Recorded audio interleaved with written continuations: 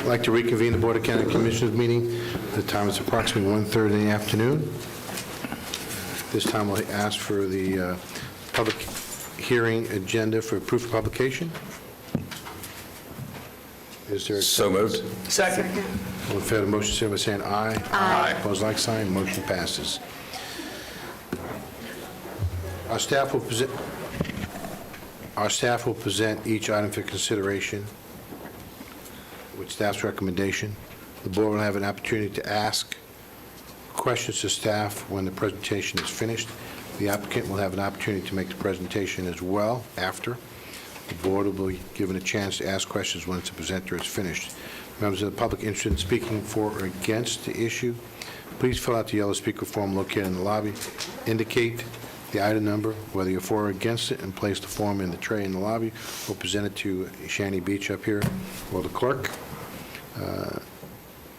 Members will be allowed to only make, given one comment per item. If you'd like to have your comments submitted in for the record, please fill out the green form and locate it on the table in the lobby, and also either give it to Shani Beach or the clerk. Speakers should state their name and address clearly for the record, whether for or against the item. Speakers will be given 3 minutes unless they are the official spokesperson of an HOA or a legal organization, and they'll be given 6 minutes. If a board member has questions regarding the speaker's comment, an opportunity will be given once the speaker's time has expired. Speakers should limit their comments pertinent to the information on the agenda. The clerk's office is required to obtain all documents, photographs, and drawings, and anything that's presented to the Board of County Commissioners. So if you show it to us, please be prepared to leave it with the clerk. Once all the speakers are heard, the applicant will be given an opportunity to rebut if necessary. We will close public hearing and put the matters in the hands of the Commission for discussion, recommendation, or motion. Following the motion and a second, the board discussion, a vote to be taken. Commissioners do not cast an objecting vote to be considered in voting for the support of the motion. Under quasi-judicial proceedings, Florida law requires the board's discussion in this quasi-judicial action be supported by competent, sustainable evidence presented to the board during the hearing of the applicant. Competent, sustainable evidence and such evidence as reasonable in mind will be acceptable as adequate to support the conclusion. There must be factual base in the record to support the opinion, testimony of both experts and non-expert witnesses. At this time, does anyone have any information, either ex parte or any information prior to the meeting that they need to present? I do. I have one. You can just give it to the clerk. I do not. I do not. Any and all ex parte has been submitted electronically from my office. Thank you. Yeah, and I believe mine has been also, but I had it with me, so. Okay. On the public hearing quasi-judicial, our first item is number 45, Elder Road right-of-way vacate. This time we hear from staff. Yes, good afternoon, Mr. Chair, Commissioners. Doug Robinson with Planning and Development. I'm here to present on the South Elder Road right-of-way vacate. This is a request to adopt a resolution vacating and abandoning a portion of South Elder Road right-of-way as recorded in Plat Book 1, page 86 in the Public Records of Seminole County, Florida, for property located south of State Road 46 in Sanford, Florida. The vacate request is to support a proposed multifamily residential development on properties that are located both east and west of the South Elder Road. The portion of South Elder Road request to be vacated begins approximately 150 feet south of State Road 46. The northern portion, as you can see on the map above the red, is to remain as public right-of-way and provides access to the Tuffy Auto Service Center located on State Road 46, just west of South Elder Road. There is also a vehicle turnaround area proposed in the vacated portion of South Elder Road right-of-way that would allow vehicles that turn into that road to get back in and out. Public Works has no objection to the requested vacate, but is requiring easements for utilities, drainage, and public access. The applicant has provided those requested easement agreements as well as letters of no objection from all applicable utility companies. We find this request complies with the requirements for vacating right-of-way in the Seminole County Land Development Code and in Florida statutes. And staff is recommending that the Board of County Commissioners adopt the resolution vacating South Elder Road right-of-way as recorded in Plat Book 1, page 86, in the public records of Seminole County, Florida, for property located on the south side of State Road 46 in Sanford, Florida. That's all I have, Mr. Chair. If any questions, please let me know. Any questions from the board to staff? No questions. This time we have from the applicant. Is the applicant present? Would like to make a presentation? Good afternoon. McGregor Love, 215 North Yola Drive here from Lowndes Law Firm on behalf of the applicant. We concur with the staff's recommendation for approval. I'm here to answer any questions. We also have the applicant and the project's engineer if you have any technical questions. Thank you. Thank you. Any questions for the applicant? Thank you. Any written requests to speak? Anyone in the audience that'd like to speak on this issue, for or against? So we see no one in the audience, no written requests. We'll close the public input. Ask the District Commission for their recommendation. Yes, I recommend that we adopt the resolution vacating the South Elder Road right-of-way as recorded in Plat Book 1, page 86, in the public records of Seminole County, subject to the execution of the required easements for drainage, utilities, and public access. Second. A motion, second discussion. All in favor of the motion, signal by saying aye. Aye. Opposed, like sign. Motion passes. Now we're going to item number 46, special exception.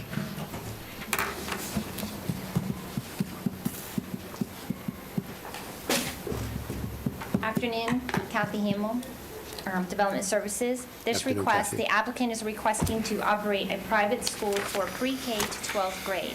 The location currently has a church, and since 1976, it has also had a private school. This private school was approved by the Board of Adjustment for grades kindergarten through 5th grade. Unfortunately, in 2020, the private school closed. Then the special exception expires after 180 days of cease and desist use. The Champion Preparatory Academy School will have the same amount of students as the previous school, which was 268 students. There will be no improvements or additions to the site or buildings, and the school will operate in the same facilities as the previous school.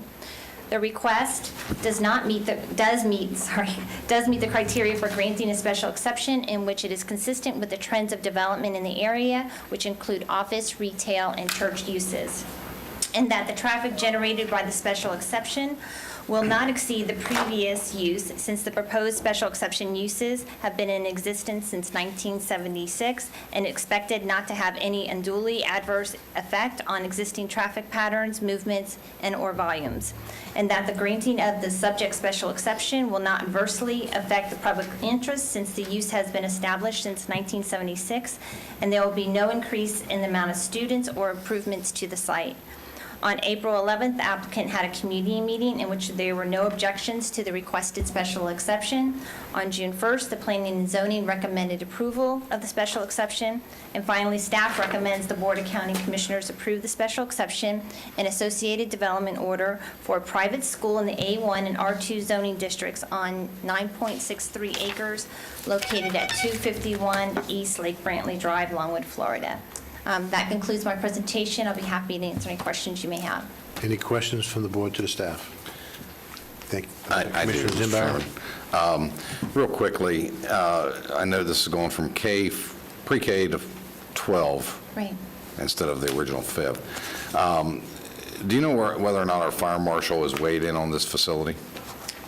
They're waiting for this to be approved to do the final inspections at the school. Okay. The reason I ask is, in my district, we've had a very similar situation where one was abandoned and the new group came in, and the building doesn't meet the fire code, which caused delay after delay after delay to get the students into the facility. So I would just urge the applicant to understand that there may be other hurdles that have to be cleared before they actually get the children in there. So thank you. Seeing no other question, we'll ask for the applicant if they want to present. The applicant has noted that they don't need to make a presentation, and I would assume that they concur with staff's recommendation. Is that correct? Okay, thank you. Shani, do we have any written request? Is there anyone in the audience that'd like to speak for or against this issue? For or against? Seeing no one in the audience, no written request, we'll close public input. Ask the District Commission for their recommendation. Thank you very much. And just to answer very quickly, Commissioner Zimbauer's, I did have conversation with the attorney representing them, and they were aware that they were going to have to potentially have to do some improvements internally, and et cetera, et cetera. I don't know what that has happened to that lately, but that was something that had already been discussed. So with that, I will recommend the Board of County Commissioners approve the special exception and associated development order for the private school in A1 and R2 zoning districts on 9.63 acres located at 251 East Lake Brantley Drive. Second. We have a motion second. Any discussion on the motion? Seeing none, we'll call the question. All in favor of the motion, signify by saying aye. Aye. Aye. Opposed, like sign. Motion passed unanimously. Thank you. Congratulations. Now we move on to item number 47. They're asking for a continuance. Yes. We did Yes, good receive that afternoon letter. again. So this is a request, the applicant has requested a continuance to the September 13th board meeting. I'm here on behalf of Joy Giles, so if you have any questions, I'll attempt to answer them. Any questions on the continuance? Excuse me, what? I'm sorry, I didn't get your name, please. Doug Robinson. I didn't know if you had announced it, that's all I'm saying. Okay. My bad if you did. Doug, right? Yes, sir. Okay. Welcome to the board meeting, Doug. Welcome, Doug. I move to approve the continuance. How about that, Second. Commissioner? Before we do that, is there anyone in the audience that'd like to speak on the continuance, either for or against? Do we have any written requests? We have a motion, I believe, from Commissioner Herr and seconded by Zimbauer for the continuance. Any discussion on the board? All in favor of the motion, signify by saying aye. Aye. Sign. Motion passes. Zone out, buddy. And then move on to item number 39.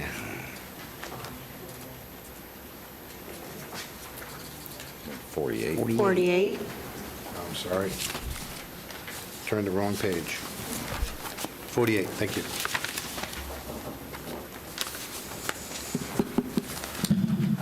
Good afternoon. For the record, Tyler Reed, Senior Planner for Planning and Development Services.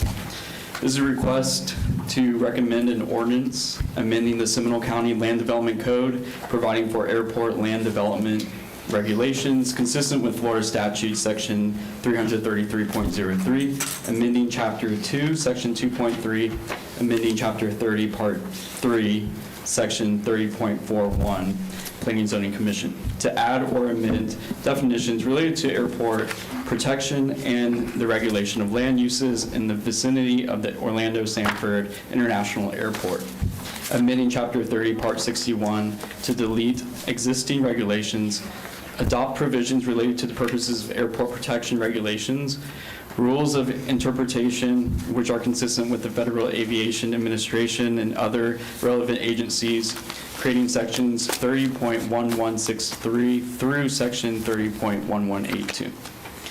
The Florida legislature has mandated adoption of protection land development regulations to assure compatible land uses adjacent to airports within the state.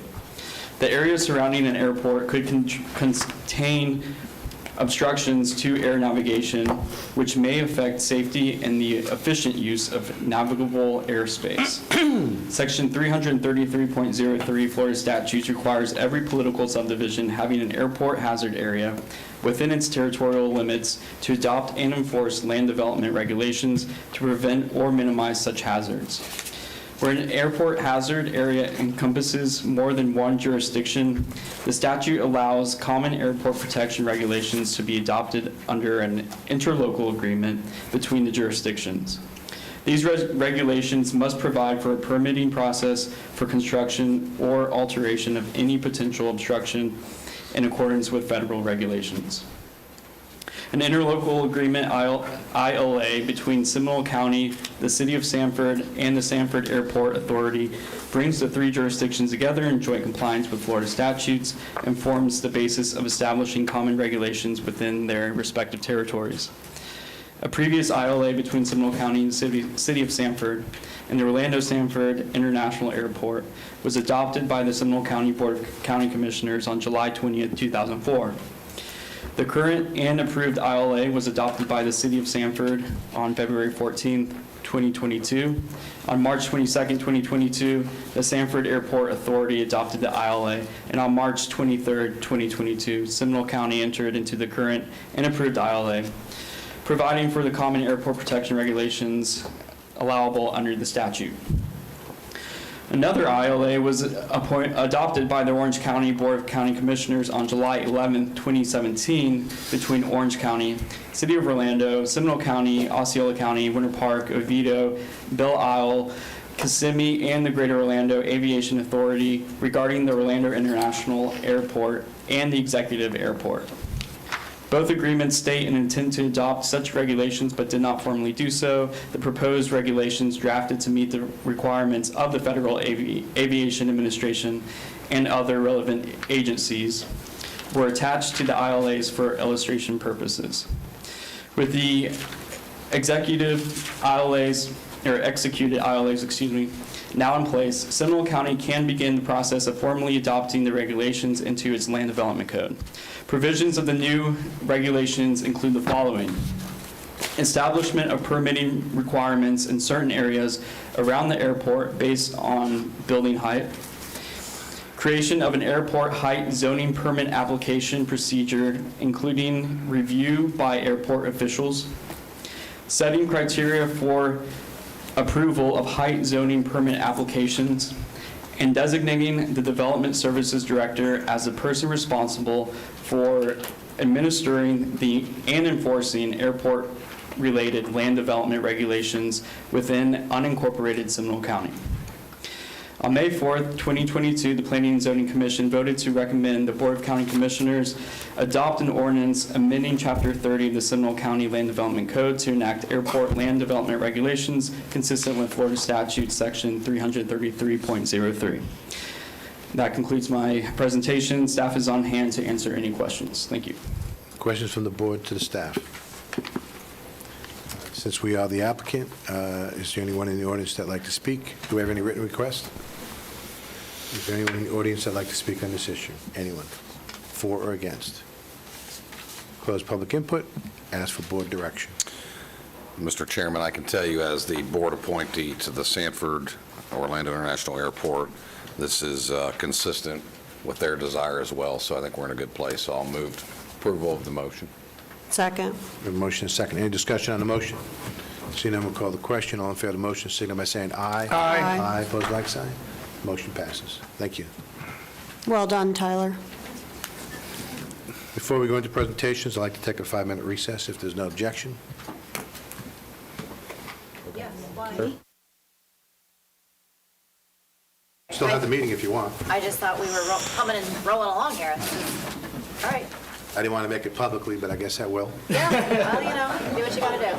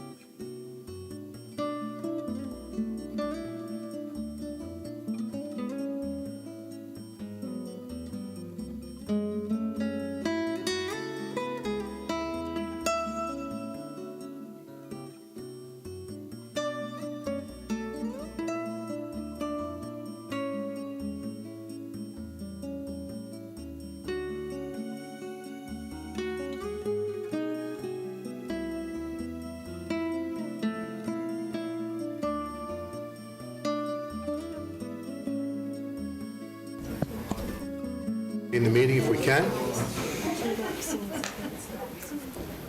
This time we'll move on to the item number 50, which is the presentation of Sunrail Transition Plan update. This time we have from Mr. John Dredge. Mr. Dredge? Good afternoon. For the record, John Sher, Public Works Director, County Engineer. The presentation for the Sunrail Transition Plan update. I have with me Alan Donahar with WSP will do the presentation.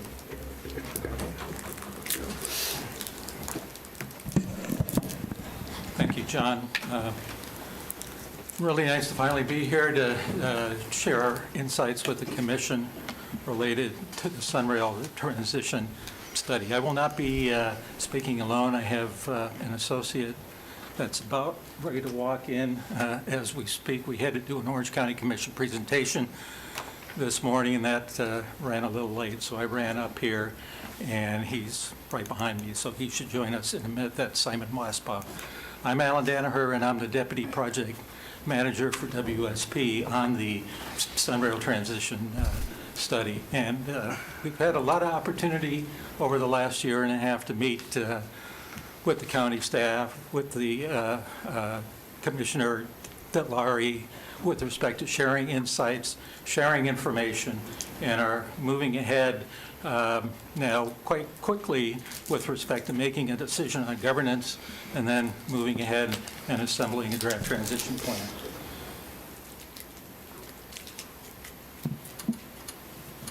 So today, a couple of items that we want to focus on. One is to review the major findings from our Sunrail transition analysis, and there's various components of that I'll share with you in a minute. Simon will then provide an update on the financial analysis for the three governance options which we have evaluated, and then we'll talk about the next steps and the timeline for that as we move ahead and assemble a draft transition plan and finish off our study by the end of November this year. This is a flow chart that shows our overall process. We initiated this study in January of 2021. Worked very closely with a steering committee that was headed up by Tony Laurie out of Osceola County, representation here from the county with respect to John, as well as Paul Chipcock, I believe is how you pronounce his name, but we're able to have a lot of good input, a lot of good meetings with respect to that steering committee. We met on a monthly basis, as well as meeting with the Rail Commission on a quarterly basis, as well as their Customer Advisory Committee and Technical Advisory Committee, and are proceeding ahead and having another board meeting next week on the 4th to talk about the governance structure and hopefully have them make a decision on governance. But our study started with assessing existing conditions as shown, went into a risk assessment report, and have just completed yesterday our final transition analysis report that included a financial memorandum that lays out all of the costs involved with respect to local funding partner share. Again, these are preliminary costs at this point in time, but Simon will review those with you in a minute.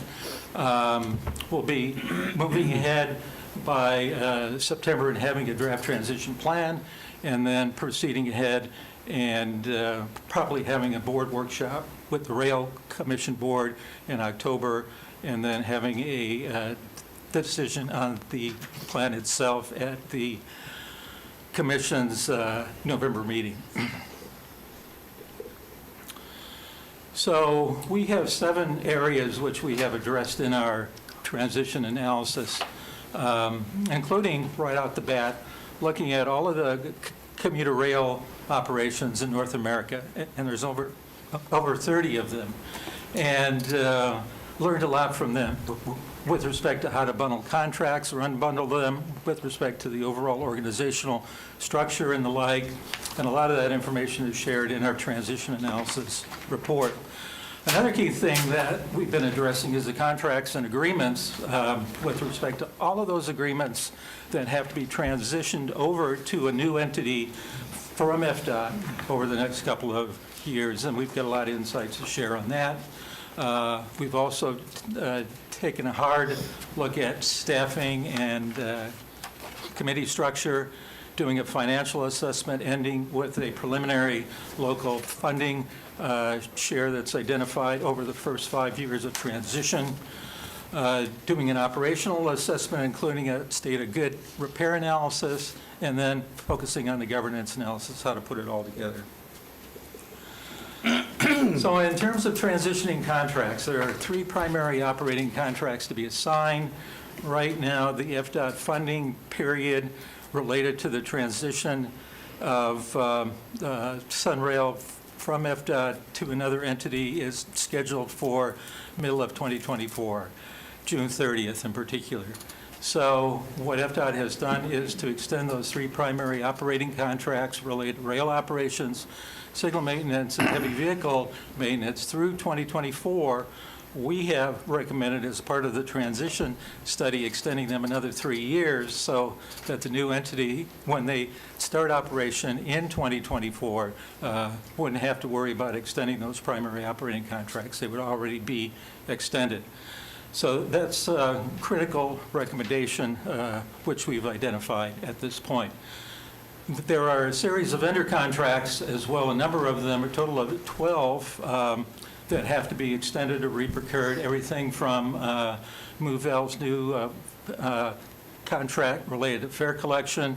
You've got Wells Fargo related to banking. You have, as well as an insurance contractor that has to be renewed on an annual basis. And we're working closely with FDOT at this point in time to proceed ahead and identify some extension scenarios related to each of those contracts in association with extension of those primary operating agreements, as I mentioned. And in terms of committee recommendations, we took a hard look at the existing committee structure of Sunrail, in particular looking at the Technical Advisory Committee and the Customer Advisory Committee, and have recommended continuing with those 2 committees, which is in the interlocal agreements to do that. But then when the transition occurs and the new entity operates Sunrail at that point in time, to take a look at perhaps supplementing those 2 committees with some added ones, such as an oversight committee or a risk management committee and the like. So we'll be taking a closer look at that, obviously, as we assemble the draft transition plan. Another thing that we have done a lot of work on is work closely with FDOT on the fare system assessment. As you know, the old current system of fare collection is pretty much outdated at this point. Time has gotten a lot of fallout with respect to violations and the like, lack of citations, a lot of problems. FDOT went ahead and made an award to MoveL to implement a new fare collection system, which is underway at this point in time, and we've been closely working with FDOT to review their contract as we proceed ahead and do a risk assessment on behalf of the commission with respect to making sure when that system is absorbed in the Sunrail associated with the transition that it's working properly. Now, one of the recommendations we have is that system will be in place in 2023. At that point in time, having the commission do an independent assessment of that system to make sure that it's in a state of good repair so that the commission at that point in time has some confidence, has a lot of confidence that that system is operating adequately. And then in terms of operational analysis, one of the things we did a year ago was to do a pretty exhaustive field review to do a state of good repair analysis that had found that Sunrail is in excellent working condition. We also spent a lot of time looking at Federal Railroad Administration inspections and violation documentation and had found that there were no systemic issues related to safety associated with Sunrail.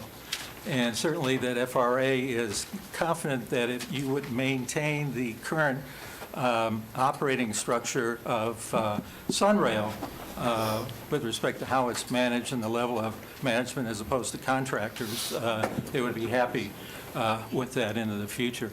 So certainly prior to transition, we'll be working with the commission to review to ensure that Sunrail maintenance and their 5-year capital improvement program has actually moved ahead and has been implemented per those plans. So prior to talking about the financial analysis, and I see that Simon is here, so appreciate that.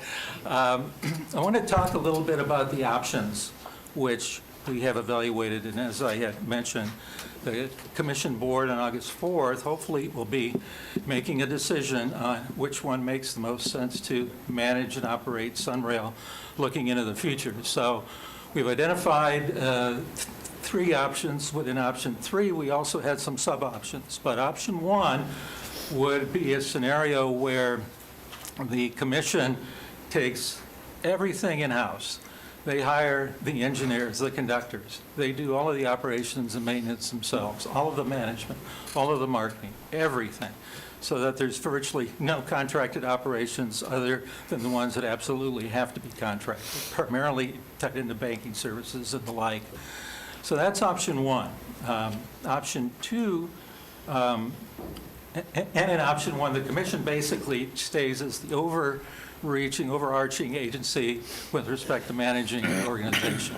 Option 2 is very similar to how FDOT today runs Sunrail, where there is a limited number of staff of about 20 or so that manages Sunrail, and then FDOT contracts out operations and maintenance and all of those other vendor functions that I showed you before. So that's option 2. Again, the commission would still stay there as an overall management entity, leading the policy making and the overall governance and involved in the contract approval and the like.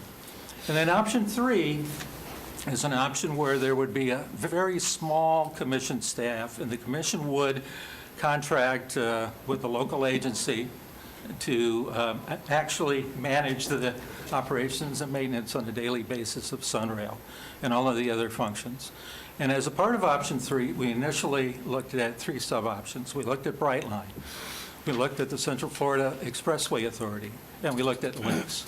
And through extended discussions, workshopping with the board, as well as with the steering group, have settled in on links as option 3. And in that case, that would be where the commission would enter into a contract, an operating management contract with links to operate Sunrail on a day-to-day basis. And we've had some follow-up discussions. We know that Commissioner DeLaury in particular has been questioning what would be the amount of current links staff support needed and how much would that cost. And we do have some numbers that we're working on right now with links to share with the board, but that option would require the fewest number of employees, new employees, tied into a rail operations office. So in terms of quickly highlighting the features of the 3 options, again, across all 3 of the options, the commission operates as the overall governing body. Option 1 is the most expensive, requires, we estimate, up above 200 employees, requires the purchase or rental of office space, certainly has the highest liability without any contractors of note, and also has potential FRA concern with respect to a new operating team that, with respect to everybody would have to be hired. Very big process with respect to hiring that many people in a 2-year time frame. And option 2, again, the commission serves as the overall governing body, second most expensive in this case, creates a new agency still where there have to be some administrative processes as well as HR and the like, requires approximately 50 employees, though we think that upwards of 15 might be contracted out, requires the rental and purchase of office space still, but in this case starts to share the liability with operating contractors in this case, much more so than with option one. Has a medium cost and time involved to get those people hired and on board, looking at 50 as opposed to 200 with option one. And again, in this case, likely FRA confidence that with the continuing contractors extended at least through 2027 with respect to operating Sunrail on a day-to-day basis. And then finally, option three, looking at it from the Lynx perspective now, least expensive option across all years, leverages experience and assets of an existing agency, an agency that does have extensive coordination with FDA right now with respect to eligibility for grants and the like, requires approximately 9 added Lynx employees, plus certain functions that would have to be absorbed by existing Lynx staff, but 9 added Lynx employees would be associated with the new rail operations office at Lynx. Lynx has indicated that they do have office space at their existing admin headquarters in Orlando, but it's not to say that under option three, under Lynx, that the rail operations office might not stay in Sanford, where the operations are managed on a day-to-day basis with respect to the train movements and the like.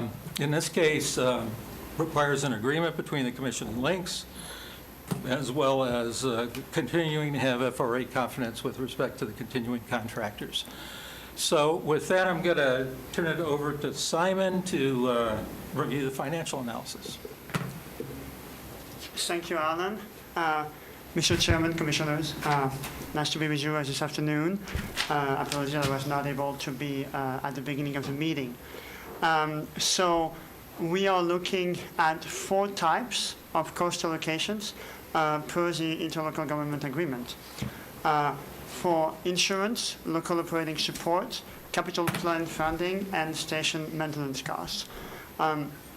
So insurance, there is a need to maintain for any commuter rail a liability insurance with a deductible or a self-insured amount. Local operating support for the operations and maintenance of the system. Capital plan for the vehicles and for the infrastructure, maintenance, replacement, rehabilitation, and station maintenance in terms of like maintenance and housekeeping and safety costs. Insurance costs. So we're going to go through them one by one and discuss a little bit like the method of cost allocation for each of them. Insurance costs include, as we mentioned, like the self-insurance retention fund, as well as an insurance broker fee to purchase the insurance up to the federal liability threshold of $322 million. These insurance costs are allocated based on the percentage share of the local operating support, which we'll discuss a little bit later how this is calculated. Local operating share, as I mentioned, systems operation costs include, of course, all your O&M costs, your fuel costs, driver costs, and the contract costs, as my colleague Alan alluded to, as well as other key functions such as ticketing and fare enforcement, and support functions like banking, like consultant support, as well as the feeder bus networks. So this is, again, like this method of allocating cost, operating cost, is based on operating metrics like ridership, right? There is a formula that is detailed on the slide. In the grand scheme of things, you're looking at the embarkings, and so people going on and people getting off at each station in the system, attributing that by jurisdiction, like summing up the stations for each jurisdiction. There is like a complex method between like total shares of like embarkings and disembarking, as well as peak hour share of embarking and disembarkings. And then you average all that for the jurisdiction and you get your percentage share. It's important to note that this is determined during the last funding determination year. So the numbers, all the estimates that you're going to see going forward are based on estimates based on calendar 2019 before COVID disrupted both the service and the ridership. Those numbers are going to continue to evolve as ridership recovers from COVID and ridership changes at the stations across the system. It's important to note, finally, that in the calculation of the funding share for each partner, the fare box revenue generated in each jurisdiction is taken off that. So basically, you're paying your operating deficit minus the fare box revenue that is attributed to each jurisdiction. So that's size, so like expressed in a slightly different way, maybe a little more visual, what I was explaining. Operating cost minus revenue operations equal your operating deficit.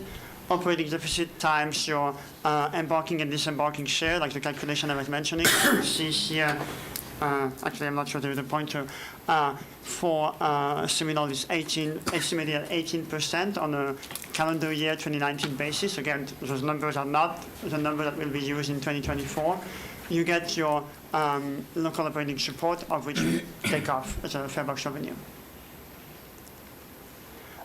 So these tables in this slide, and there's a lot of number, a lot of information, just like summarize the method I was describing by showing on the left, like the for each station. So you look at the station in Seminole County, in Sanford, in Lake Mary, like the total embarkings and disembarkings, peak hour embarking and disembarkings.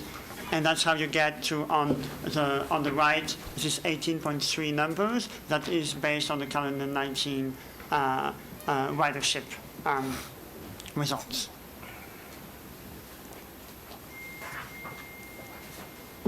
On the capital, in terms of capital expenditures, the method is different since it's allocated based on track miles for each jurisdiction. So it's fixed. It's not varying every year based on previous year ridership. You can see like Seminole County has 16.4 miles out of the system of 16.5, so there's like a 27% allocation of capital cost to Seminole County. Station maintenance costs are actually a wholly different animal. Joint use agreements were entered with each local funding partner for maintenance and housekeeping and safety of each station. And the local funding partners have already been in charge of like station maintenance, safety, and housekeeping costs. These were not included in the financial assessment analysis.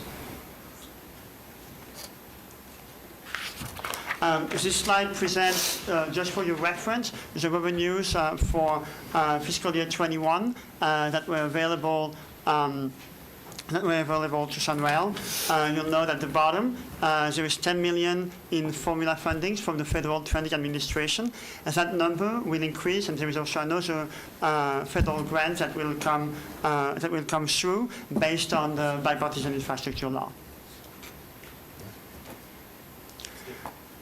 So this table summarizes the different costs at a high level between the three different options that my colleague Alan described. Option one is the most expensive, that like brings every operation in-house and does away with the contracting model that is currently in place.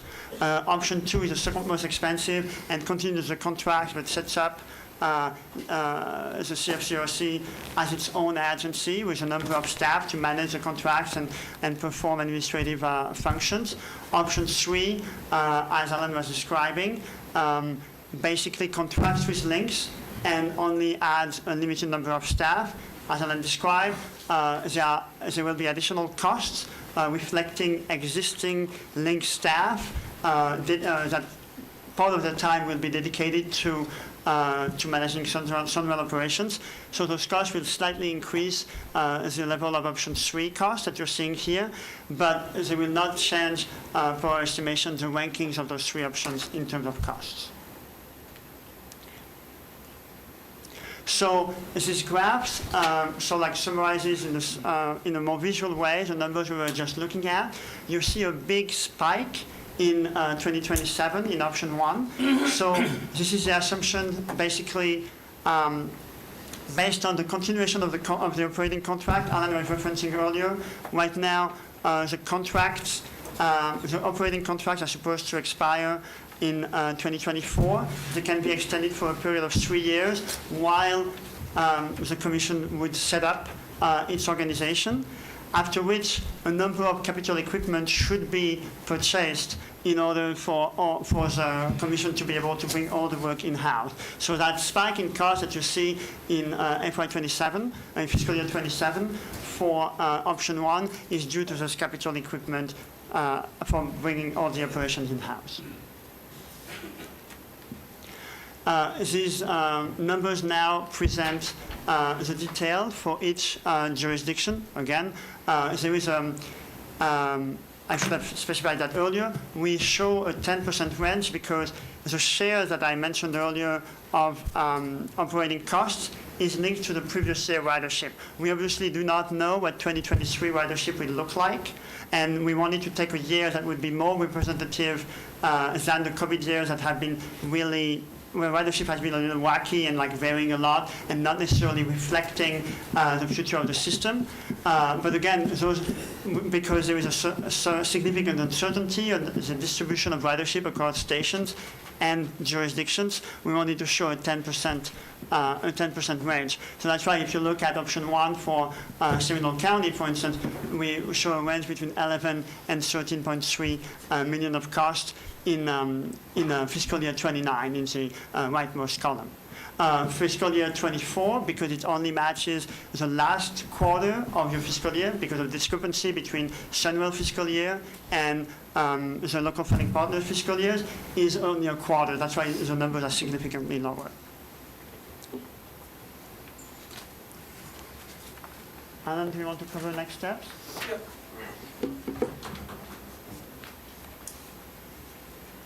Okay, so as I had mentioned on August 4th, the Commission Board will be sitting down and making a governance decision, hopefully, and wanted to get the input today from the Seminole County Commission on your insights, obviously.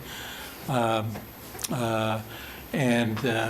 are proceeding ahead, as I had mentioned, with initiating the draft transition plan. We'll have that assembled probably in September, certainly an option with the Commission Board in October or so to have a workshop on that, on the draft plan, and then come back to the Commission in November with adoption of the plan by the Commission.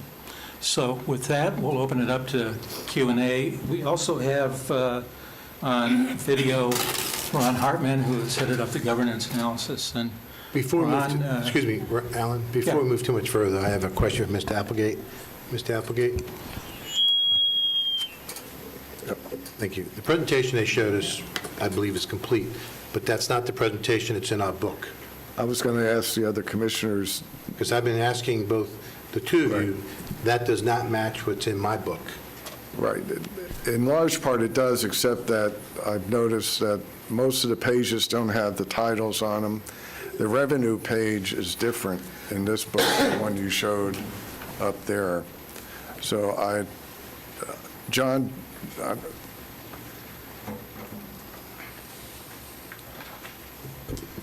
Where it is the one we sent it to the commissioner. We received it directly last week from the consultant. I understand that, John, but that was the presentation that's put in our book. I can't speak for the other commissioners, but my presentation, as I've been talking to these two gentlemen, is not mirror to what was shown here today. Commissioner Zimbauer? I concur. I have the electronic version, which does match the presentation. I also had the hard copy, which I reviewed, and as often happens in these presentations, we get updates. I'm assuming this is the update, but that's just one of the many questions I'll have on this issue. But Commissioner Herr? I'm assuming it's time for Excuse me? questions. Time for questions? Did you have a question or comment? I just want Yeah. to make sure we're all looking at the same documents. The electronic version does align. So just, the first one is with regard to the insurance contracts. It seems exceptionally oversimplified. And so there have to be multiple contracts. So is there at some point going to be, which made me think that perhaps all of the categories were oversimplified, and is there at some point going to be a more detailed presentation around how this all transitions? Thank you, Commissioner, for your question. To my knowledge, there is only one contract with an insurance broker. We will, of course, review that. So I would give that to you as a takeaway. Thank you very much. That is the business that I'm in. Full disclosure, I'm not a property and casualty broker. You already talked about that, but that is the type of firm that I work with, and I think that's exceptionally oversimplified, so I would give that to you as a takeaway. And the expertise that you need on that is not a lawyer, no offense to the lawyers in the room, ever, but you need expertise with a consultant that's outside of either the current broker or the new broker, and they have to have expertise in the transportation vertical. What was up there as a lawyer doing that scares me to death. I would just comment that option 1 does not seem like an option, so it's really not. Why are the costs represented for 2024 Q4 only when the transition happens at the end of Q2? It seems like there's a quarter that's left out. Transition date was indicated as June 30th, 2024, and then the costs are documented as 1 quarter included. So the costs were represented, and my apologies, Commissioner, if I have misunderstood anything, the team. My understanding was that the local funding partner fiscal year started in October 1st. So the cost is presenting in local funding partner fiscal year, and the idea was this is a Q4 of your fiscal year, of Seminole County, and the other fiscal year. That was my understanding, but I apologize if I'm... That's fair. Then there should be a column on the page for 2023, our fiscal year 2023, and the impact to that fiscal year. It doesn't just disappear.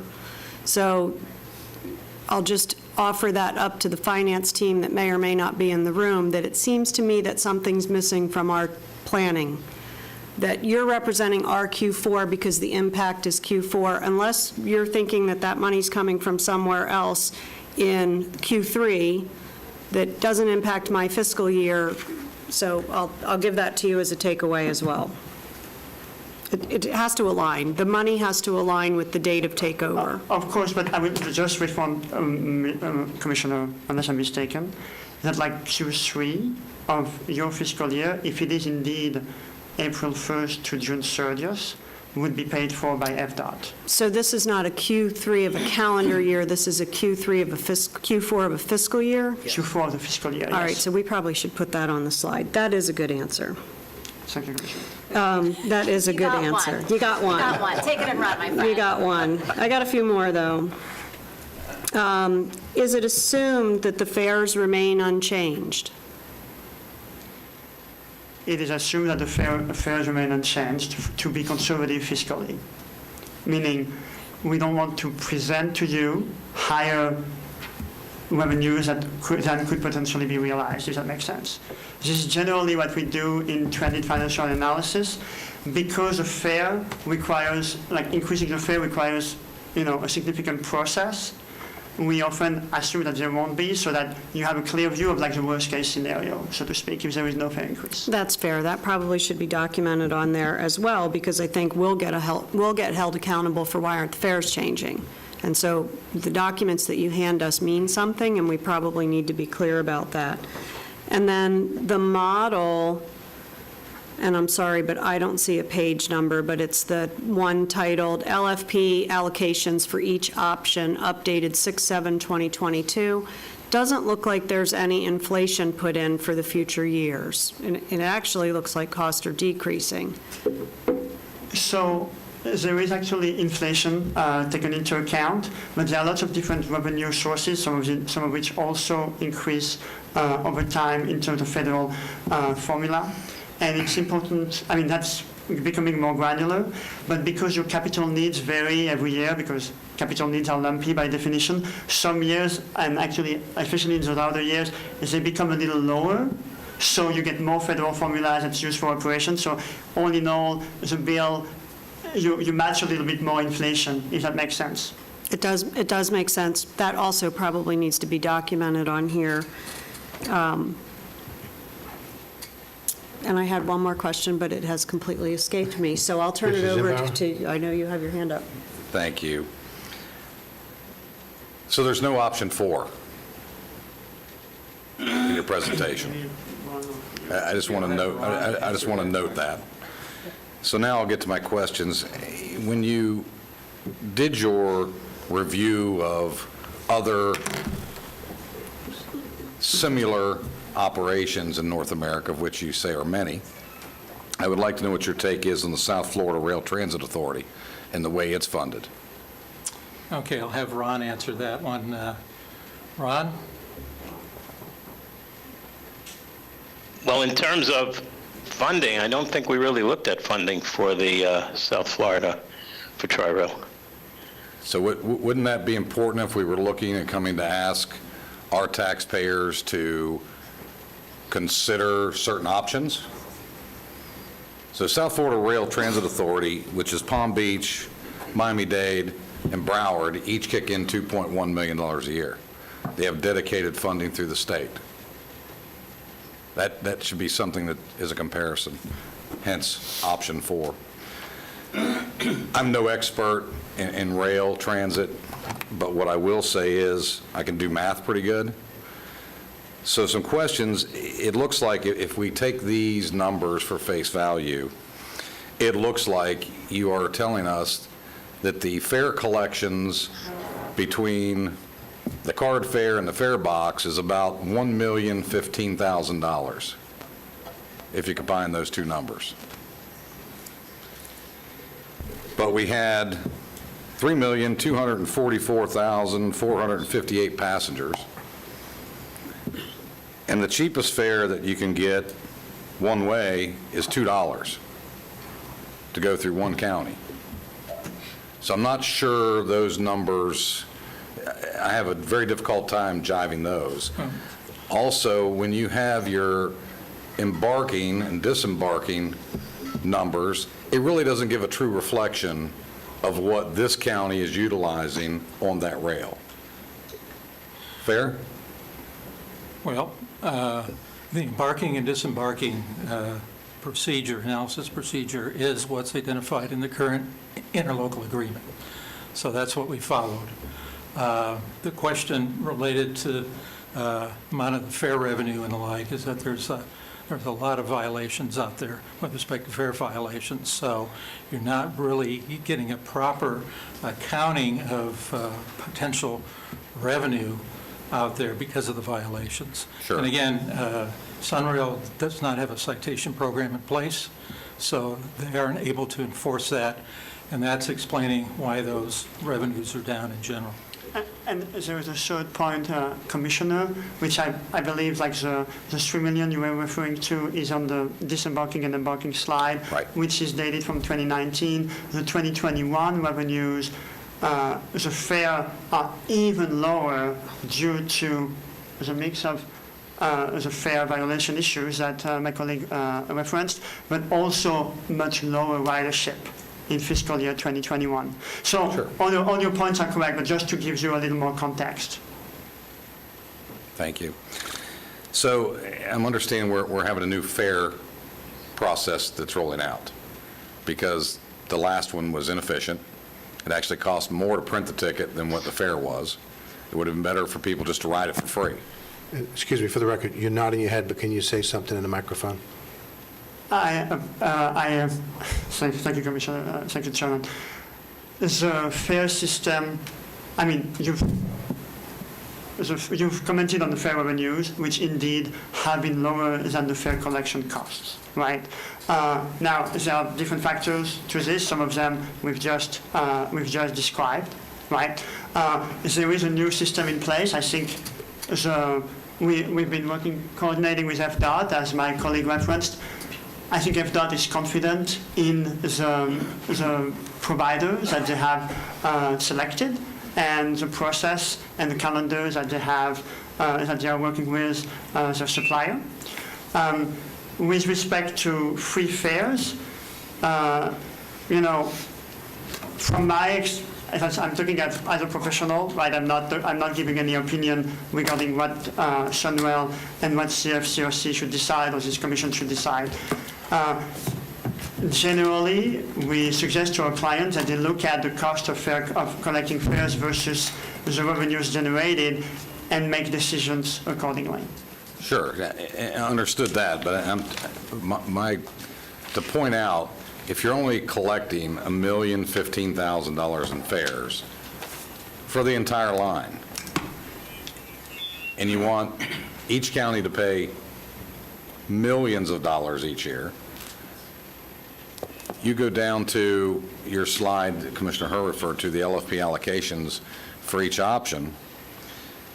I have a hard time believing, I understand the answer you gave to Commissioner Herr, but it's pretty flatlined. And as these assets age, there's going to be more cost there, obviously. This, I think, assumes a lot of things, and assumes certain grants may come to bear, federal monies that may come into bear, that aren't necessarily going to happen. At the end of the day, again, I'm not a rail transportation expert, but I can do math pretty good. And I think this is a terrible use of taxpayers' dollars. That's my opinion. I do want to clarify just one thing, Commissioner, which is that the grants that I alluded to are formula grants. They're not discretionary grants, so they're allocated by the Federal Funding Administration. We're not assuming grants for which Sunwell, the Commission, or FDOT would have to compete for at this time. Just again, for your context. Sure. So on option 3, let me just explore that a little further, is Volusia County is not part of the Lynx system as we are in Osceola, Orange, and Seminole. So for Volusia to come on board with Lynx, how do you perceive that occurs? Contractually, I would assume. I would suggest for Ron to answer this question. Yeah, I think so. Ron, are you there? Yes. Our proposal for option 3 is that you're exactly right. There's an agreement. Essentially, the commission contracts with Lynx to operate it. The Lynx board handles the oversight. The CEO ultimately reports to the Lynx board, to the CFCRC, to the commission board for any commission matters. He also reports to the Lynx board for any Lynx matters, but they're kept separately. Okay, thank you. That's all I have for the moment. Any other questions? Commissioner Herr? I'm going to presume that FDOT was confident in their selection of the last fare system, and so they're confident in this selection as well. What's the duration of the contract that's expected for the new system? Well, at this point in time, the contract extends through 2023 in terms of the implementation of the system. When the system is taken over by another entity, at that point in time, that entity has the capability of extending Lavell's contract out to 2034. Again, depending how that system is operating at that point. And certainly, as I had mentioned before, we're recommending that an independent evaluation be done of that fare system at the time that the commission moves ahead with the transition at that point. So you anticipate no encumbrance to the future governing entity With respect in terms of duration of the contract? With respect to fare system infrastructure improvements? With respect to the fare system that's being selected or has been selected by Yes. FDOT already? Yes, we don't have any fare system upgrades included, I believe, in our numbers. right? Well, I'm not talking about upgrades. I'm talking about the overall contract with who they select to do this and how it's going to be done. Just because it was so abysmal in the first round that we may only get incremental change, and maybe those of us that are involved in this that are now asking our local taxpayers to pick up the tab for this may want monumental change. I think Commissioner Zimbauer is right to expect that we don't want free rides. Right. Well, I can assure you, based on what's been contracted to be implemented, is that it's a monumental change and improvement with respect to the fare system. Everything from equipment, with respect to monitoring, with respect to all of the aspects that they have been having problems with in the past, moving ahead, having updated systems in place. So it's a significant improvement and investment, into the longer term. If I may just add, Commissioner, when a new fare collection provider is selected, they generally bring their own suite of equipment and technology.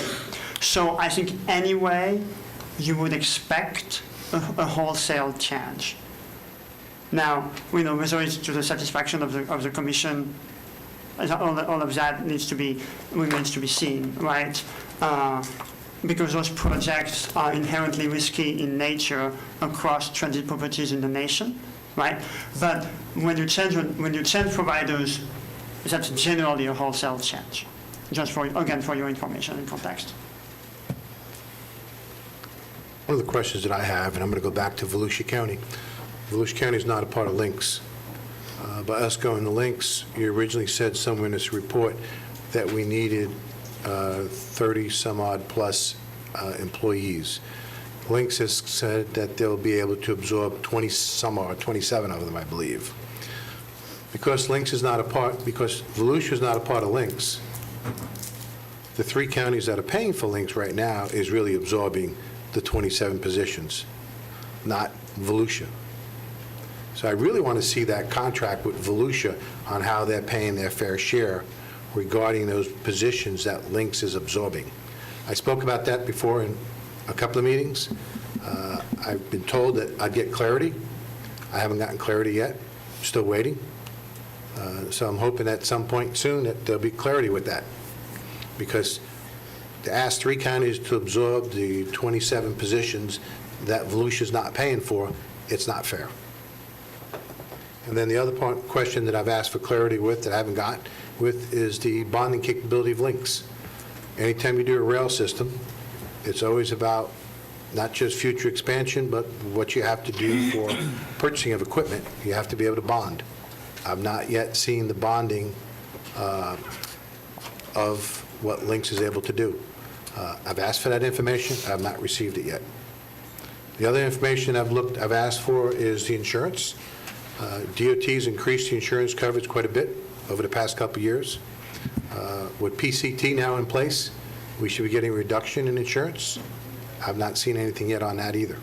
Not happening. Commissioner, if I may, Ron, would you mind addressing at least 2 of those 3 points?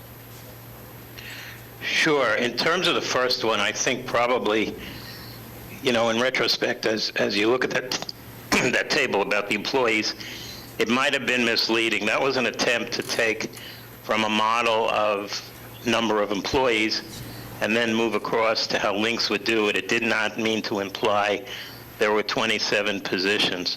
It was more about functions, and I think we probably Ron, just stop right there. Misleading. Yeah. It's not that they're new positions, just that there's partial FTEs that Lynx is going to be using. Right. Well, we're going to be paying for those partial FTEs, the people that pay for Lynx. And so Volusia won't be paying for those. So I'm asking for, what is that a quantitative dollar figure that of those partial FTEs? We are moving forward with Lynx right now to identify what those partial FTEs are and the cost of those. We will have that number shortly. And there's basically a combination of the 9 new employees that were proposed. They were 9 full-time employees that would be added. They largely are people with rail expertise that Lynx does not have today. The remainder, you're right, are percentage FTEs of existing staff, and we're working through links right now to come up with exactly the exact percentages of the existing and what the cost of that would be. And we should have that in the next week or so. Commissioner? So as the board member that sits on the Links Board, I just want to point out that we don't entirely fund the Links budget. Links actually does have a significant revenue generation side of their house in addition to significant federal and state government support. So what you're referencing is a valid point, but it's a much smaller piece of their budget, what we contribute to it. So it has to be the pro rata basis based on what our contribution is. Whatever the And I do number is, believe there's a number. Volusia should participate, but to make that sound that we fund their budget for the millions of dollars that it is I don't want anybody to get the wrong idea about that. But it is a fair request. Commissioner, sorry, Chairman, I think my colleague could also address your question on insurance if you so desire, but if you do not, that's fine. It's up to you. Do you want? Sure. The question on insurance, I mean, the bulk of it relates to a federal cap. There has been a federal cap in place on claims against passenger railroads, which is largely commuter railroads and Amtrak. It had been $200 million. It was tested a couple of times in 2000s, and it was determined that it wasn't high enough given the volume of claims and how they went up. So in 2015, the federal government changed the cap and added an index that is reconsidered every 5 years. In the last go-round, which was in 2020, it was basically raised to $322,800,000 as the cap, which means that is the cap on claims from a particular accident or incident. Commissioner, I think you're exactly right. Today with PTC, probably the incidence of accidents, the safety has gone up significantly. And I think that it may be something to reconsider, but that's a federal issue. This comes under it was originally put in under the FAST Act, which Simon probably knows when that was, I can't remember. 2015. And it would have to be changed at the federal level. Now, the other part of that, which is, even though you wouldn't do it, you don't have to buy insurance up to the cap. But if you don't, and you do have, God forbid, a serious accident, you can get claims up to that cap. So most every commuter rail I know does buy insurance up to the cap. Commissioner Lockhart? So all incredibly good points and questions for my colleagues, and I'm going to just bring it down to a super simple question I'm hoping you can walk me through some math on. I took and these are the numbers that you provided that are on the paper. So I'm working with paper, so I don't know if they... electronic. I don't know which one. But, so the local operating share allocation based on the 2019 ridership slide, if I take the 596,687 embarkings, disembarkings that are allocated to Seminole County, and I'm going to assume that I'm going to try and break those down into 365 days a year. I don't know what slide that is. I don't know what number it is. But sometimes I think when you're working with really big numbers, it helps to narrow it down and get it down to, what's the cost of a cup of coffee per day? Kind of a simplicity. Are you hoping that this will run 365 days a year at some point in time? I have no specific hope, Commissioner. My understanding is that, I'm just responding. I'm purely doing the financial analysis here. So Sure. This is 5 days, the system operates 5 days a week. Okay, so it'll be even worse than 365. 2387. Yeah, 250 days is the calculation we take for a system that do not run on the weekends. 260. That's your number per day. Okay, so I had 32,876, 1,634 people a day at 365 days a year. My friend who did the right number of days that is actually planning on running was how many? Call it 2,400. 2,400. And then I took the number that I'm assuming is going to be, because it's always more than what we predict, Seminole's share of option 3 on the local government funding partner plan. So I chose, for kicks and giggles, I chose $12 million. And I divided that also by 365 days because I was going with the whole year. It was a bit wishful thinking on my part that, you know, we could use it to go down to the Winter Park Farmers Market or use it for other things. When I used my number of 365 days a year, it came out to being $20 per embark disembark of a cost to our community. It'd be different if you used the 260 days. I think it was 33. So are we, but the fare that we're talking about charging is how much? The cost to the rider? The fare, and then correct me if I'm wrong, but the fare vary based on distance, right? It's a distance-based system, so there is not a single fare. Average for Seminole County. I'm sure we know where people are getting on and getting off for the most part, except that it's not really. Maybe I'm happy to give you what I really would they love charge. the consultant that we're paying to be here as the expert. If they could help with that answer, that'd be I mean, awesome. the order of magnitude is $3 to $5. I can tell you that with certainty. Now, what's the exact Fantastic. distribution, I do not know. So $3 to $5. So let's just say 4. So it's a approximate $4 that we're charging, but we're actually to the rider, but we as a local government are spending more than 20. So I think that, from my perspective, the subsidy, and of course you never expect public transportation to pay for itself fully, but I think what I'm hearing from my colleagues and from others in the community is we have to determine what our willingness is to subsidize overall taxpayer money for the people who actually are going to use the system. That's from my perspective. Now, there may be many other perspectives on how they look at this, but I'm looking at it from who's actually going to ride it, how much are they going to pay toward the actual system versus the rest of the Seminole County taxpayer subsidizing it. That's, from my perspective, that's how I boiled it down. So that may be helpful for you in conversations with other folks as well. Thank you very much, Commissioner. Just for reference as well, what you're describing, I made the math in my head, $20, $4, like $24 total, right, of cost, and $4 covered by fares. That's like a 16%, what we call fare box recovery in the train industry, which unfortunately is not out of whack with what we're seeing in other systems. And what I think you're probably hearing is we don't really look at other systems necessarily as being the bar. And right. neither should you, but I just Yeah. wanted to give you, to confirm, that your perspective makes sense in terms of a fare box recovery, and also that those results are in line, fortunately or not, with the rest of properties. Commissioner Herr? I just want to point out that the current ticketing system, you don't know who's riding the trains. Well- So the entire calculation is. I prefaced my comments with, I'm using the numbers that were provided. Right, but Not that they're accurate. I would That's also what we tell were you, given. Commissioners, that we've had the conversation on the Rail Commission that DOT shouldn't be charging for it because the fare box recovery is so difficult, and yet the cost is so high. You actually save money by not even having a ticket. But that's another aspect of it. Any other questions?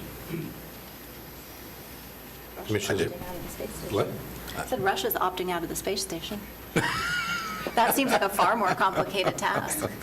But if you're looking at fare box recovery and what it actually truly costs, you should also look at TOD and what TOD actually brought to the rail system and the community. That's the true envelope, because there are a lot of things that wouldn't have happened without the rail from a TOD perspective.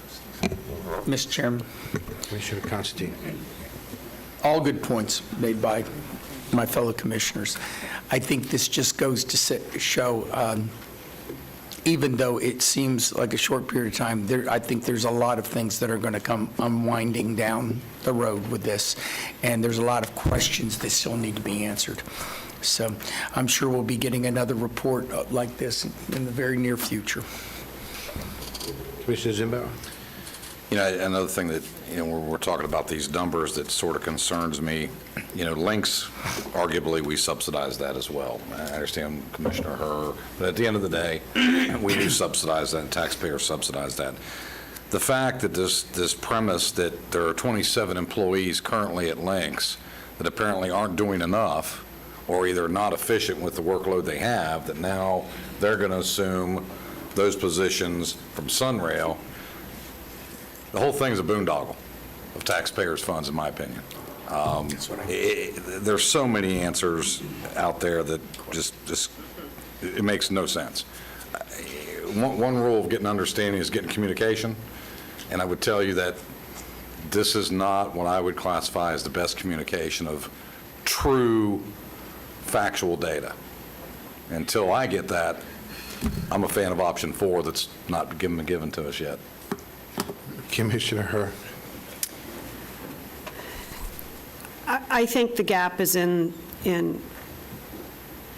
understanding, so I would encourage the next time that you come and present to us that there's a level of detail in the presentation that can actually help us to get back to your calculations, because we do dig that deep. We read our books, we do the math, and so that may be unusual.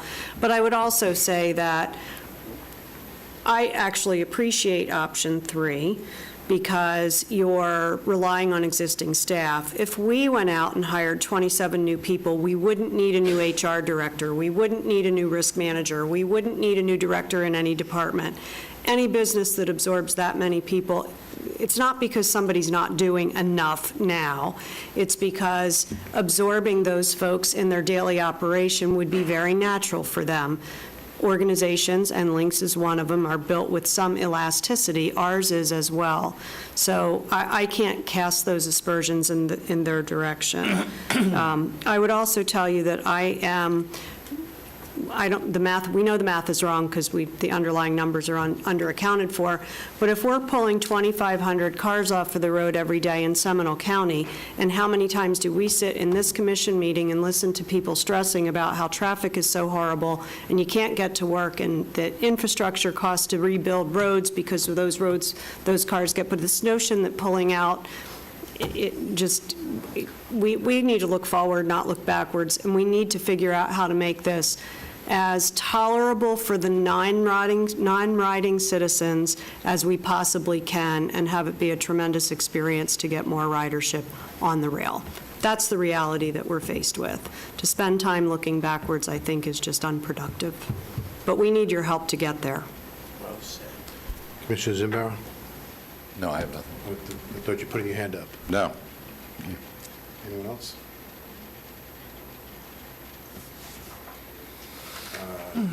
Before we go to the public, Mr. Dredge? It's quite obvious this board needs additional information, would like to have additional information.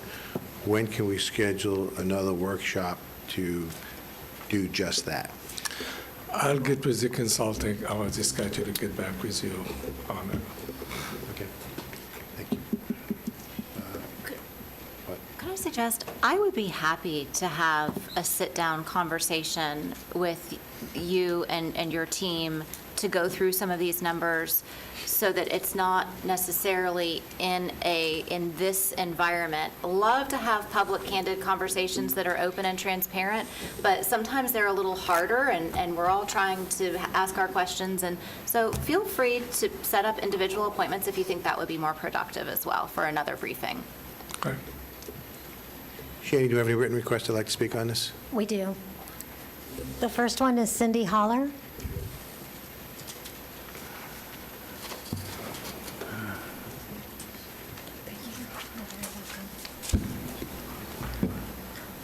Good afternoon, Commissioners.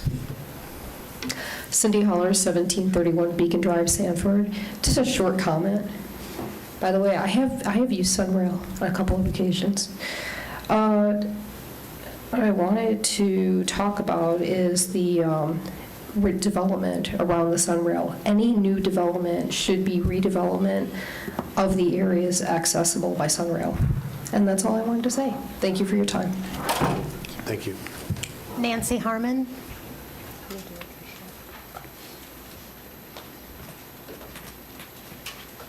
Good afternoon, Nancy Harmon, 752 Pioneer Way, Geneva, Florida. I don't envy you all. I'm sitting back here as a taxpayer going, why are we getting screwed again? And I'm sorry for the language, but I mean, it happens. So looking at what was presented, the three options, I'm with Commissioner Zimbauer. There's got to be a fourth in there. Having done this kind of work in my life, you don't turn a project over to another company for them to state that they are going to shed the risk from the commissioners. There's no way in the world Seminole County is not going to be held responsible. If Lynx fails or somebody else fails, that would be your management team. Everybody fails. So I think, you know, with the money, the numbers, the devil's in the details of that. The other thing is when Commissioner Hurst talking about success, Lynx has been doing this stuff for a long time with the transportation, but you all know better than I what their success numbers are. You all know better than I how many people complain because they don't get a bus or they don't get a lift, they don't get a something. So I would say that 27 Lynx employees possibly may be available, but I'd also say that they're probably already overloaded, or they already have issues that are going on where adding an additional burden to them may be that piece that just puts them over the edge and they leave, and now you've got to have an employee hired, which means then your subcontractor or your contractor that you've contracted this out to has to do exactly what the county would have to do. So as recommended by, I'm sorry, I didn't get your name, sir, but I believe it was he that said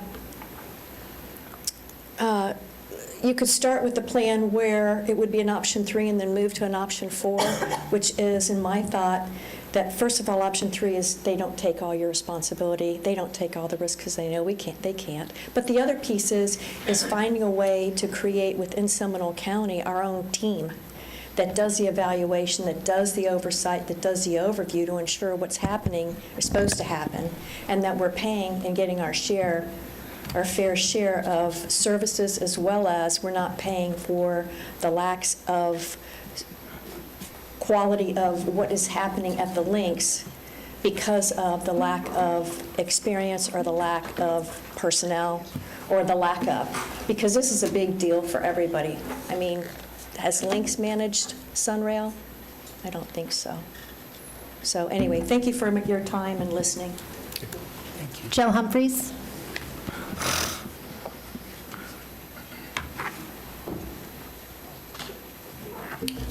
Joe Humphreys, 883 Cardinal Point Cove, Sanford, Florida. Obviously, this is a complicated process, a complicated issue. It's not going to happen. You're not going to get it resolved, obviously, in an afternoon. We have it. It's there. And I kind of agree with Commissioner Herr in the sense that history only goes one way, and that's forward, not backwards. So, and I'm not sure if the train goes backwards or not, but... It does. It does. Does it? Okay. I've used it a few times, and actually probably use it more times to take friends who are here from out of town, and I think I know a number of other people have done the same thing. I look at it at this point, like I said, we all know how many years it took to happen, and so, again, it's here, it's not going to go away. So what I think, from a marketing standpoint, is how do, obviously ridership is really key. So the question is, looking at our community as opposed to all the other communities that they're talking about, what can we do as a community to actually get people to ride those trains? And kind of going back to the whole idea of development. If you develop that core, which I think was what the original intent was, so that people can take the train to get back and forth to work, entertainment, shopping, and basically, just like you do in New York City, you take the train everywhere, or you used to. So anyway, I just think that maybe the focus should be, how do we get more bodies, how many more butts and seats?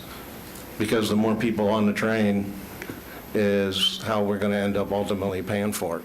And as, again, Commissioner Herr said, traffic is also not going away. So again, the more cars we can get off the road and get those bodies into the train, obviously benefits us from both sides. So from a subsidy standpoint, yeah, again, you have to look at it from a broad angle. So anyway, good luck. We appreciate, but again, we appreciate the concern for taxpayers' money because obviously we're all paying for it. Thank you. Okay. And just for the record, a number of months ago, I did bring the issue about a fourth option to this board. This board did agree. We did write a letter to the Sunrail Board, and the Sunrail Board continued to vote to move forward with links, and that was a 4-to-1 vote to move forward with links, because I did believe, and I still believe, that there needs to be a different option in links. Links does not have any experience with rail, and I think that is probably the biggest hurdle that they're going to be facing. So, just wanted to make sure that people realize we did try to address that several months ago. So, just want to be fully transparent. Any other comments before we move on from this board? Mr. Applegate? I will try and keep it on track and on schedule. You're killing me. Okay. All aboard? But we will be, just for the record, we will be trying to have another work session, correct, Mr. Dredge? As well as individual briefings as well.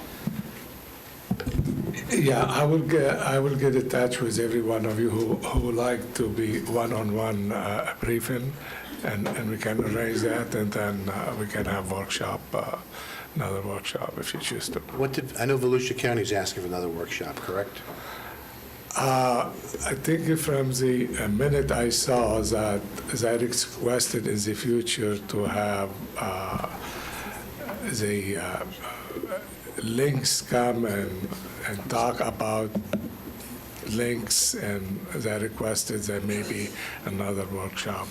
I'm not really sure about Volusia. So there's no direction from this board yet which option to take. That's what I'm understanding from this board, correct? Okay, is that today? Well, of the options, 3 is clearly the winner. I understand that, but we haven't made a decision to do that. If we were making a decision today, the only one that would be viable would be 3.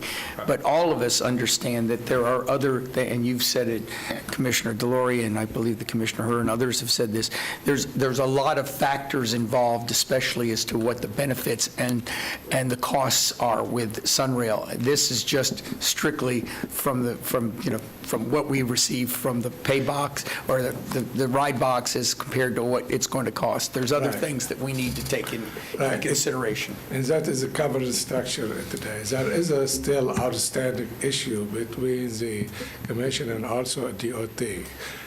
We will be still discussing those, some outstanding issues. And also on the transition, we have submitted some comments. We still have, and some of them about links, what is the value of those positions observing. And yesterday, about 4:30, the consulting sent us update report. We have not had a chance to review it to see if it's any of the comment been addressed or not. We will be reviewing it and get back with you.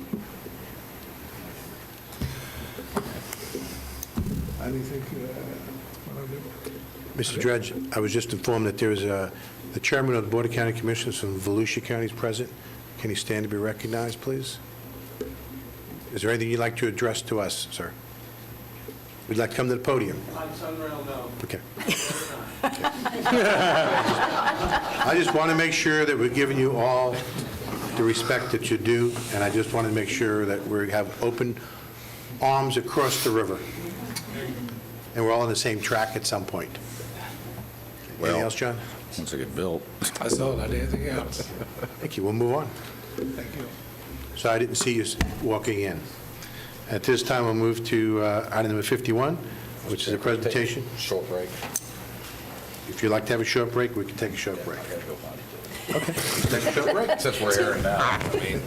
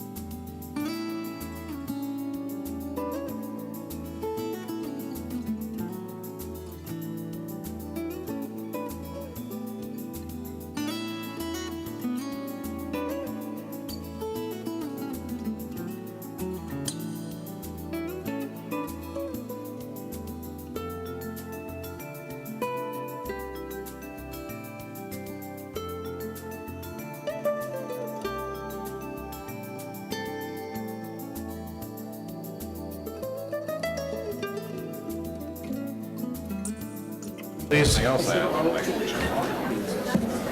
probably ought to break it out. If we can all take our seats. Okay, we just finished item number 50. We're now going to item number 51, which is a presentation by the Citizen Proposal for Natural Lands. Mr. Bear. This is number 50.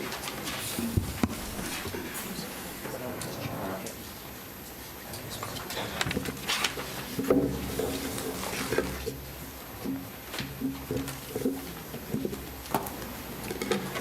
afternoon, Commissioners. Thank you all for making the time for us to be here. My name is David Baer. I'm at 921 Tuscaloosa Trail, the president of Save Rural Seminole, as well as the president of the Lake Tuscaloosa Association. You all know what we're here for, because we were here about 6 weeks ago. 6 weeks ago, we were here presenting to you guys an idea. Presenting to you guys an idea to renew and refund Seminole County's Natural Lands Program. All of you, I'm sure, are incredibly familiar with Seminole County's Natural Lands Program. You've talked about it when you're campaigning and from the dais. You've talked about how much you love it, how much you want to preserve it. Both of those have been messages that I've heard from all of you guys on the campaign trail and from up there. 6 weeks ago, Commissioner Lockhart said, I'm incredibly happy that in 1990, the citizens and the commissioners had the foresight to put the Natural Lands Program into place and to finance it. So are all we. We use it and love it all the time. But land use and developing the long-term plan of the county is just that. It's a long-term plan. It's something you have to put into place a long time before you wish you had done it. If in 2020, the citizens said, hey, we wish we had a bunch of natural lands that we could use and that could keep Seminole County as Florida's natural choice and could preserve our ecology and preserve our animals, it wouldn't be there. It's only here today because 30 years ago, that process started. When that process started, it started as a referendum put onto the ballot by the commissioners. The citizens presented it to the commissioners decided to put it on. The citizens got to choose, do we want this? And they did. And then 10 years later, that referendum wasn't providing financing anymore. And so there were more discussions about what we want our county to look like in the future. And so the commissioners decided to put it on the ballot, and the citizens voted on it again. And again, thank God they did. Today, however, that program is effectively out of money. Seminole County's Natural Lands Program has a couple $100,000, which is allocated for a couple of maintenance, type issues. There is no more money to acquire additional natural lands and to facilitate the program moving on. The program is wonderful and has wonderful staff, but if we don't fund it, then we're effectively discontinuing it. And we don't want that to happen. Your citizens don't want that to happen. We'll go over some survey data that tells you exactly that. The county's survey data, which tells you that. So what is, stop working.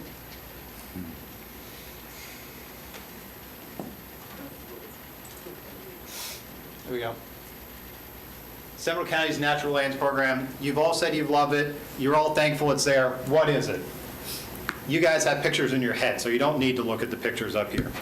But for the people that haven't been to each of these parks, these are photographs by Mr. Plars, member of Save Rural Seminole, who is also the photographer in the calendars that you guys have all had the last couple of years, of the various natural lands, which were all acquired through funds obtained by the Natural Land Referendum.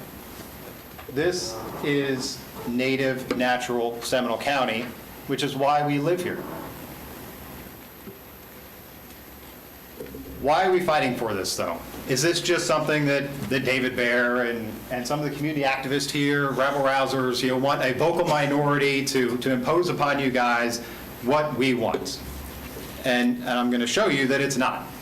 So this isn't even something that only the citizens have said we wanted. This is something that the commissioners have said that you wanted. So the commissioners in land planning are guided by the comprehensive plan. Of course, you guys look at it all the time.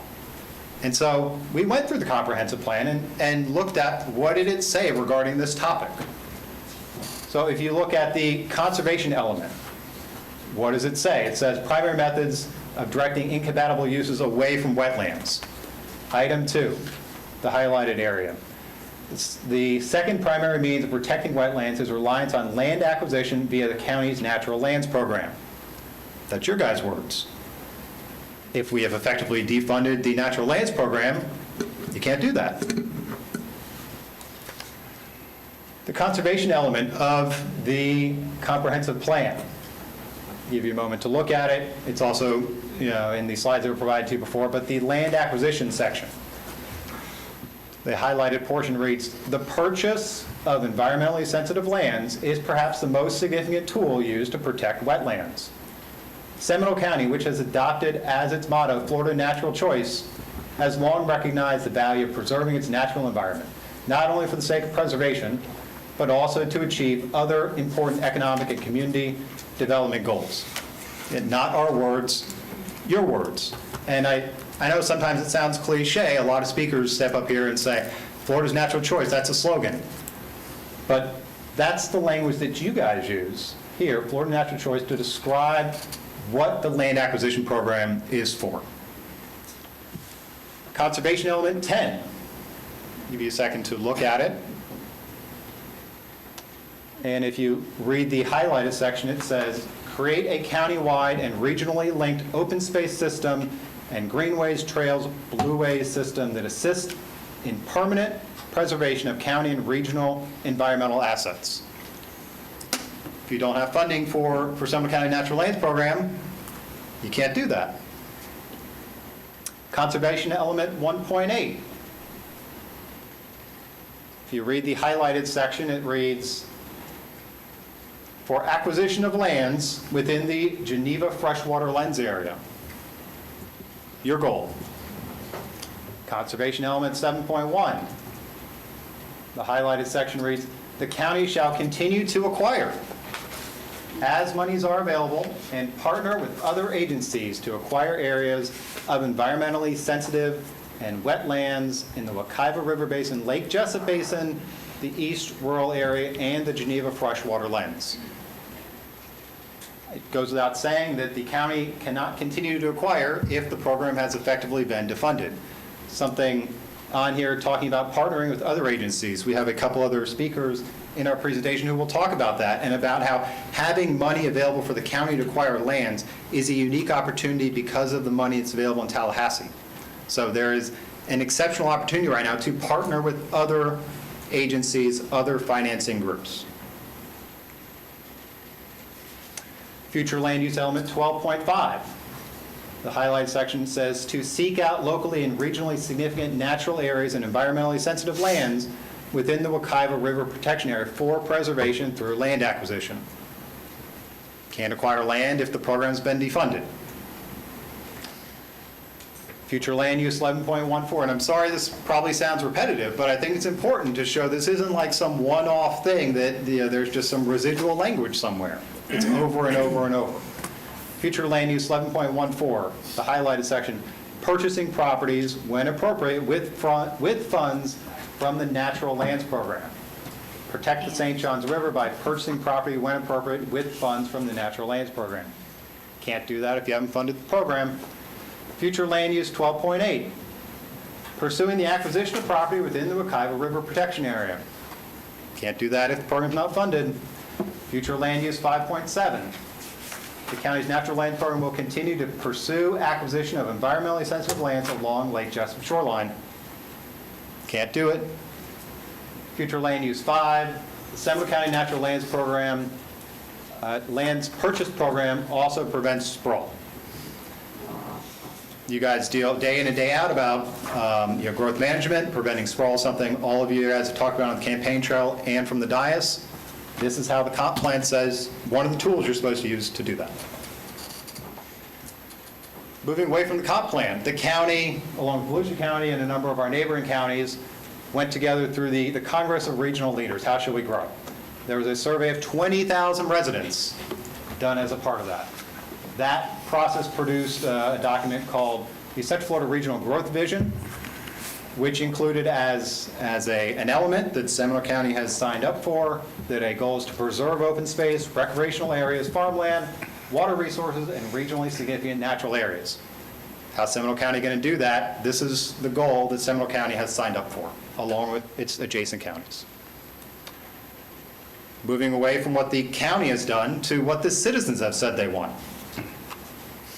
You guys, the county, put together Envision Seminole 2045. That's your guys' program to go out into the community and ask the citizens, what do they care about? And the citizens told you a number of things of what they care about. 96% of the people at these events said that they care about preserving more environmental lands. How are you going to do that? Resuming Seminole County Natural Lands Program is how you do it. Now, some people, just to stay on this for a second, have discounted this as, not the most scientifically valid survey in the world. It's not. But it's your guys' program. It's your guys' process for going out into the community and asking community residents what they want to do. If you're just going to disregard it, I'm not sure why you did that. So this is the data from the community as to what they want, which you asked them to tell you. They went to meetings that you hosted, and they told you what they wanted. In 2020, Seminole County went through a very similar process to what we're doing right now. This is not, our ask is not done on a blank slate. In 2020, the county was interested in financing to resume its natural lands program. And as part of that, the county did surveys of the community. Those surveys asked the community, what do you care about? What do you want to happen in our county? Again, this is your survey. 84% of the community said, our top priority is acquiring land for preservation and conservation. That's what the citizens are telling you they care about. That survey then went on to ask, not just do you care about it, but do you want to pay for it too? And there are actually 2 survey questions asked about this. The first question was just like that, no explanation. And on that survey question, do you want land acquisition and do you want to pay for it? You had 52% say that they did want it and 32% said they didn't want it. So the majority of people said they did want it, and you had a whole group of undecideds. And then there was a follow-up question to that, which explained what Seminole County's Natural Lands Program is and what would be done for that process. Sort of like, what happens during an election where you go out and you provide information to citizens. And on that follow-up question, 65% of the residents said, we want the Natural Lands Program to continue and we want to finance it. And that financing question was more dollars than our proposed referendum. 65%. There are not too many things that you can put on the ballot today that get 65% approval. The people who are up for election this year will not get 65% approval. 65% is a heck of a lot of consensus in our population today. In 2014, 2015, Seminole County also did a survey about what do the residents care about. The third most important response that they got in this survey was they care mostly about acquiring more natural lands for conservation. And these data points are starting to add up, I think, that the citizens are making it clear, not just in some snapshot, but over and over, that this is what they care about, this is what they want done. I think it's not a very far reach to say that there's a consensus on this issue amongst the community, and candidly, amongst the commissioners, because it's in your own comp plan. Now that we understand what the community wants, I'm just going to do a little background on the Natural Lands Program. The Natural Lands Program, as probably you all know, but just in case, started in 1999 when the commissioners agreed to put the Natural Lands referendum on the ballot, very similar to what we're doing right here. In August 1999, the commissioners agreed to place that on the ballot. In November, it was on the ballot, just like we hope it is this November, and it passed 60-40. That was the beginning of this program, which preserved all these natural lands, which we love. 1 year later, there was a sales tax, the penny tax, on the ballot. That penny sales tax was not torpedoed by the fact that the year before there was a natural lands referendum. Instead, it passed the same number, 60-40. 10 years later, in July of 2000, there was a movement to renew the Natural Lands Program, and that came in front of the commissioners in July of 2000. In August of 2000, July 2000, by the way, the very same month we're here right now. In August of 2000, commissioners agreed to place a natural lands referendum onto the ballot. November passed 57-43. Just like in 1991, the year later, sorry, I wrote 2002, it's 2001, the year later, the penny sales tax was on the ballot again, which the commissioners put on the ballot with their authority without any signatures gathered or anything. And it passed 72-28. Again, the natural lands referendum being on the ballot the year before certainly didn't torpedo the penny sales tax in 2001, just like it did in 1991. August 2006, it came up again. Renewal of the natural lands program presented to the commissioners in August. It got on the ballot. By September, the commissioners voting on it, and it failed in November 2006. 49-51. Just takes 1% either way. That's the history of the program. Fast forward 16 years later, we're here in July of 2022. And just like in 1990 and in 2000, we're asking you guys to allow the citizens to choose whether to renew the natural lands program by putting it on the ballot. Will the commissioners give the citizens a chance to vote on it? Is the million-dollar question. That's what we're here for. What if we don't ask? Or what if we don't act today? Well, you've seen a lot of the people in this room month in and month out, because there are constantly large development programs, projects in Seminole County. There's growth, growth push, growth movement, and the big question is not whether people want to move here, but how they can move here, where they can live. Can they live in the open core, or can they move out through sprawl? If this program is not implemented, that comprehensive plan element that I highlighted before, we control sprawl by land acquisition. You guys will not be doing that. And so more of those rural lands will be acquired by developers and developed, and they won't be here to be acquired by any natural lands program in the future. So what if we don't act? Despite the county's goals in the comp plan, despite the citizens having told everybody that they want this goal, if no funds are allocated to this natural land program today, none will have been allocated since 2000, the program will be effectively defunded, and the last of the funds will be gone. The lands will largely be gone in 2, 4, 6 years. They will start to trickle away. In 10 years, funding a natural lands program isn't going to have any significant opportunities. Those lands will all be acquired. The county's natural lands are overused, and this falls right into that very topic. So what was spacious in 1990 and 2000 when the natural lands program was put into place and the county acquired those properties is not what's spacious today. If during the 2020 pandemic year, you guys went out to the natural lands, they're pretty full. And if you speak to Mr. Durr about those lands, he will say they are being heavily used and they're going to need maintenance, which is going to require them to be shut down for periods of time. Those lands are not today anywhere near the state they were in 2000 or 1990 because our population has grown. Our population grew from 290,000 in 2000, 367,000, 2010, 423, 2020, 474. I mean, that's a huge growth, and it's projected to grow hundreds of thousands more.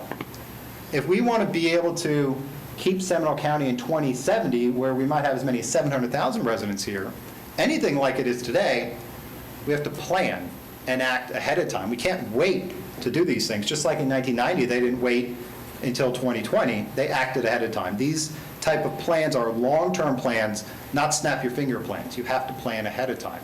This is the opportunity to do that.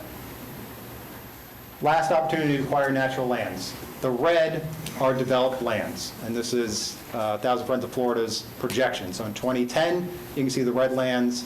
There's 2 ways the state can go.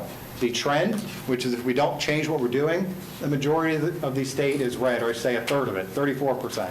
If counties start doing what we're asking Seminole County to do here, 34% of the state is red, 28% of the state is red. The time to keep that red number from ballooning to 34 is now, to act today, to be a leader, not to be reactionary.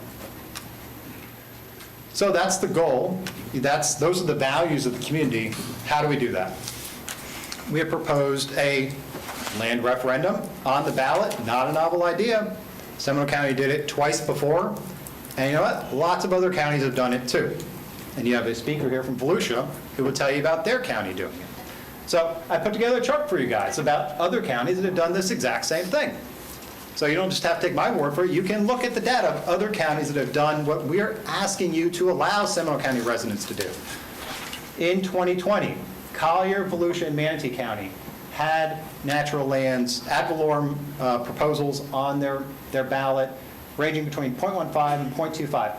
All of them passed, more than 70%. 2020. 2019, we have Hollywood, Jupiter. 2018, Sarasota County, Doral, City of Doral, Cape Coral, New Smyrna, Cutler Bay. 2016, Lee County. 2012, Tavares. You see on and on down the list. Almost all of these pass. On this first sheet, there are only 3 that have failed. What does that tell you? The citizens across the state are pretty similar to our citizens here, that they value this stuff, and they want their government to help them preserve this for them, their kids, and future generations. Now, I highlighted a couple of years here. You guys might be able to guess why. I highlighted 2020. Why? Because we've talked to a lot of people in the community, we've talked to all of you, and there are some concerns about the economic time today.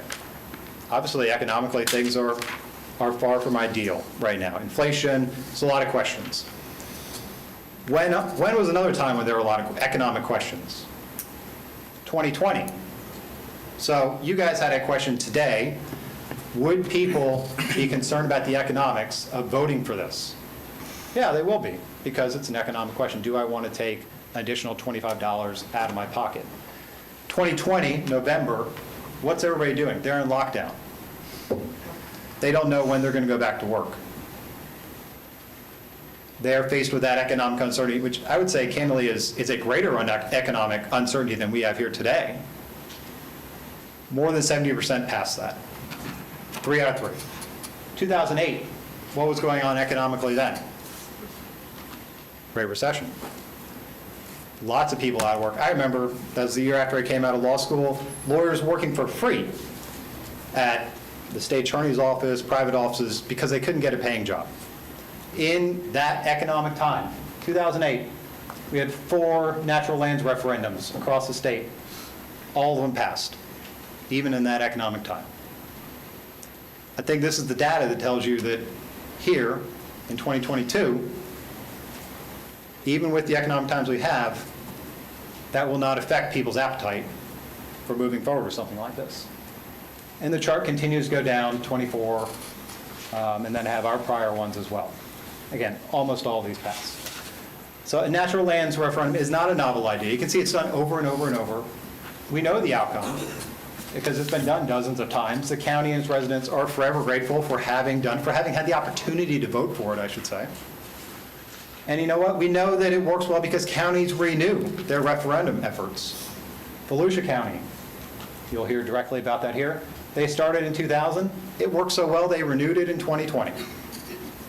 Sarasota County, they started in 1999. It worked so well, they renewed it in 2005 and 2018. Collier County worked so well, they started in 2002. They renewed it in 2004, 2006, and 2020. You want some data as to whether it works?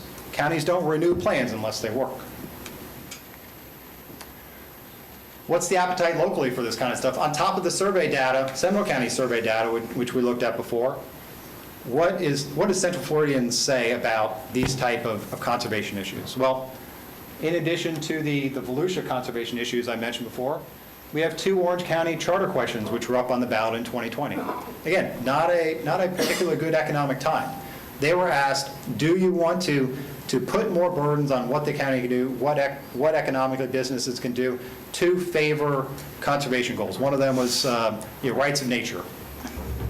Would have made it harder by most accounts, sorry Chuck, for economic stuff to happen. Like that's what most people thought at least, right? Passed by 89%.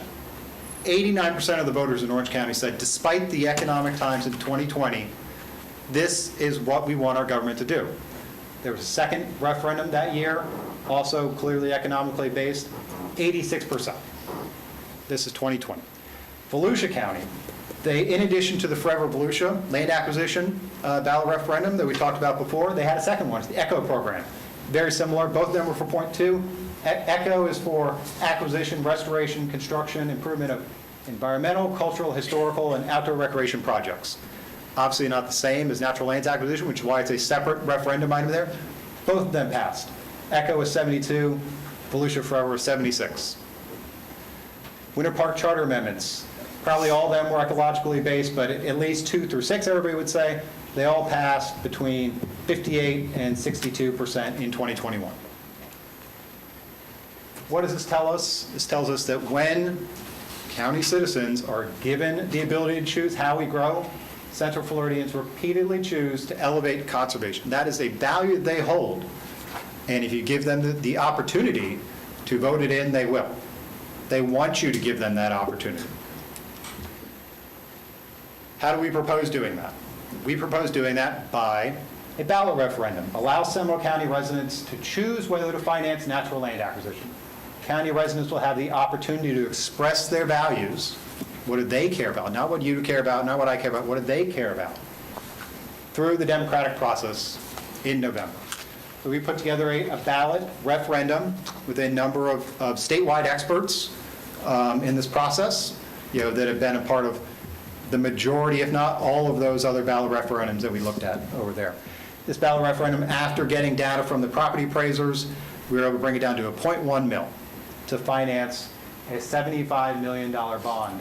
Now, the way it's written, it allows for both a bond to be taken out as well as there to be revenue, which can be unbonded, which can be used for maintenance, because bond revenue cannot be used for maintenance. So the way this is written allows for all these natural lands not just to be acquired, but also to be maintained within this program. No additional county monies have to go to maintain this land.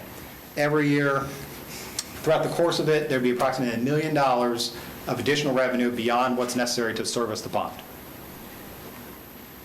So the financials of the program.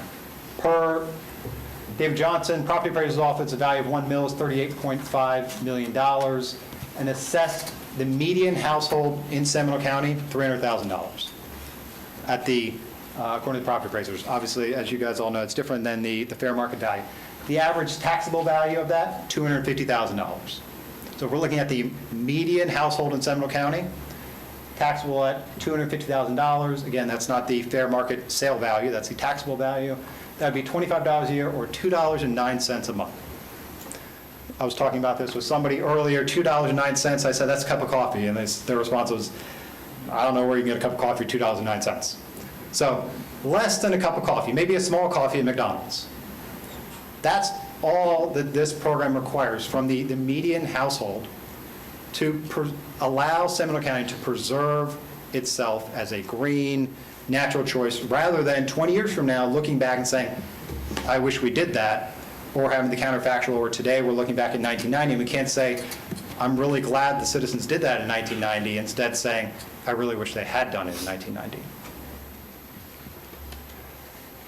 Just to show our math, this is our math, we're not making the numbers up. So this is the bond servicing number, this is the revenue number from the property appraiser's office, and how we come up with the amount of money to service the bond every year, and the amount of money that will be raised on the 0.1 mil every year. So you can dig into all you want, but the summary of what it turns out to is on this page. $25 a year, $2.09, about $1 million on average through the length of it, additional beyond what's necessary to service it. Does this referendum line up with what Seminole County citizens have said? Beyond, we've been talking about in broad terms, but does it line up with it? So that 2020 survey said, there were three questions. The second one asked, do you want to pay for it? And the third one asked, do you want to pay for it as well? They were talking at about $43 and $30 a year, more than what this proposal is. So does this referendum line up with what Seminole County residents have said that they're happy to pay? Yes. They said that they're willing to pay more than this. We're being conservative. the voter perceptions of their, so in this same survey that you did, there was a question about what do voters think about their current tax rates? Nobody likes to pay taxes. None of you like to pay taxes. I don't like to pay taxes, but we're adults. Like, we realize that you have to pay taxes in order for the county to do stuff and have services. And so an adult question was asked to the people in this survey. And the adult question was, are you overtaxed? Not just some rhetoric, but you're really, like, do you feel like you're overtaxed? 55% said their combined taxes are just about right or too low. Not, a vocal minority of people who don't want to pay $1 tax for anything. Real people, what do they really think? So our ask to you, as the commissioners, is to allow the citizens to vote. These people are here, the vast majority of them. The emails you got, the vast majority of them, the last count I heard was about 65 to 5. The majority of the feedback you're getting, numbers-wise, again, not a vocal minority who will stand on their heads because they don't want to pay $1 for anything. The actual majority of this county want the opportunity to vote on this because they care about Seminole County remaining natural, preserving our natural land so that everything in 20 years for their kids is not paved away beyond what we have purchased today. Now, in addition to just hearing me talk, I have some subject matter experts that I think we're all very privileged to have here today. So we have three. We have Jeff Brower, who is the Volusia County Chairman. He can talk about a very similar program. What happened in Volusia County? Why did they vote on it? What have been the consequences of it? We also have Tracy Dean, who is the president of Conservation Florida. That is a land trust program. They deal with day in and day out, preserving land. Why? How? Then we have Charles Lee from Florida Audubon, who deals with stuff on a statewide perspective. Why is this important? Why does Seminole County want to do it now? Why do they not want to wait till later? So, Jeff, thank you for coming. We greatly appreciate your drive over here. Thank you. I've got to tell you, it's a little intimidating to stand up here in front of all of you because I've gotten to know some of you well, and I have a great deal of respect for you. It's an unusual feeling to go into somebody else's house and tell them what to do. So I'm not going to tell you what to do, but I may turn to all the people in this audience and tell them what they should tell you to do, because this is a really important subject that we're talking about. And it's one that, now, Mr. Baer didn't know what I was going to say, and he may regret it after he hears me say it. But I wasn't for this program when I ran for office. I had to run in 2020. I'd never served in public office before I ran to be Volusia County Chair because I was tired of electing people and sending them to serve me and find out that they weren't really serving me, and all the things that they promised to do never got done. So I thought, well, I'm going to do it different. Well, I went into this. This was on the ballot, the Volusia Forever, where we actually asked people, vote if you want this, vote to tax yourself, 0.2 millage points to pay for this land. And I would give them reasons why they shouldn't do that. And my reason is because I'm very fiscally conservative. We just went to full rollback in Volusia County. I'm not going to, it was a big lift because we don't know what the economy is going to do looking ahead. But one of the things that I thought was that this is not the time, if we're looking at recession, to ask our taxpayers to pay more taxes on top of inflation, on top of $5 a gallon gas and all of those things.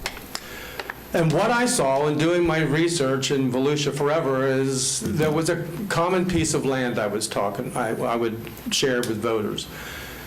When Volusia Forever first picked it up, it was appraised at $500,000. By the time they bought it, it sold for $1.5 million. And to me, that's a terrible use of taxpayer money. I think somebody hosed us. And so I would tell people in the public that. And I was surprised at the amount of people that came back and said, I don't care what you paid for the land. We just need to save some of our land before we concrete it over. And I thought, yeah, I understand the emotion there, but as a public servant, I have to be responsible for their money. And I can't say, well, just, I feel good about this, so we're going to pay more for it. The more that I talk to people, the more that I've found out that I was in a very small minority who was against this program. So I changed my approach. I said, okay, if you elect me as county chair, I will do my very best to change this program so that it protects their money. And we did. One of the things that I proposed doing is creating a dashboard so we could see when a project came on, this is what the property is appraised at, this is the conversations we're having, and it would be completely open to the public. It would reduce the chances of any kind of shenanigans with anybody else. The other was that we would get 3 property appraisals, and you couldn't pay more than the mean average of the original property appraisal for that to try and stop this inflated prices when the landowner says, oh, the government's involved? You got plenty of money, forgetting that it's their money.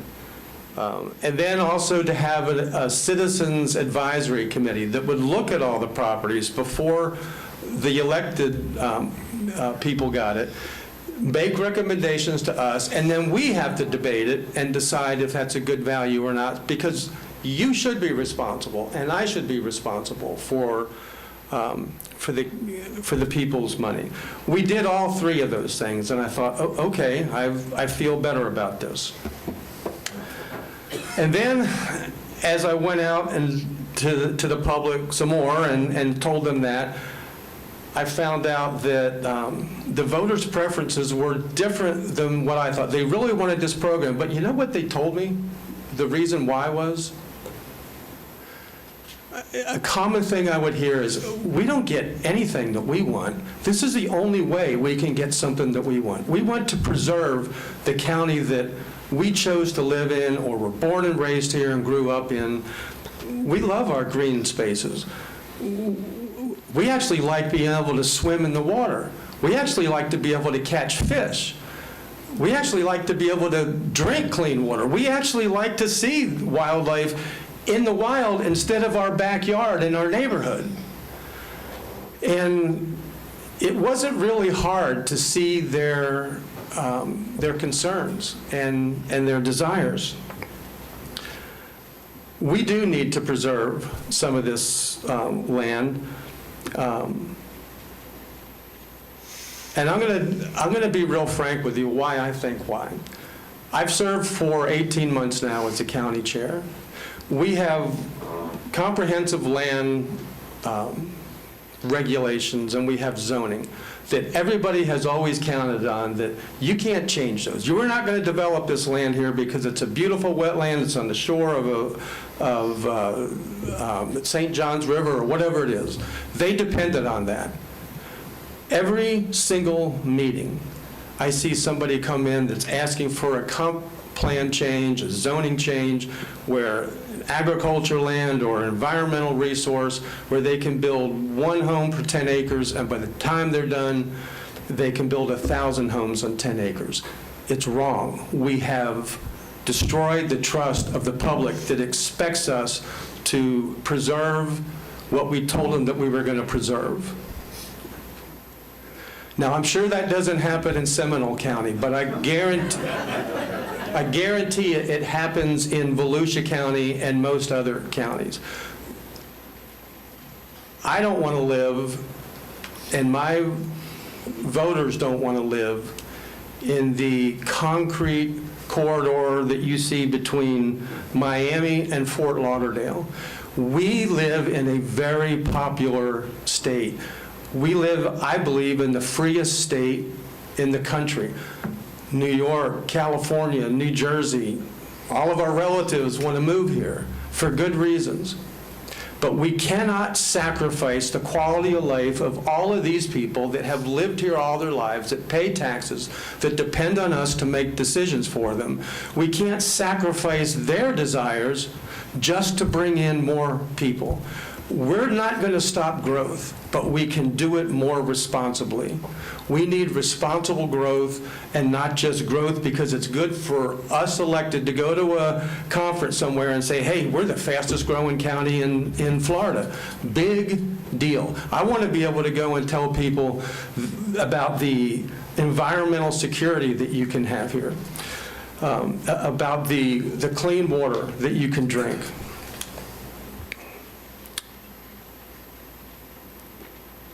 I'm going to boil it down to this. I'm going to tell a little story that at least one of you up there is going to tell me I'm being too emotional and speaking in hyperbole. I'm not. What I'm going to tell you is a true story. I serve on the Indian River Lagoon Council. And a few weeks ago, we had our 5-year, the Indian River Lagoon is, in my area, it's known as the Halifax River. It runs up the coast of Florida. We've killed it. I used to fish as a kid in the Mosquito Lagoon in Volusia County. I don't fish there anymore because there aren't any fish. The seagrass is gone. Manatees are dying. And so, you know what our response is in Volusia County?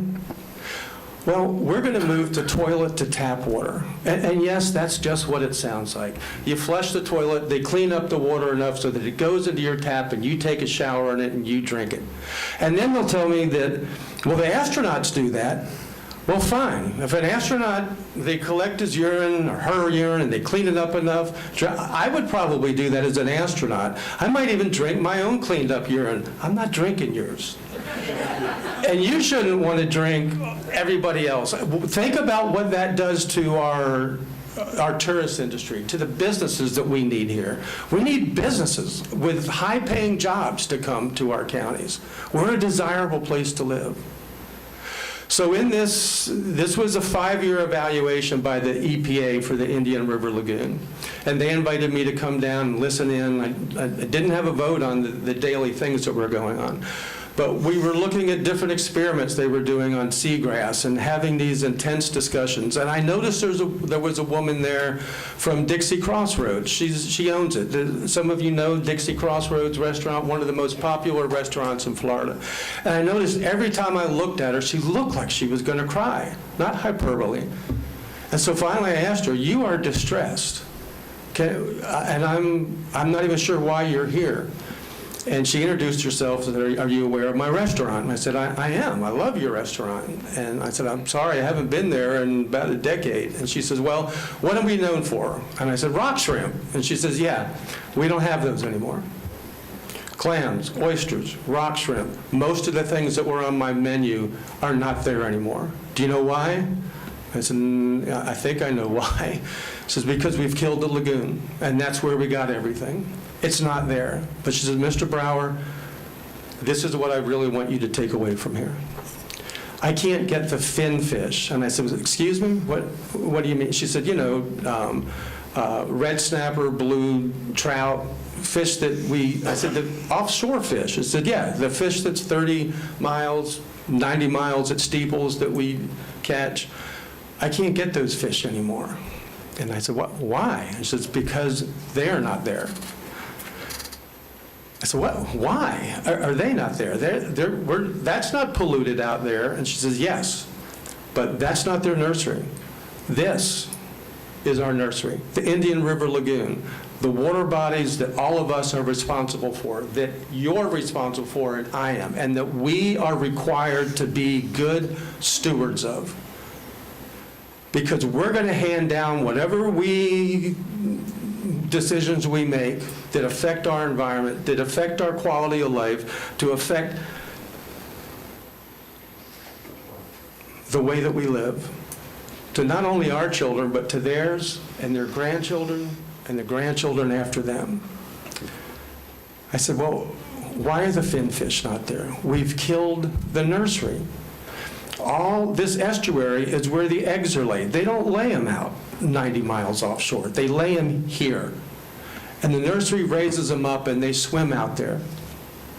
and they're not there anymore because we're not protecting our own land. We're not protecting the wetlands, that the lands that Mr. Bear is telling you about, these unspoiled wild lands that we have left. Most of them contain the wetlands that are the kidneys that strain the water before it runs off into our water bodies, before it goes into the Indian River Lagoon. When your kidneys die, what happens to the body? You die. You can't live without kidneys. If we don't start preserving this land and preserving these wetlands and preserving our surface water, all of that leaches or percolates down into our aquifer. Instead of toilet to tap water, why don't we take care of what we have in our own lagoon, in our own aquifer? That's where we need to start. Commissioner, if Yes. you can bring it together, because we're here to talk about the natural lands, and I appreciate you talking about the Mosquito Lagoon, but let's bring it back to here, Seminole County. Okay, everything that you do in the natural lands here will affect the Mosquito Lagoon, every water body in the state. We have to move away from just letting stormwater runoff into everything.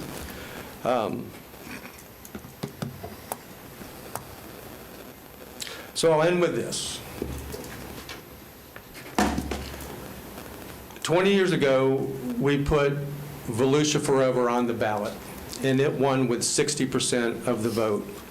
The year that I ran and spoke against it and had the voters change my mind because I just believe that I'm supposed to represent the voters, in 2020, it won again by 72%. Now, Amy, you're probably the only one I know that could win an election at 71%. I squeak by with 58%. The voters want this. The people that you represent want to save this land. If we don't save this, look at the wildlife corridor, voted by every Republican, every Democrat, every legislature in the state of Florida to preserve more of the land that you're talking about today. The pendulum has swung. We have to preserve these wild lands. We have to preserve what keeps us all here, what we fell in love with when we came here to live.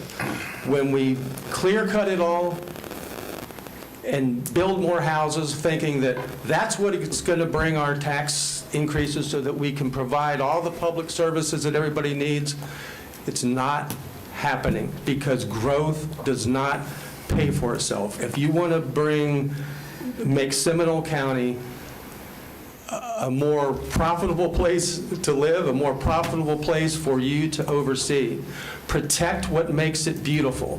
That will raise our quality of life, that will raise our economic status, that will bring the companies here that they want to live in a place like that. They're already voting with their pocketbook. They don't want to live in New York or Illinois or even in Miami and Fort Lauderdale. I'm asking you to please, I think you're all in agreement that we need to do something.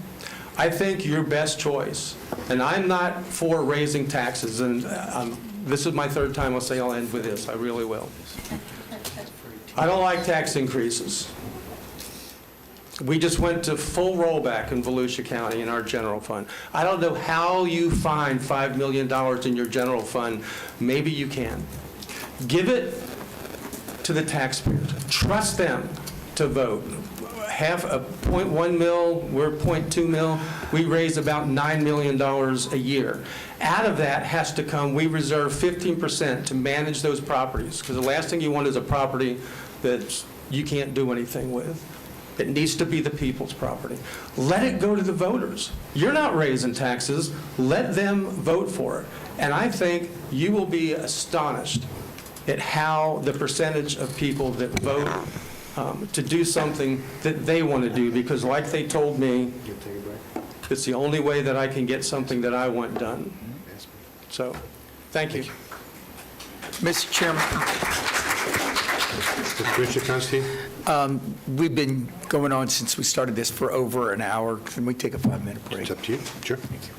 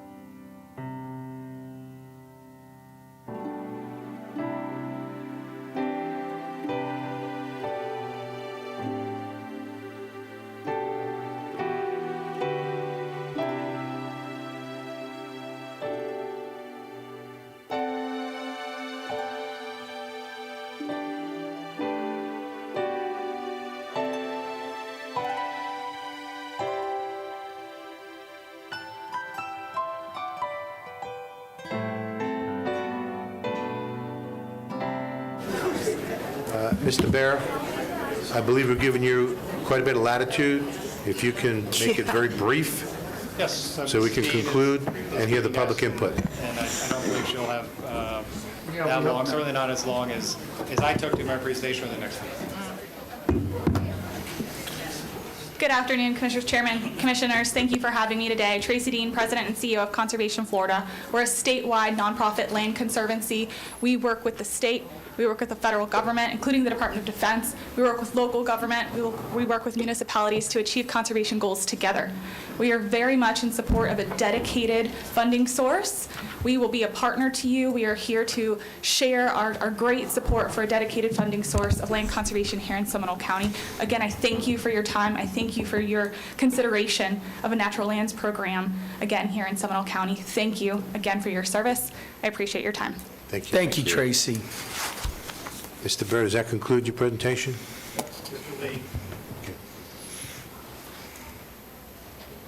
Mr. Chairman, members of the commission, I came across the state to visit with you today from a meeting this morning at the Southwest Florida Water Management District, where the district partnered with the Department of Environmental Protection to acquire a 4,000-acre conservation tract that without partnership, they would not have been able to acquire.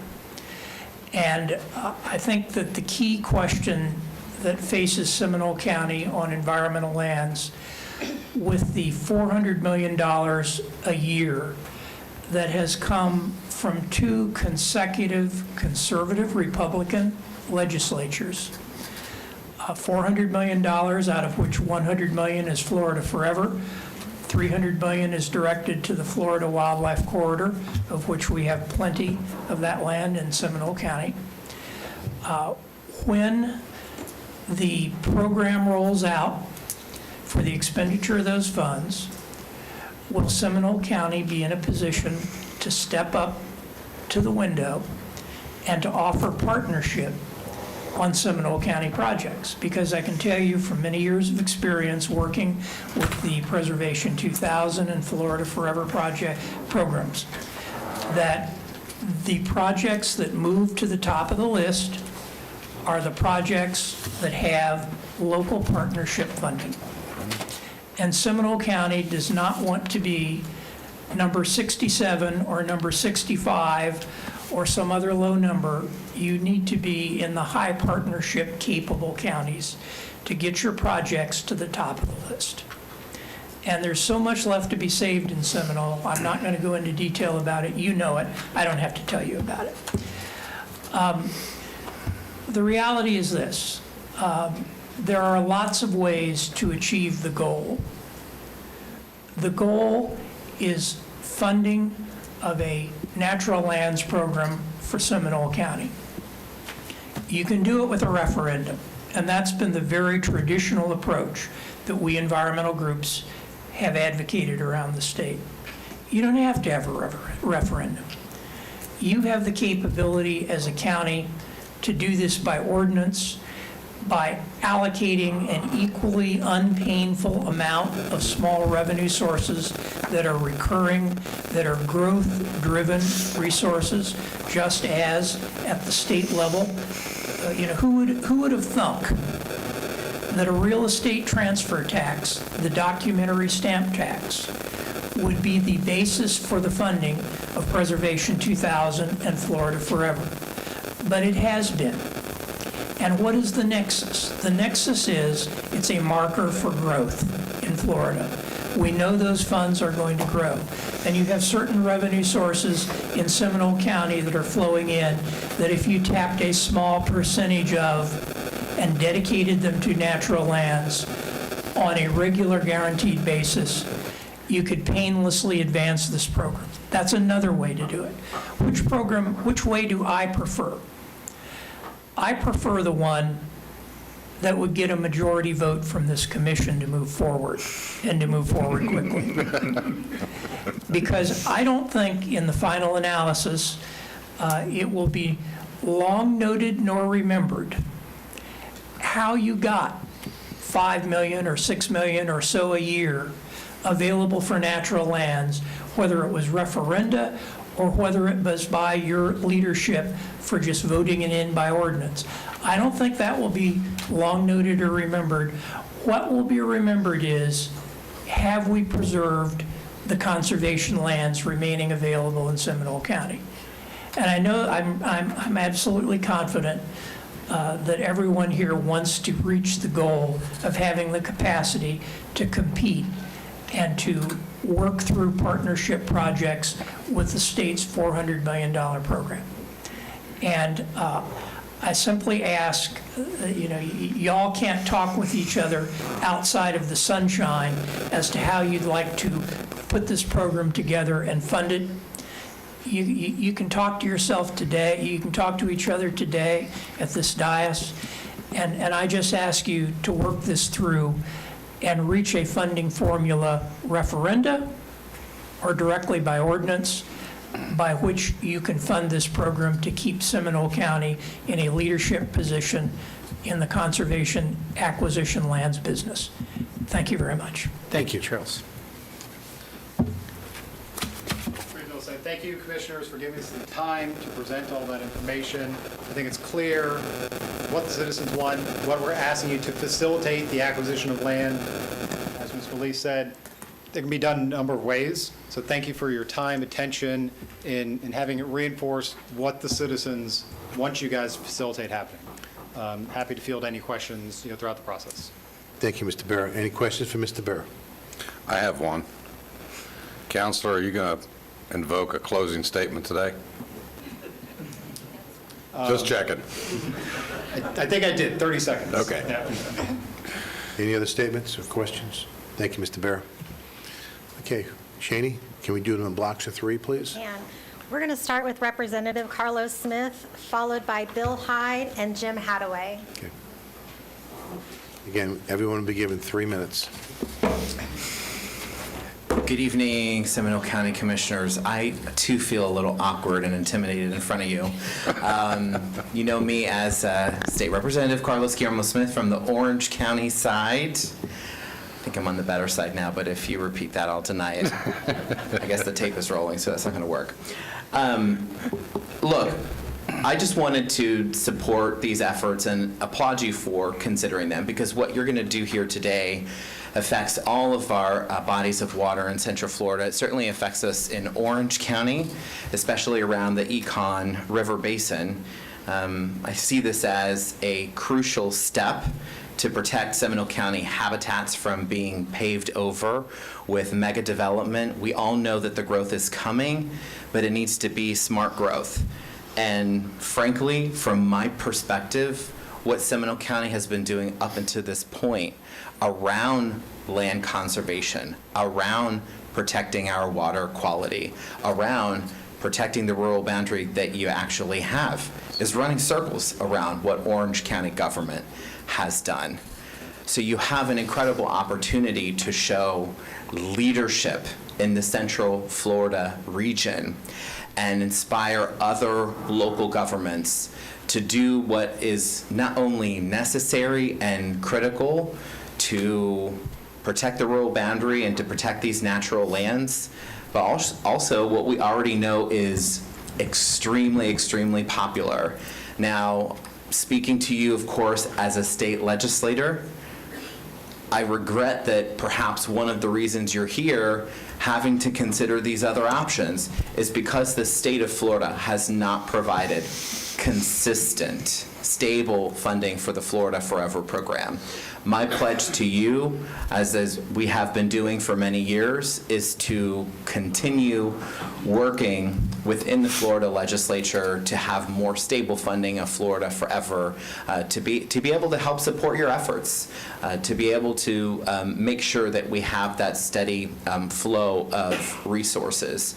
So I applaud the additional efforts to perhaps set aside existing funding that would not come through a referendum, but it appears unlikely that you will have the funds that you will need without a referendum. So I want to support those efforts today, applaud you for considering them, and say thank you as I look forward to certainly working with your delegation at some point in the very near future, continue to work with you in the future. So thank you. Thank you. Bill Hyde. Followed by Jim Hadaway and Linda Tristine. Good afternoon, Commissioners. My name is Bill Hyde. I live at 2379 Audley Street in Oviedo. I know I only get 3 minutes. That's kind of tough to counter an hour and a half worth of presentation in 3 minutes. We're going to give it a chance. I live on property that, I live in a home that was built by my father-in-law, on property that's been in the family since before most people in this room were even born. I'm not even sure why we're here, because I read these agendas, as you all know. I think there's probably nobody in this room that's read more agendas except for maybe Commissioner DeLore than I have, and I do not see an item on the ballot that calls for any public land funding. I don't see a referendum. I don't see any of that that's on today's agenda. All I saw was a presentation, and that's what we've had. It's funny because this is not just about the land. This is also about politics. If you don't think so, then I think you're living in a fairyland. Because if you look around the room, I can count at least 3 or 4 elected officials and candidates that are in this room right now. The last time something like this came up, natural lands, it didn't make the ballot, because it went through meetings, public meetings. It went through Parks and Rec Committee meetings. It went to a citizens appointed committee meeting. And I think Mr. Horan, who I see here today, was probably the chairman of that. Why didn't it make the ballot? I think I know why. I don't want to get into it, but needless to say, it didn't make it. So this time, we're just going to throw a referendum up with no public review, no staff review, and no financial review. Something's way out of whack there. The commission has never, ever done anything like that before. Is there another way to save natural lands? Well, sure there is. It's by not, rolling over on zoning issues and stuff like that. So who's going to benefit from all this?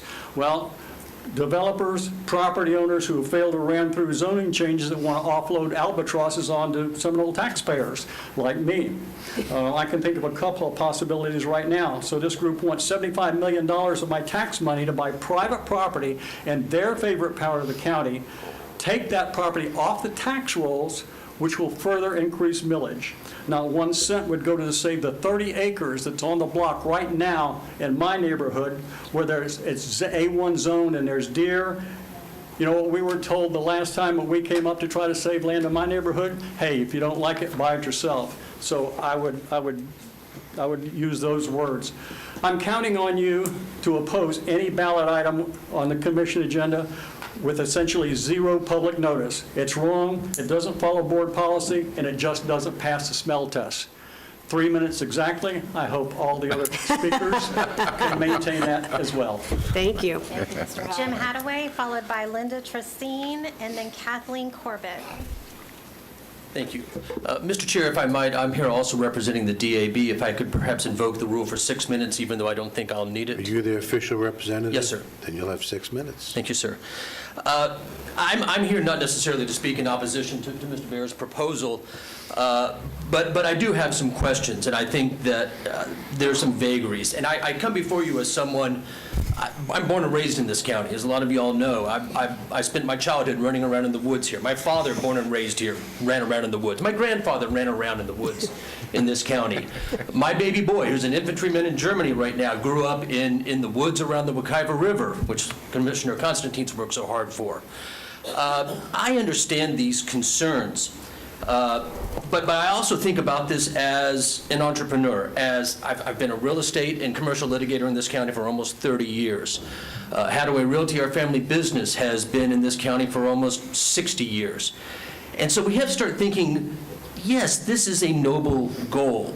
but we have to start thinking about business and about proper legislation, because I think, as we all know, the danger of legislation is that often it's passed with good intentions, but without proper consideration given to unintended consequences and certainly vagueness. I have litigated enough statutes to know poorly written statutes lead to litigation always.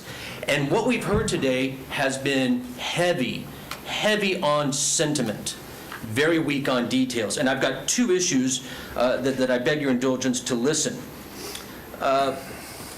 There's no doubt that preserving natural lands is a noble cause and is something we should do. But I have two specific points that I just want to mention briefly, dealing with how the money is raised and to how the properties are chosen for the implementation of this. This proposal suggests paying for itself only by increasing property taxes. Now, Mr. Bear had made a mention of, it's not that much money. He can pay my taxes if he would like to. My money is my money, and it should be spent appropriately, as with everybody else in this room. But what this means is, for example, persons, and I know I'm speaking certainly from self-interest here, persons who own multiple parcels of property will pay more money than people who own one parcel. It certainly means, of course, the converse to that is people who own no property will not contribute. Neither of those instances are fair, much less persons who don't live in this county but come to enjoy our parks and our trails and things like that.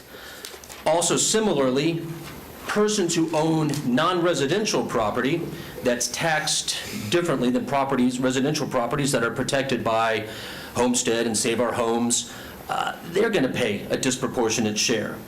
That doesn't seem fair. So perhaps an increase in property taxes isn't the most fair approach. Perhaps we should promote this worthy goal with a sales tax. That way, everybody has skin in the game. That way, it's more fair. Certainly, our tourists who visit will have skin in the game, or at least will be contributing monies to that.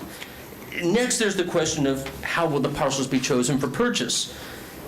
After all, I think the number one goal for any kind of natural lands program should be to prevent corruption, boondoggles, sweetheart deals. How will these properties be chosen? What are the criteria? We haven't heard anything today. I think it's an inadvisable idea to go to the citizens of Seminole County and say, let us tax you, give us a lot of money, how we're going to spend it, don't worry about it, trust us. Perhaps we need to have a few more details on that.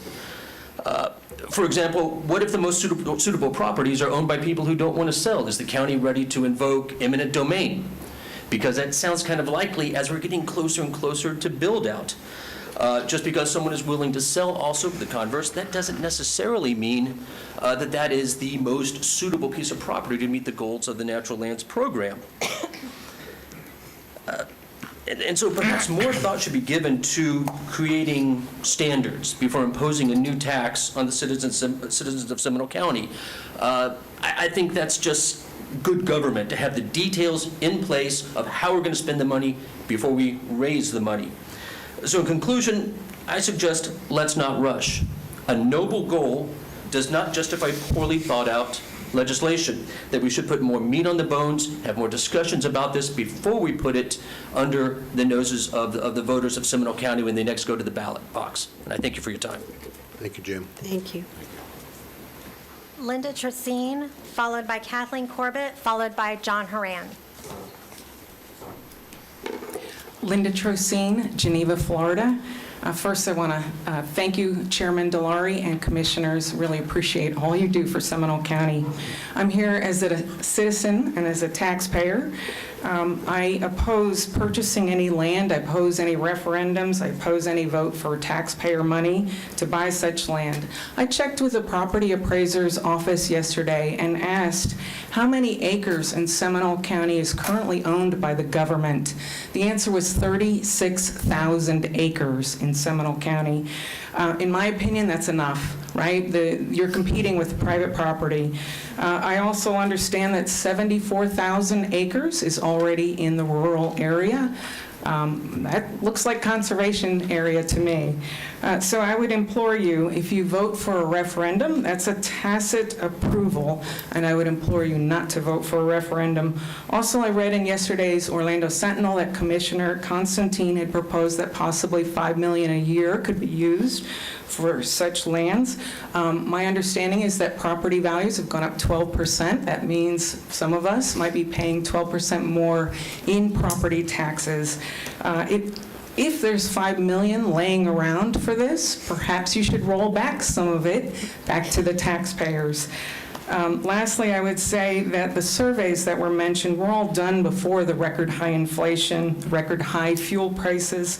And I was with the governor the other day, Saturday, and he asked all of us to be courageous. Be courageous as we're dealing with some of the situations we're with.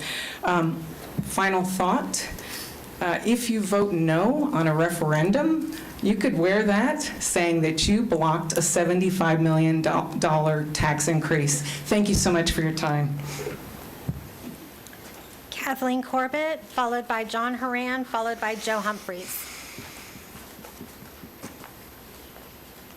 Hi, my name is Kathleen Corbett. I live on 118 East 8th Street, Chulliot. I've been there for 30 years. I support the Natural Lands Initiative, and I've been utilizing the Seminole County Natural Lands. I even volunteer there. And it seems that a lot more people have been using it since the pandemic began, and since building is going so rampant in Seminole County, we have to maintain our green space. Please let the voters make the choice. They're the ones that are paying, they're the ones that are using. And I just think that everybody has a voice. Thank you very much. Thank you. John Haran, followed by Joe Humphreys, followed by Susan Van Buren. Good afternoon. I used to be John Haran. Welcome, Commissioner. I guess you don't give your address anymore. I did, for many years, seems like many, many years, sit in those seats up there, and you probably all remember that. But what you may not remember, what you may not know, is that for a number of years before that, I served on the Natural Lands Advisory Committee, which was formed as part of your Natural Lands program. And it was a wonderful committee to serve on. The committee, we did a lot of fun things. We went for hikes. We had some wonderful people on that committee, people like Pat Burkett and Barbara Whittier, who knew what they were doing when they looked at natural lands. And you had criteria. You had criteria about water recharge, and we would rank the properties, and the properties then would come in front of the board. The rankings, I think, are still part of our Natural Lands program, and I think they still have those same criteria as to what you spend natural lands for and whether it's going to be passive or not. I think there also is a lot of opportunity for leverage. The term $5 million was put up that you may or may not have. I haven't looked at your budget. I don't know. But if you don't have to go to the voters and you can fund this internally, one way or the other, it's still taxpayer money. You should keep in mind that there are wonderful opportunities for leverage. While I was on the Natural Lands Advisory Committee, I think by the time we finished my term, we had just as much money in the fund as we did at the beginning, because we got so much from the state or the federal government to match. And sometimes we even convinced the state or the federal government to buy the property for us. So I think it's a wonderful program. I would be in favor of it being reinstituted, and I guess the term was used, refunded, but I'm quite sure you fund it every year. It's a budget item, and at least I can recall from 4 years ago that it was funded as a maintenance item as part of our Natural Lands program. If you still have $200,000 left in it, that's pretty good too. But I would be in favor of it. I would not put this on the ballot, and certainly not $75 million. This is not only a bad year to do it because of the problems with the economy, et cetera. But it's really not something that you need $75 million for. In 2021, we had technical advisory committee to consider some funding to go to the voters with. I think we were talking about $20 million that was supposed to be across the board for all of leisure services. So I don't know where the $75 million comes from. But of course, that was stopped in 2020 because we had this little thing called COVID, and you know how much fun that has been. So thank you very much, and I'd be in favor of the program, but I really don't think you should put it in front of the voters. Thank you, John Moran. Point of personal privilege, please. Go ahead, Commissioner. Commissioner, They didn't say there'd be questions. I enjoyed, first of all, I enjoyed spending time as a member of your Parks and Recreation Committee. I also want to thank you for the nice little letter that you left in the desk when you departed. And I will tell you, such wisdom, and thank you very much. You're welcome. Thank you for being here. Yeah, well, thank you for doing this and relieving me of the duty. Yes. Thank you, John. Joe Humphreys, followed by Susan Van Bernen, followed by Patricia Smith. Mr. Chairman, could I ask a point of privilege? Depends what it is. The point is, I have the chairman of the Parks and Recreation Committee that's here, and he's on a time constraint. You want to switch? You want to switch? So I would like to allow him to speak in my spot, if Sure. that's okay. Did he fill out a form? Yeah. Yeah, it's Mark. Well, come on up. Come on down. Yeah, that's it. Are you speaking? I'm sorry. Are you speaking? Yeah. Good afternoon, Commissioners. I'm here not only as myself, Mark Brandenburg. Are we supposed to be giving our addresses? Yes, you are. Yes. 1491 Ridge Lake Court in Longwood. I'm also here on behalf of the Parks and Preservation Advisory Committee, which I serve as the chair of. And when we heard about possibilities for doing some more acquisition of natural lands, of course, we are all in support of that. So as the chairman of the Parks and Preservation Advisory Committee, whatever form it takes, we want to see it happen.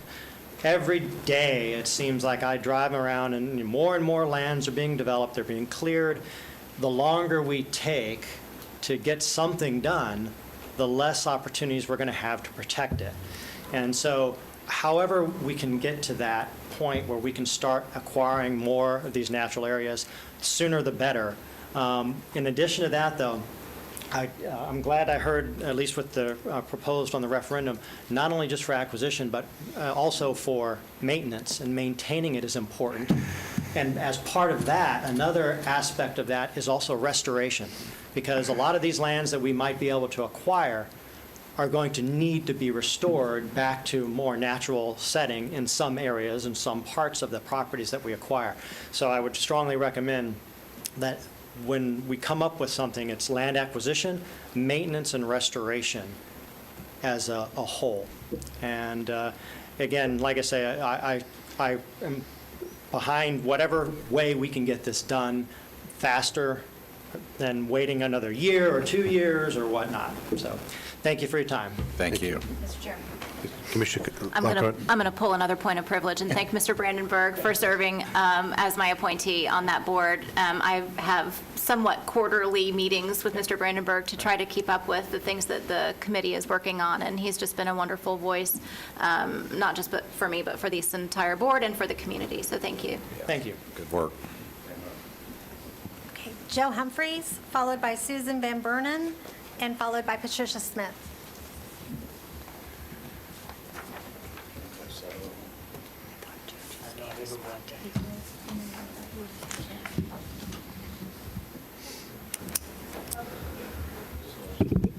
Joe Humphreys, 883 Cardinal Point Cove, Sanford, Florida. We've heard an awful lot. We've heard about some politics and stuff.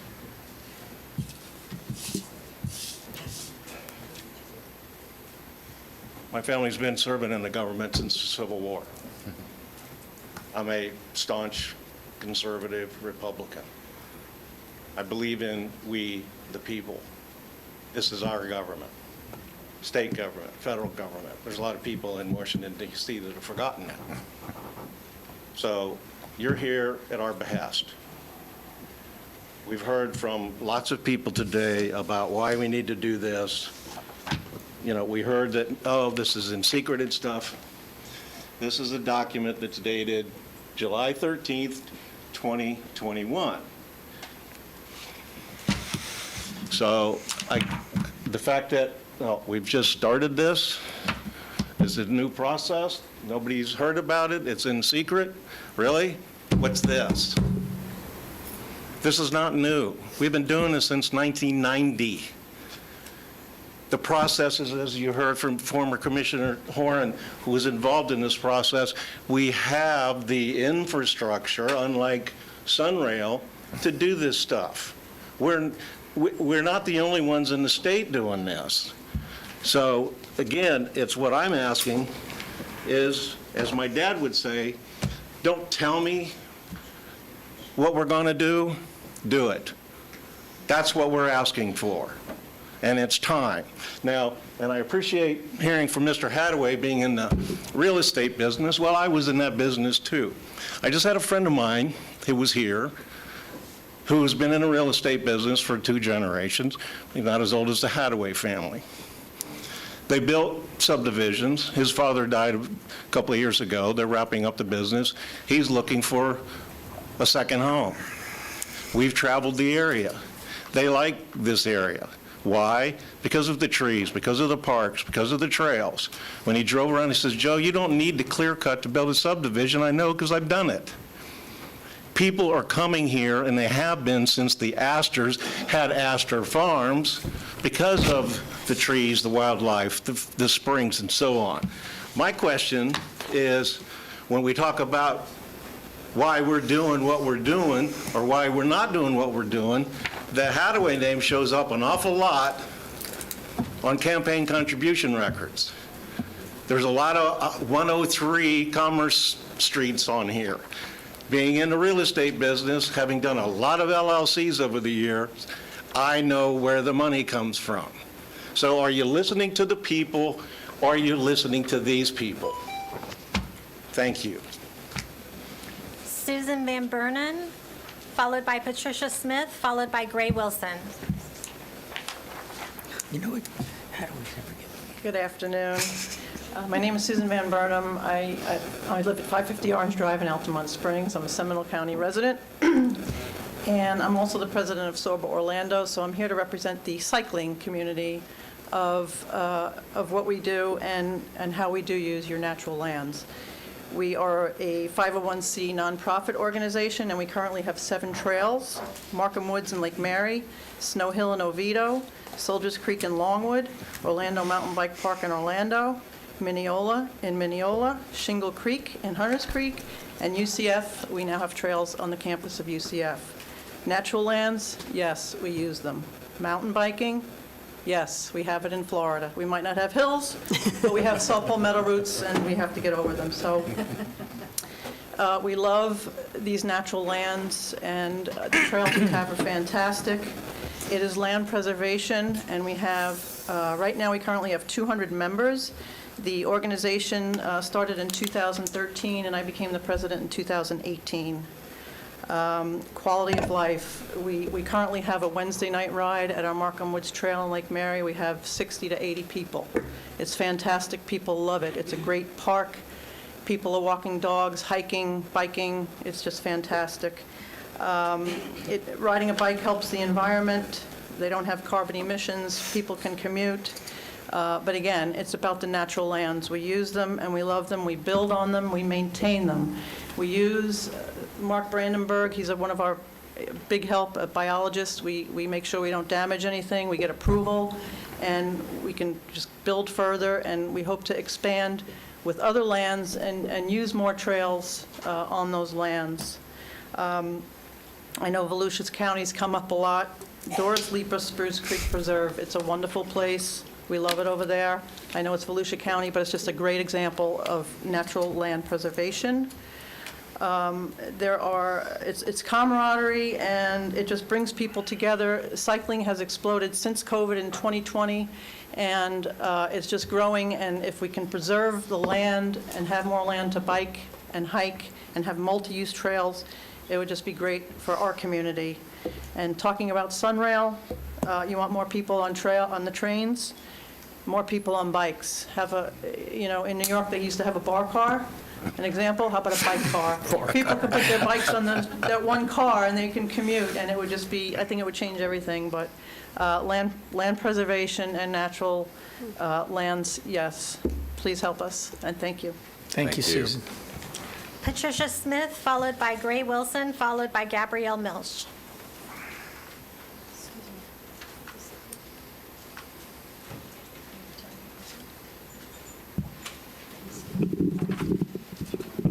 No, you can leave it there. Thank you.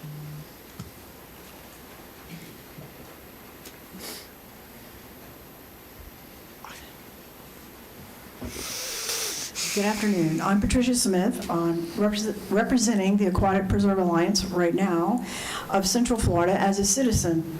I live here in Seminole County. I have a mailbox at Geneva, Florida, the post office, but I have a physical address in Lake Mary at 183 East Floyd Avenue. The Aquatic Preserve Alliance is a citizen support organization. We work with Volusia, we work with Lake, we work with Seminole County, supporting initiatives that will help maintain water quality in the Wekiva River Aquatic Preserve, as well as the St. Johns River. Natural lands, even in the Econ-Waxahachie Basin, also protect the St. Johns River, which ultimately protects the aquatic preserve area. So we have submitted a letter on July 14th to the board for consideration in support of the initiative to put this on the ballot for the citizens to make the decision. As a citizen of Seminole County and an environmental scientist and an educator, I have been a volunteer. I'm wearing my shirt today. I'm showing my colors, okay? With the Seminole County Natural Lands Program since, I say more than 20 years. I've lost track, a long time, okay? This shirt was given to me in 2015. That was 7 years ago at the 25th anniversary, okay? I've worked closely with the Seminole County Natural Lands staff. They're superb. We have developed programs. I've helped lead hikes. I've done events. I've done things for years, night hikes, all kinds of things. Natural Lands is also used as a teaching tool. I'm a college professor.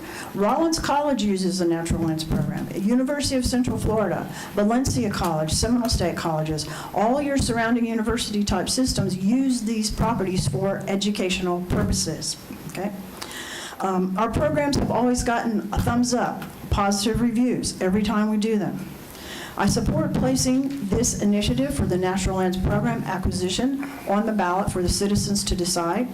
And I thank you for your consideration. And I also want to mention, I think the Natural Lands Program in Seminole County is only 6,500 acres. There are other lands that aren't part of Seminole County's program, such as the Little Big Econ Forest and things like that. So I didn't know we had that much. Where is it? That's all I want to know. Thank you. Gray Wilson, followed by Gabrielle Milch, followed by Charles Lee. Hi, Gray Wilson. I'm here representing, Gray Wilson 5044 Shoreline Circle. I'm here representing Friends of Wekiva River. So I just want to make sure that each of the commissioners get what some of my readings. Can I pass those? And I'll put the same up on the board.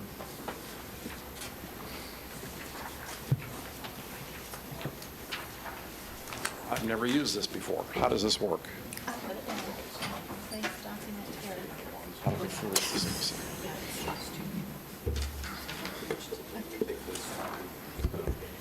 Excuse me, I've reached that age where I have to reach for my reader too. Sorry. That's all right. We've already gotten these. Friends of the Wekiva River supports the proposed Natural Lands Ballot Initiative, which provides much-needed protection for rural areas on both the east and west side of the county. This initiative overlaps our mission core, which includes promoting and protecting the aesthetic and recreational values of the Wekiva River system. Friends view this proposal as assisting in the protecting of the integrity of the Wekiva Basin and will aid toward restoration and continuation of the river and its tributaries by potential acquisitions in the basin. This initiative aligns with previous actions by the Board of County Commissioners to ensure Seminole County remains Florida's natural choice. Recent events, such as the sedimentation and destruction of the channel of the Little Wekiva River, has shown the need for greater protection of the Wekiva River Basin and our rural lands.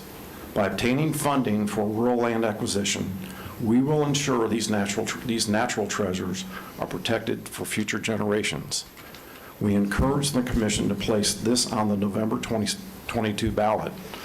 And we want to thank you for your continued support in protecting our natural resources and maintaining a healthy environment for our residents. Last thing I want to go over, you could switch that to the other item. I think this was referred to in the original presentation, but this is more specifically. This is from the state. This is State of Florida Wekiva River and Protection Act, Statute 369.321.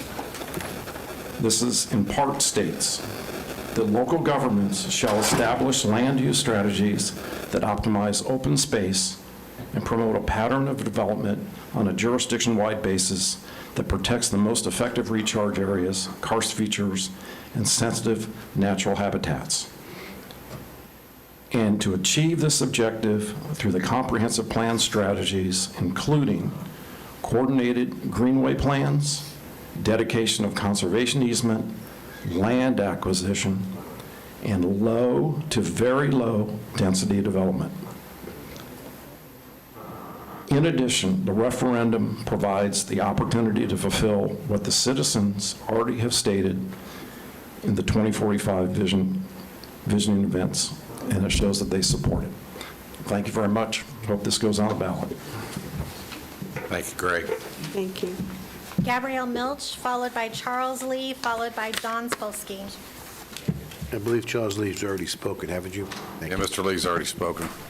Sorry. Good afternoon. My name is Gabrielle Milch. I live at 252 Coble Drive, Longwood, Florida. Do you know they're not making land anymore? We have an opportunity here in Seminole County to take some of that land that many people love and participate in, and I'm also work for the St. John's River Keeper organization, so protecting our waterways is very important. We have some lovely areas, but it's just a good thing to do, and it's aspirational, and I know that it's real estate, and it also, you know, it costs money to maintain and have plans, and that's some places we've fallen behind, and I think we've done very well in Seminole County with minimum people working for the Natural Lands Department all those years, and I know Jim Doobie's going to be retiring soon, and I just want to hats off to him. I was around for all the natural lands referendums, and people always get behind it. It's a wonderful thing. You know, the economics of upzoning and changing all those things, we do need open space. It's for our mental health. It's for water recharge to get to our aquifer, to our aquifer that's so important, and we heard about the Geneva bubble today and conservation of water, and so I hope that you all will put it on the ballot or not, try to put some other money towards it, and I appreciate everything you do, so thank you. Thank you. Thank you. John Spolsky, followed by Michelle Dewey, followed by Cindy Holler.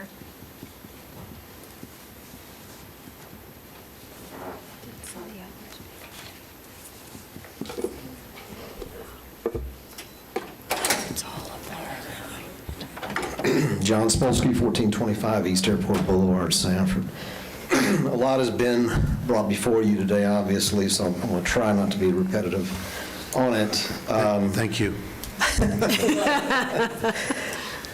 One of the things, as far as I've been a resident here for over 60 years, and I've enjoyed this county tremendously, as my children have, as my grandchildren have. And a lot of that revolves around nature as far as, and the parks and recreation. I use the trail every weekend.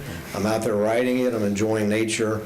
And the parks that you see, especially the ball fields, soccer fields, what have you, for my grandson plays soccer now as my son did.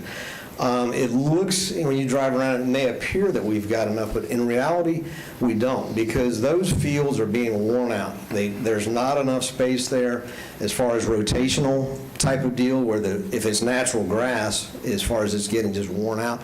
The synthetic is so expensive, as in Boomba, as I'm sure all you guys know how much Boomba costs to build. So as far as having enough to keep the future generations there, as far as sports activities, outdoor activities, and what have you for them, I think is critical. And even for old folks like us that like to go out on the trail and what have you, as far as our mental health is concerned, I think that's absolutely critical. And the woman who just got up and spoke, she touched on mental health, but one of the things that I think we see it in the news every single day as far as mental health with the kids is these places, these sports activities that are there to keep them as the camaraderie that builds up as far as with parents, grandparents, and what have you, I think is essential to the future of this county. And I want to see Seminole County maintain itself as the jewel as it has been of Florida, and not let itself degrade into a county such as what I think is Osceola County, quite honestly. I think people are coming here for that reason, and I think it's incumbent upon you as far as putting it on the ballot to let the voters decide. And as I was walking out on break, if you look back there in that back row, I don't know who the people are, but the little girls that are sitting back there, that's what I think this is about. It's not so much about us, it's about generations like them, that this county will maintain its integrity, will maintain its allure, as far as that people will want to live here and won't want to move out of Seminole County to other counties or other states, if you will, because of the quality of life degrading. So I hope that you do consider putting this on the ballot and let the voters decide. Thank you. Thank you, John. Thank you, John. Michelle Dewey, followed by Cindy Holler, followed by Paul Owens. Hello, Michelle Dewey, 202 Sir Lawrence Drive, Sanford, Florida. We repeatedly hear, everywhere, that there are no funds for natural lands, and why is everything being bulldozed for development when natural lands are not being protected in sensitive areas? As a representative, I spoke with a representative of Seminole County Soil and Water Conservation District, and she estimates that 30% of land is left in Seminole County, far less in Sanford. So what your decision is to put this on the ballot will also affect Sanford, which has far less, and we really want to preserve what's left, and a lot of opportunities because of that. Housing values will probably go up as well if we protect more land. Let's see. The referendum will provide an option for increasing we have record-breaking heat every summer. Every summer we hear it. As we keep destroying the wetlands and the forest, the heat will go up. Something called heat island index. Heat island index, 10 to 15 degrees higher than a forest area. These are, hospitals are actually preparing for people to have kidney failure and heat strokes because of that. I think I said 1 in 4, 1 in 6 in Los Angeles. Illnesses are from heat-related illnesses. We don't want that here. Mental health, obviously. When there's less green areas, there's more violent crime. Decision will affect Sanford, as I said, flood zones, et cetera. I sent you a document. I know some of you have received it. Native Americans are most known for saying this. We borrow from our children. We don't take what's going on. We don't take from our ancestors. We borrow from our children. So what do we have here? We're leaving for our children. We remember playing around in areas and things like that where you can be in green areas.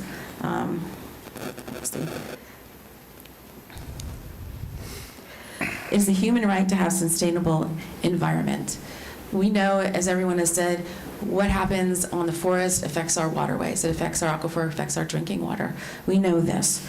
It costs billions of dollars to clean up the environmental hazards that we create. The environment provides us millions of dollars in return instead. So we want to consider that. Native species have a right to have their habitats and corridors as well. If we look at the 2014 map, thing that I provided to you, if you had a chance to, only 10% is natural land out in 2014, so how much is left now? Environment affects personal health. The cost of depleting our environment is cost taxpayers money far more than any tax increase would provide to preserve it. We want to empower the people to make the decision. I ask you to allow the people to make a decision. If people are against it, they can vote against it. If people are saying that this is a secret, if this is not an opportunity, this is an opportunity for you to make a decision. It's an opportunity for you to allow the people to make a decision. Thank you. Thank you. Cindy Holler, followed by Paul Owens, followed by Dina Houston.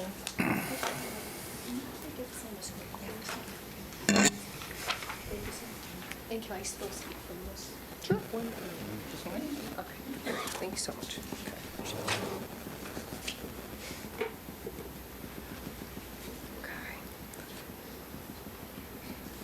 Okay. And then I can just leave you. Okay, perfect.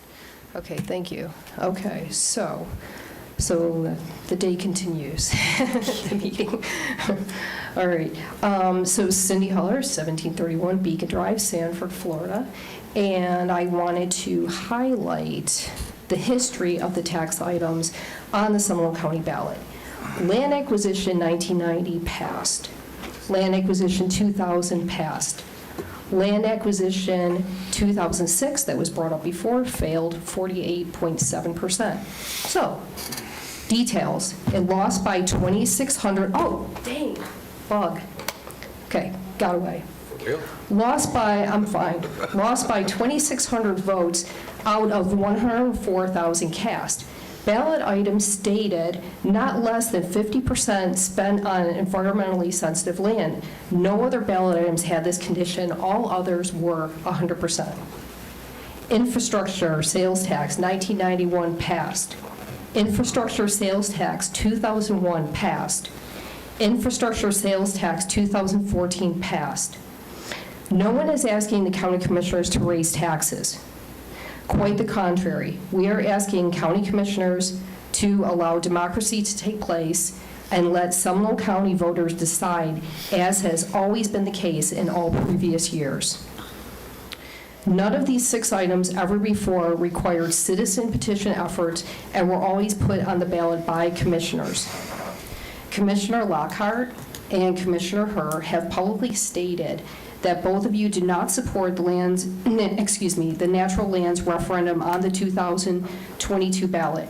Please allow the 300,000,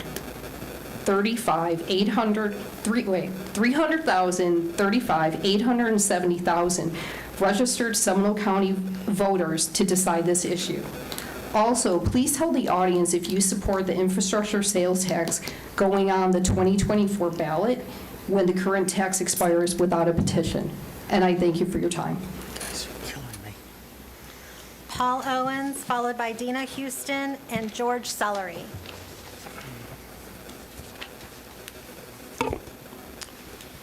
Good afternoon, Commissioners. I'm Paul Owens, President of 1,000 Friends of Florida, speaking on behalf of that organization.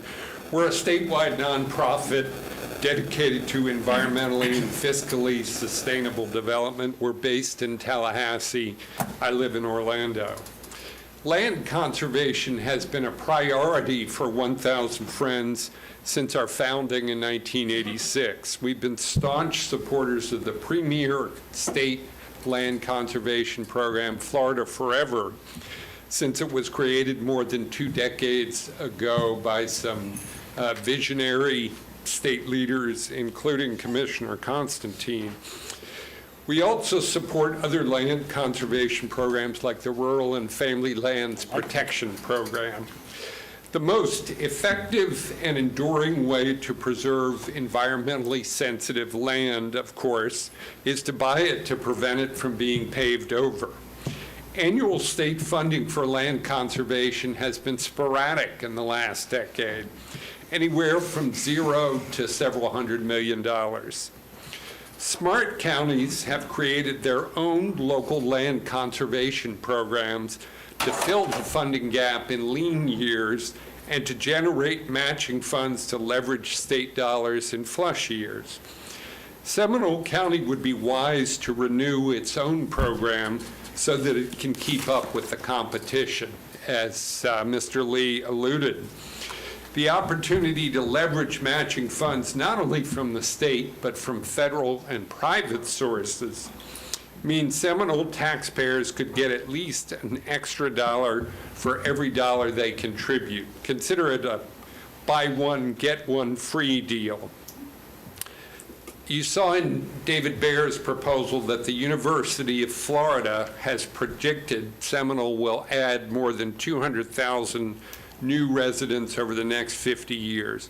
Growth on this scale will threaten Seminole's natural lands and the waterways to which they drain unless those lands are conserved and protected.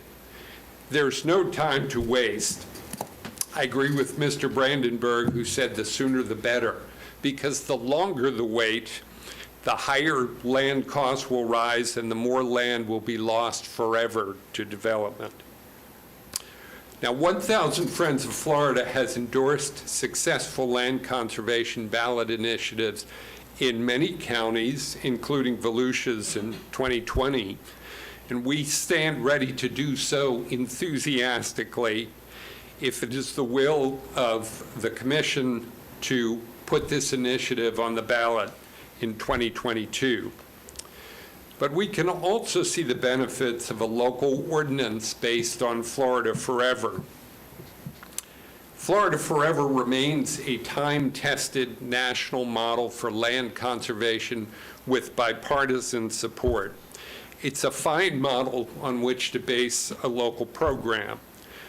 In response to some questions raised already about a program for land acquisition, a program based on Florida Forever would not involve any eminent domain. It would involve willing sellers.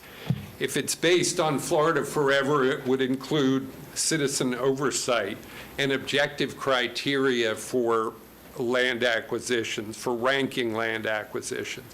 It would include taxpayer protections tied to appraised values. We also see the appeal of a program built into the county's budget. This is an opportunity for Seminole to establish a new paradigm for Florida, a paradigm that acknowledges that protecting land and protecting water is a basic responsibility of local government, especially in a fast-growing state whose economy is built on the environment. Protecting land and water belongs in the same category as other core services provided by local government, like public safety and transportation. The amount proposed for land conservation in the county budget is a fraction of what's spent in those other areas. It really should be a given in every year's budget, not dependent on periodic renewals at election time. Commissioners, you have a couple of options, at least a couple of options to renew and refund Seminole's land conservation program. Whichever one you choose, we urge you to make sure that the goal on land conservation moves forward by the time you conclude today's meeting. Thank you. Thank you. Thank you. Thank you, Paul. Dina Houston, followed by George Sellery, followed by Emily Turner. Deanna Houston, 750 Sagana Point, Lake Mary, Florida, 32746. So, we don't have time. I don't even want to wait hardly to the next election. I voted for two of you up there today, truly believing, as the incumbents, that you were going to help our county stay natural and improve. And it's been disappointing to come to the meetings and see that we haven't done hardly anything since that last election, when I believed in these two people. So as others have said, we don't have time. Whatever option you choose, please listen to the people. Do not underestimate the sellers, the people who own land. My parents actually reduced the price of their land, and it became the Crystal Lake Preserve. They reduced it by over $400,000 so that it could be bought and put into a preserve. People want their farms, they want their land to stay natural. They don't want to charge exorbitant prices. They will do, in many cases, what they can do to keep it from being developed. So we don't have time. We really don't. So whatever y'all need to do to make this happen and listen to the people of Seminole County, make us proud. Thank you. Thank you. George Sellery, followed by Emily Turner, followed by Catherine Manola. I'm here representing the Lake Forest HOA, so I'd like 6 minutes, please. And my wife is going to help me with a little bit of this. How do we get this to come up? No?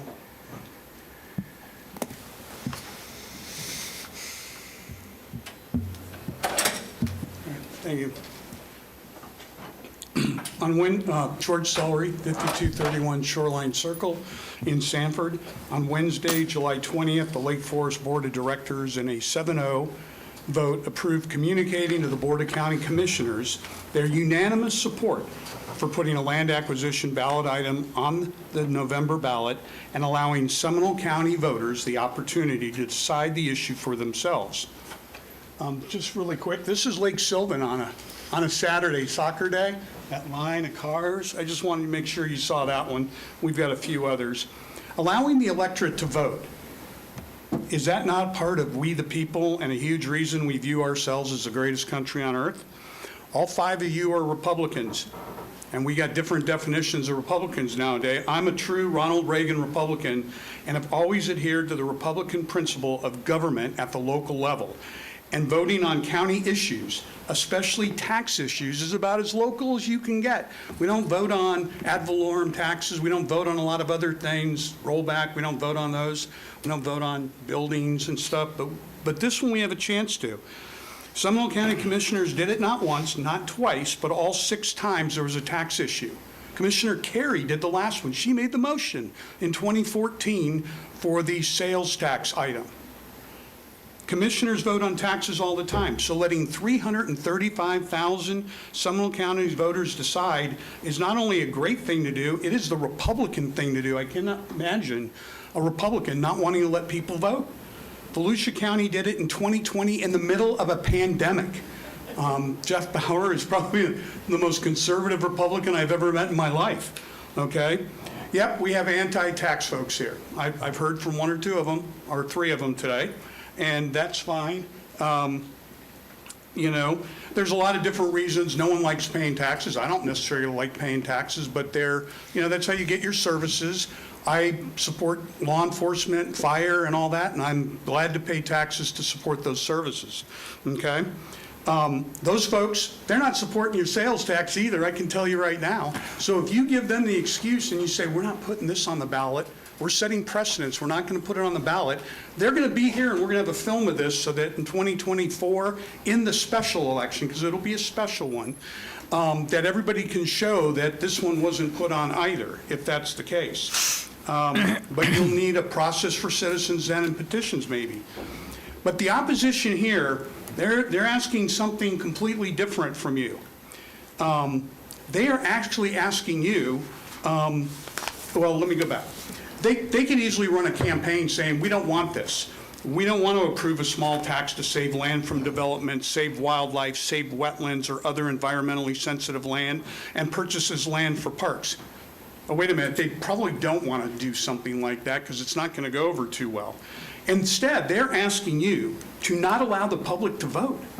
I'm a veteran, proud veteran. I think this is 100% inexcusable, and I think every veteran I know would agree. Letting people vote, up or down, that's the American way.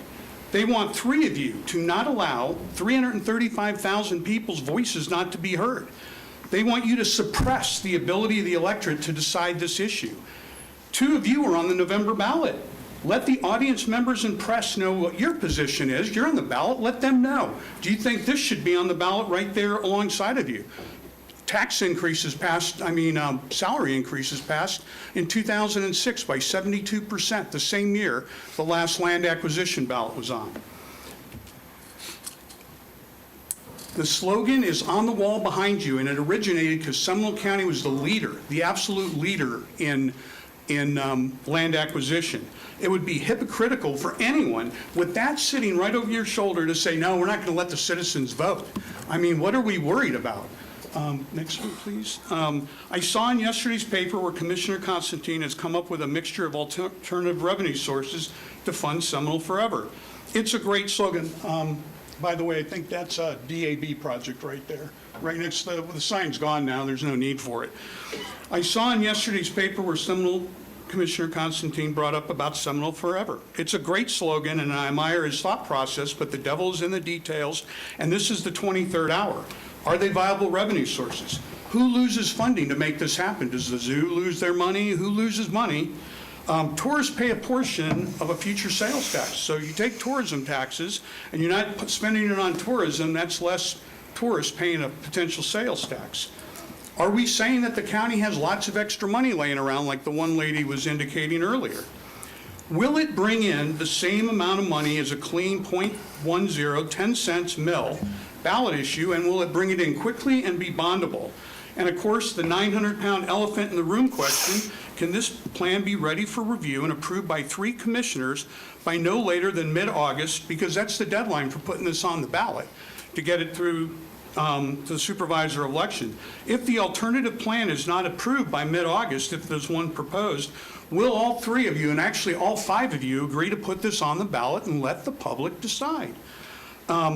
Commissioner Lockhart, I saw in the paper you were saying you don't want this on the ballot. I respectfully request you're running for commissioner, not queen. No one should have that kind of power over 335,000 other voters. Excuse me, I'm Salary, sorry. Thank you very much. try not to be derogatory. Yes, sir. I'm not trying to be. Thank you very much. Oh, I got to give these. Emily Turner, followed by Catherine Manola, followed by Callie Adams. What's that? Yeah, okay. Hello, Emily Turner, 1797 Tangled Oaks Court, Lake Mary, Florida. The land acquisition ballot item would provide a huge return on investment for the future of Seminole County.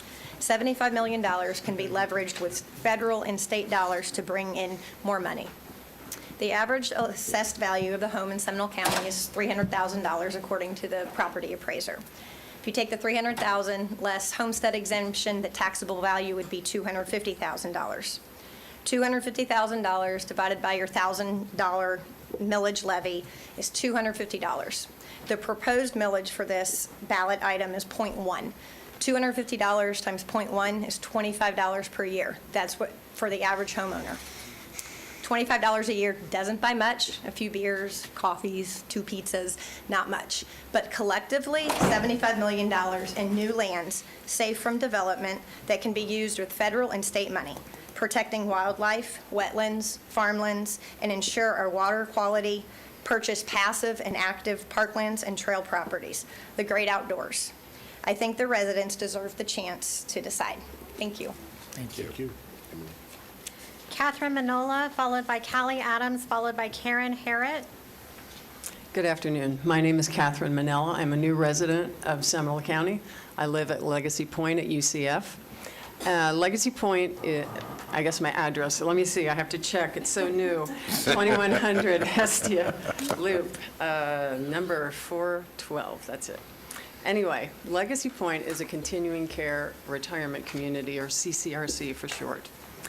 And there's only 2 university-sponsored CCRCs in Florida. My husband and I chose the one at Legacy Point at UCF here in this county over the one in Oak Hammock at University of Florida, which is my alma mater, for one reason. And that one reason is its proximity to the Econ River Wilderness Area.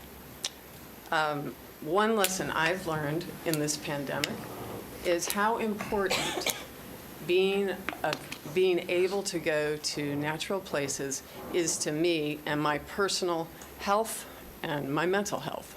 So anyway, I believe that as Seminole County grows, you are going to have to find a way to find sufficient acreage that's natural lands for the health of your future residents.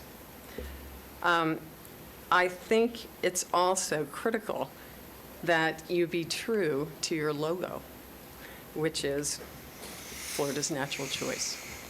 So I urge you to vote in favor of allowing this referendum to go on the November ballot, and let the citizens decide what they're willing to pay for public lands. Thank you very much. Thank you. Callie Adams, followed by Karen Harrod, followed by Chuck O'Neill.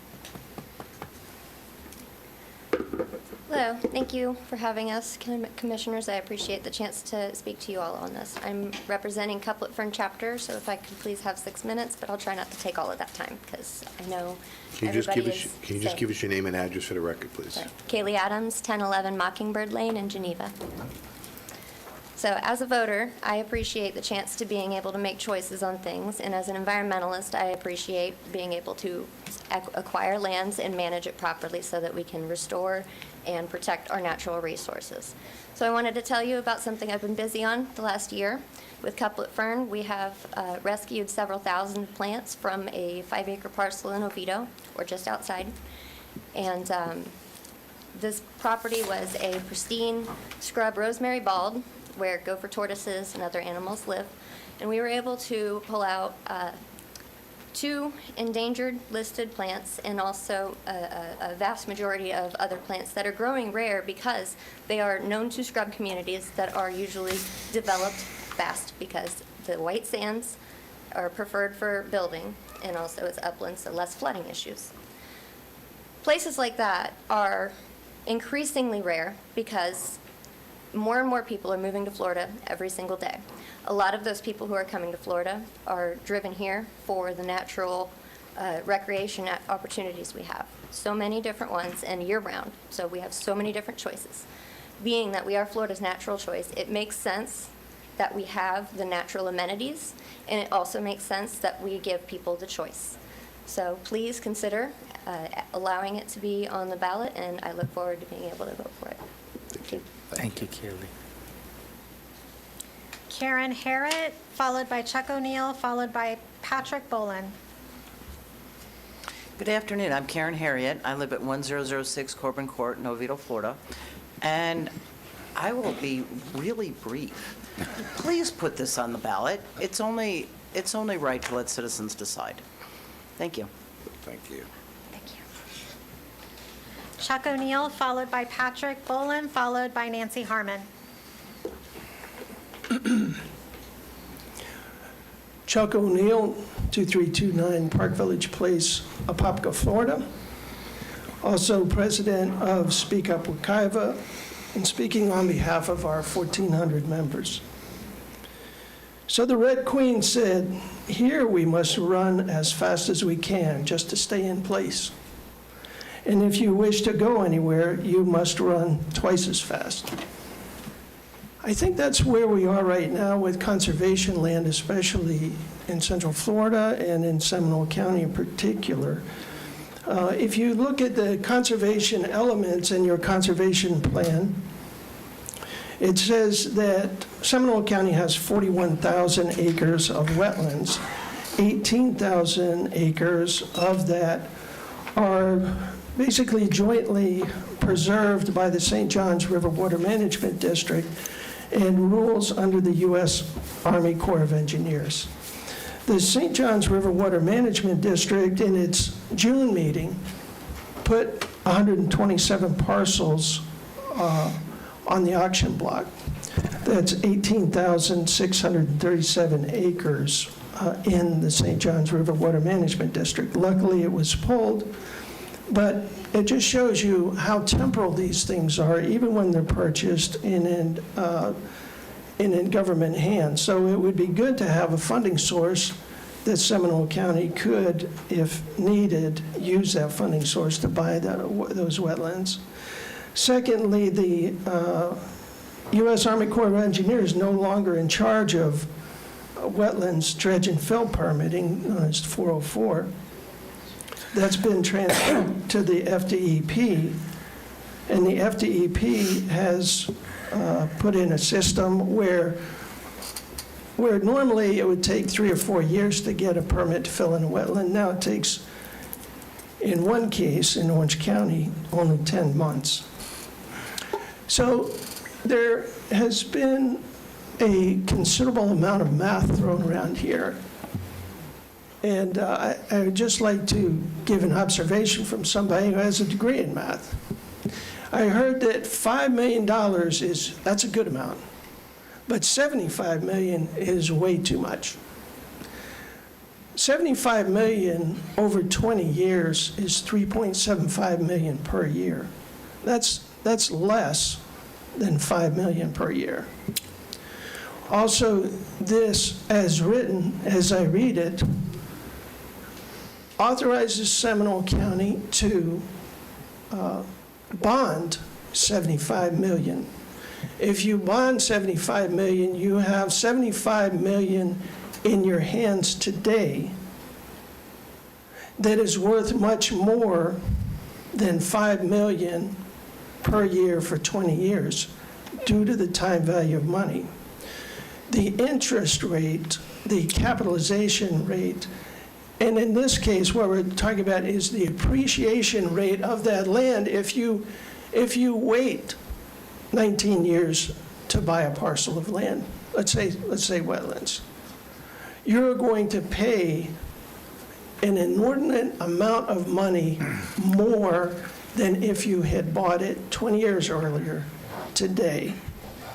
I do believe, and I believe it is sound mathematics, to opt for the bonding today of the $75 million to purchase these lands, conservation lands, whether they're wetlands or other lands, to buy them today, to be able to buy them today. The other thing is, if you opt for for instance, a yearly $5 million, that is so temporal. That is so temporal. There may be 3 out of 5 commissioners today that would opt for that, but will there be that in 2 years or 4 years or 6 years? If you're going to bond, a bonding entity will look at the future income source. If you pass it as it is today, there is a future income source for 20 years. If you opt for an annually, well, let's do $5 million this year, well, maybe next year, 4. That is not equivalent to a $75 million over a 20-year bonding source. So I hope that you support this as written and not opt for something that's temporal in nature, that if one person decides to run for another office, all of a sudden the whole program is out. I don't think that is sound. I don't think it's reasonable. I think this is sound. I think it's reasonable. I think it's backed up by mathematics. And I think, and I hope, that at least 3 of the 5 of you see the reason in going with the currently proposed methodology. Thank you very much. Patrick Boland, followed by Nancy Harmon, followed by Ed Young. Thank you, Commissioners. It's been a long day, so I appreciate you continuing to listen to voters' concerns on this particular issue. I'm Patrick Boland. I live at 2698 Running Springs Loop in Oviedo. I am a professor of biology at UCF, and I have worked in the conservation field in Florida since 1998. And so I'm very concerned about the status of conservation and conservation lands in the state of Florida. I think what is needed to be said has been said by Charles Lee about the ability to leverage state funds by having a strong program here in Seminole County, by Paul Owen talking about Seminole County facing 200,000 new residents over the next 20 to 50 years, timeframe. We know we're going to be under tremendous growth pressure, and we know that growth is inevitable, but we do not know that land preservation is inevitable. And Seminole County has tremendous natural lands. You've got a great natural lands program, and I think that this voter referendum is the way to best achieve the conservation goals for the future of this county, and I strongly support this initiative that's been proposed for the referendum. So I hope you will support it too. Thank you. Thank you, Patrick. Nancy Harmon, followed by Ed Young, followed by Katrina Shaddix.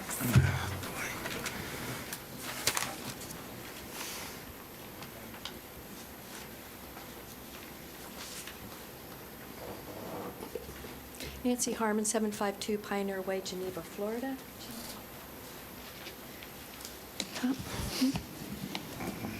Do I have to push a button? Oh, thank you. I'm sometimes technology challenged. I'm just going to go real brief with the survey statistics, because we had this conversation, but I just wanted to bring it back to the point that if you look over the past 7 years, Seminole County commissioned the surveys. There were 3 of them. They were polls or surveys.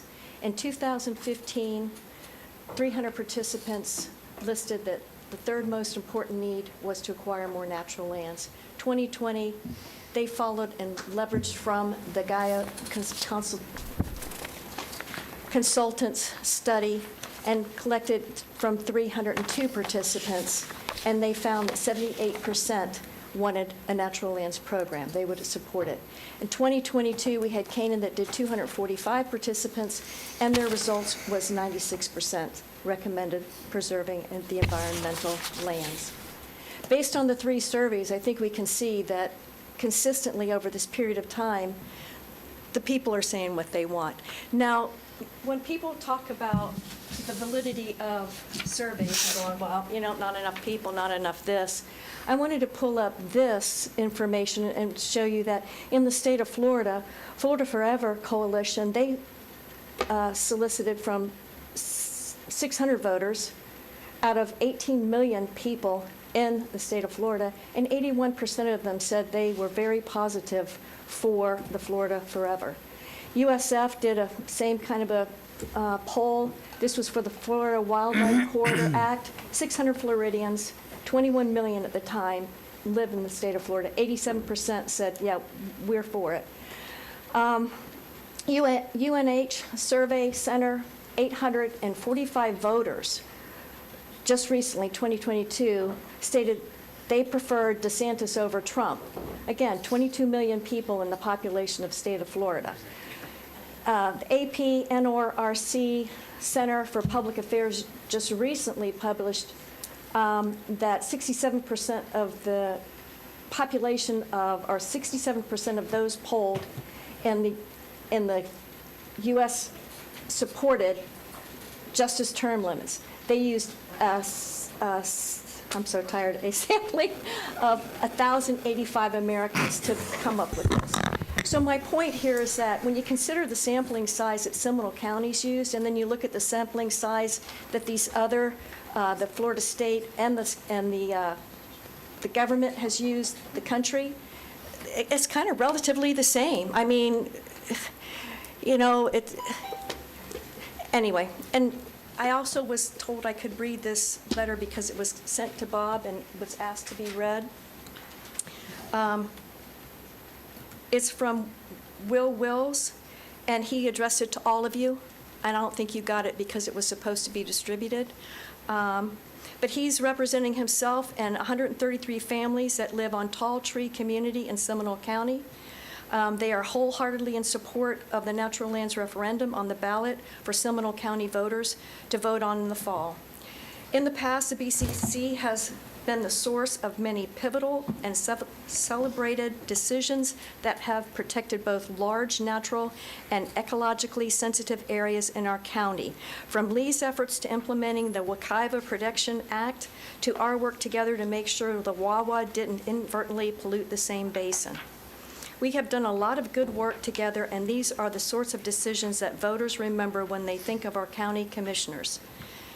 You now have the opportunity to tee up an initiative that, if subsequently approved, will cost citizens nearly nothing, but will help preserve our cherished lands for generations to come. It is an opportunity that other Central Florida communities routinely take, and that one that should be an option for us as well.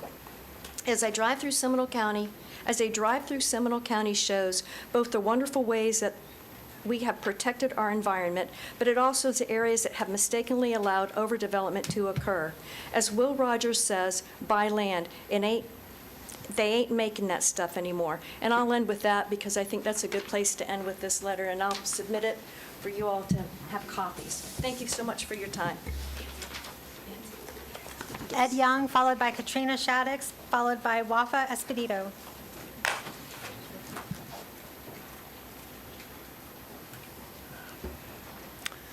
Oh, good evening, Commissioners, and thank you for taking the time for hearing everyone. My name is Ed Young, and I live at 940 Douglas Avenue, number 122, Altamont Springs, Florida. Time's up. That was quick. Story of my life. Back at the classroom. I'll have to reset that. People are moving here. Not Detroit, not New Jersey, not Baltimore, and if you're from any of those places, I apologize in advance. As it's been pointed out, the logo is behind you. We're Florida's natural choice. We have been Florida's natural choice long before the logo was adopted, the slogan was adopted. In 1990, my parents could have afforded to move anywhere in the state, and they spent 3 years searching, and they chose Seminole County. They chose the green spaces, the opportunity, the variation in communities. We are one of the few in the state to have urban, suburban, rural in large quantities of each. When I talk to new people coming here, which I do every year when I get new students, of course our schools are a big thing. Jobs, location. Number one is the quality of life and the character of this county. It's a matter of quality over quantity.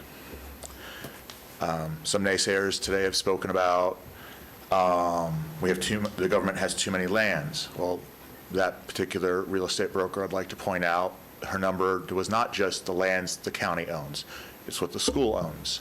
The schools own. It's what the municipalities own. What the state owns, and also what the federal government owns. When you make that a request for government, you get all those added together. She should have clarified. When they say, oh, non-owners or commercial are going to see theirs. Well, before I owned, I rented. And every time my landlord's property cost went up, guess what? My rent went up. So it does get passed. In closing, I'm asking you to help keep Seminole County as Florida's natural choice, as residents' preferred county to live, work, and play. Let citizens have their say on November 8th. Thank you. Thank you. Katrina Shaddix, followed by Wafa Espedito. And these are letters from Marge Holt for Sierra Club. She emailed them to you today, but I don't know if y'all received it, so I'll just... As Executive Director of a nonprofit, may I please have 6 minutes? Bear Warriors United. Katrina Shaddix, 3287 County Road 426, Geneva, Florida, 32732. So we are here today not to convince you that a land conservation program is vitally needed, because I think we all have agreed on that. We are here to ask you today to ask that Seminole County residents be given the right to vote on this.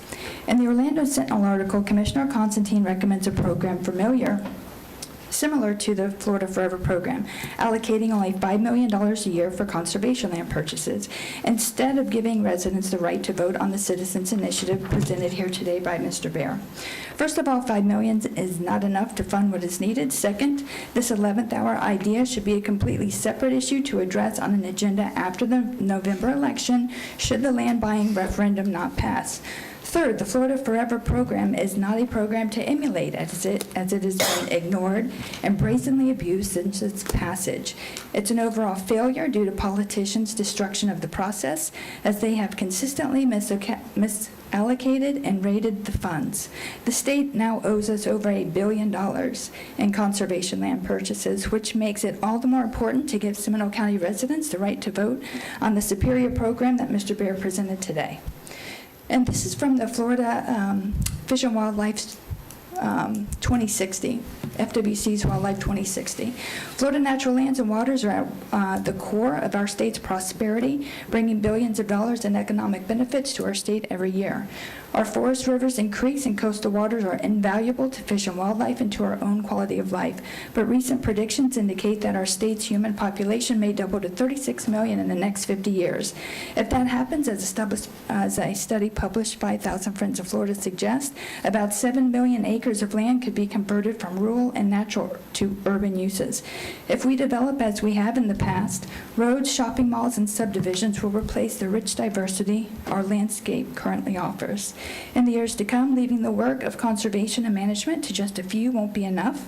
We will need fresh, effective strategies, including smart growth initiatives and green infrastructure planning, to direct and shape the growth that is coming our way. By encouraging development that is economically sound, environmentally sensitive, and community friendly, instead of allowing haphazard sprawl, we can keep the Florida we love. The addition of 18 million new residents to Florida will intensely heighten the competition between wildlife and humans for land and water resources. More than 1.6 million acres of woodland habitat will be lost, and wetland habitats will become more and more isolated and degraded. For the most part, the animals and fish that currently live in these habitats will disappear. Statewide, the landscapes where black bears and wild turkeys live will decrease by more than 2 million acres. Gopher tortoises will lose a fifth of their existing range. Some of our best strategies to give large animals and sensitive species a chance to exist include develop alternative protections such as conservation easements, promote compatible agricultural activities such as cattle ranches, and the last thing they say is acquire and protect large parcels of conservation lands. That's the end of the FWC. A couple months ago, Volusia County Chair Jeff Brower and I attended the Florida Wildlife Corridor Summit, which was based on the Wildlife Corridor Act, passed unanimously by Tallahassee, signed into law by Governor DeSantis, which allocates $100 million of state funds and $300 million of federal funds to purchase lands for conservation. Here are some of the important numbers and facts we found out at the Wildlife Corridor. The corridor is estimated to provide $30 billion in annual economic benefits to Florida. The corridor annually sequesters 21 metric tons of carbon dioxide. The corridor supplies 52% of Florida's annual aquifer recharge. It provides 1.2 million persons residential use of water. It provides $210 million valued of fresh water. The corridor supports 114,000 jobs, including jobs in nature-based tourism. Again, $30 billion is the annual value of the wildlife corridor to the state of Florida. And that number doesn't even include the impact access to nature on population health, real estate values, or downstream marine fisheries, or cost avoidance due to mitigation or harmful algal blooms in inland flooding due to intact upstream wetland buffer zones. $298 billion is the value the corridor will provide the state over the next 9 years. And at the Wildlife Corridor, it was determined that the biggest threat to the corridor is happening at the county level with the upzoning of agricultural farmlands and green spaces for sprawl development, which makes this Seminole County land program imperative for Seminole counties to survive. The greatest news from the Wildlife Corridor Summit is that the net present value of that conservation land program investment has a 610% return on investment, and that's incredible. The Seminole County Land Conservation Program will be an investment not only in our quality of life, but for our children and our grandchildren. It will be a highly profitable investment in Seminole County's economy. It will save millions of dollars needed to address the water contamination shortage crisis that will exponentially worsen if our remaining green spaces are not purchased and conserved. By the way, it's going to cost $1 billion to fix the northern Indian River Lagoon, just Brevard County's part, and that came from overdevelopment. And finally, it will save millions of our taxpayer dollars spent every year to pay for the infrastructure required for all new sprawl and irresponsible development. Please give the power of deciding our future to we the people. Thank you.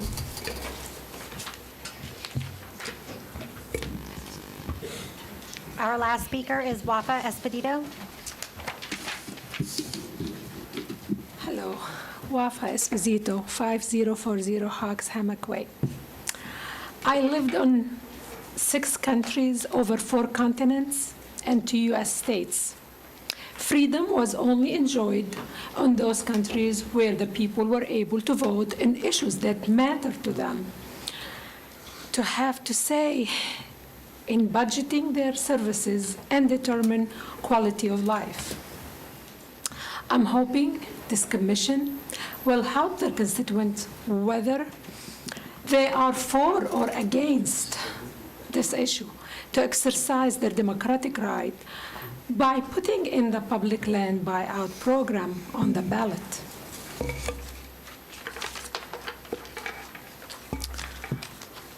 How to determine, it is easy or simple how to determine how important is this issue.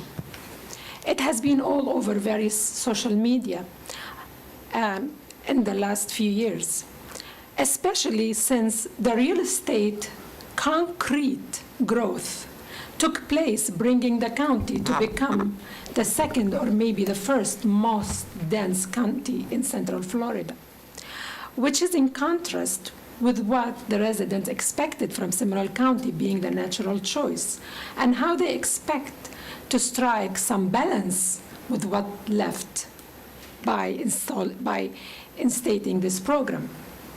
In 1994, a National Public Lands Day was proclaimed to take place on the 4th Saturday of September, where people work together restoring public lands in their communities with free access to national parks on that day. National Public Land Day motto this year is to give back, I think, after COVID. I won't dwell on this, the importance of it, and the benefit of natural public lands. If they kept well, they are nature's museum. When this takes place, will be historic for me. I'm really hoping to see it happening. Thank you. Thank you, Wafa. Is that the end? Okay. No, that's not it. Turn in the sheet. I'm sorry, sir. Please. Is there anyone else that'd like to speak? I would. Okay. Please come to the podium. Thank you.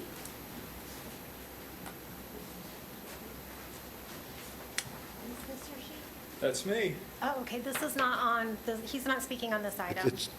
But It relates to it. Please give us your name and address, sir.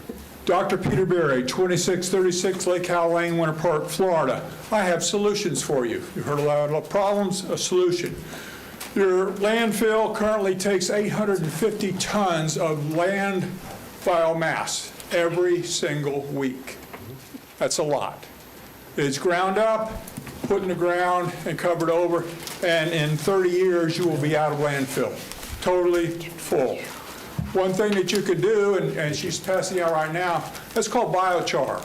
Biochar is when you take biomass, heat it up to a high temperature, 1,700 degrees Fahrenheit, and all the oxygen is taken out, you have leftover carbon. The carbon is then put into the ground, and it's sequestered. You have anywhere from 90 to 1,600 years of it. We have a problem right now with climate crisis. You all know that. You listen to the news. I mean, the fires and the floods and everything. If Seminole County takes carbon dioxide out of the atmosphere, then it's going to help out everybody. Plus, it's going to help out Seminole County. I brought some literature. She'll pass it out in just a minute, but let me cover a couple things first.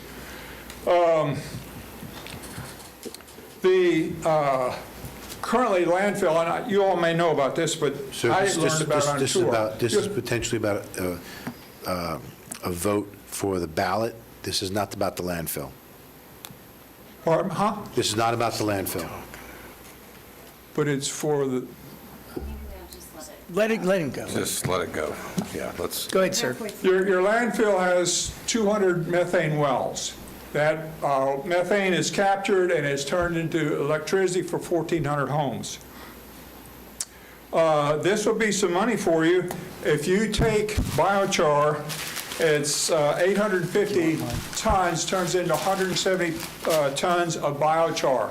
The rest carbon dioxide is sequestered. If you take the biochar and sell it, which I just gave you, you can buy that on Amazon, you can buy it on Lowe's. People are paying $600 to $800 a ton for biochar. If you're making 170 tons of biochar a week, that's a lot of money. It's over $100,000. Now, is it guaranteed? No. We could have a recession. We don't know what's going to go on. But that is being used as fertilizer. Secondly, and very importantly, carbon credits. When you sequester this carbon dioxide, then you get carbon credits, $100 or $100 to $120 per ton of carbon. All these put together, you have $102,000 for the biochar, you have $17,000 carbon credit. You don't have to mulch up the stuff. You're saving over $6 million a year from waste. Thank you. I appreciate your time. Appreciate you, sir. For the record, it's going to be used on tomatoes in Seminole County. We're testing it. I heard fertilizer, and I was like, give me your bags. Yeah, awesome. Okay, Thank you. thank We're going to you, sir. learn more. Okay, thank you. Shane, anybody else? Anyone else in the audience would like to discuss the Natural Lands Program with the board? Seeing none, we'll close public comments. We'll go to board discussion. Commissioner Constantine. Yeah, Mr. Chairman, I would, as all of the members know and has been related by some of the speakers today, I have been working on an alternative for quite a while, not at the last minute, and I will, if I could, ask Mr. Applegate to speak on it, and then I would like to, explain a little bit of what I'm trying to do. Thank you. Mr. Applegate. Thank you, Mr. Chairman. It's been a long afternoon, and I've been asked to talk a little bit about what Commissioner Constantine asked my staff and the county attorney's office to work on over the last week or so. He refers to it as Seminole Forever. What we provided to you, we being the county attorney's office and the county manager's office, is an outline, and I know that we provided it to you last week, near the end of the week. It is modeled after Florida Forever program. It would create a committee that would have members and also members at large, in addition to representatives from the appropriate agencies like St. John's Water Management District, Department of Agriculture, Fish and Wildlife.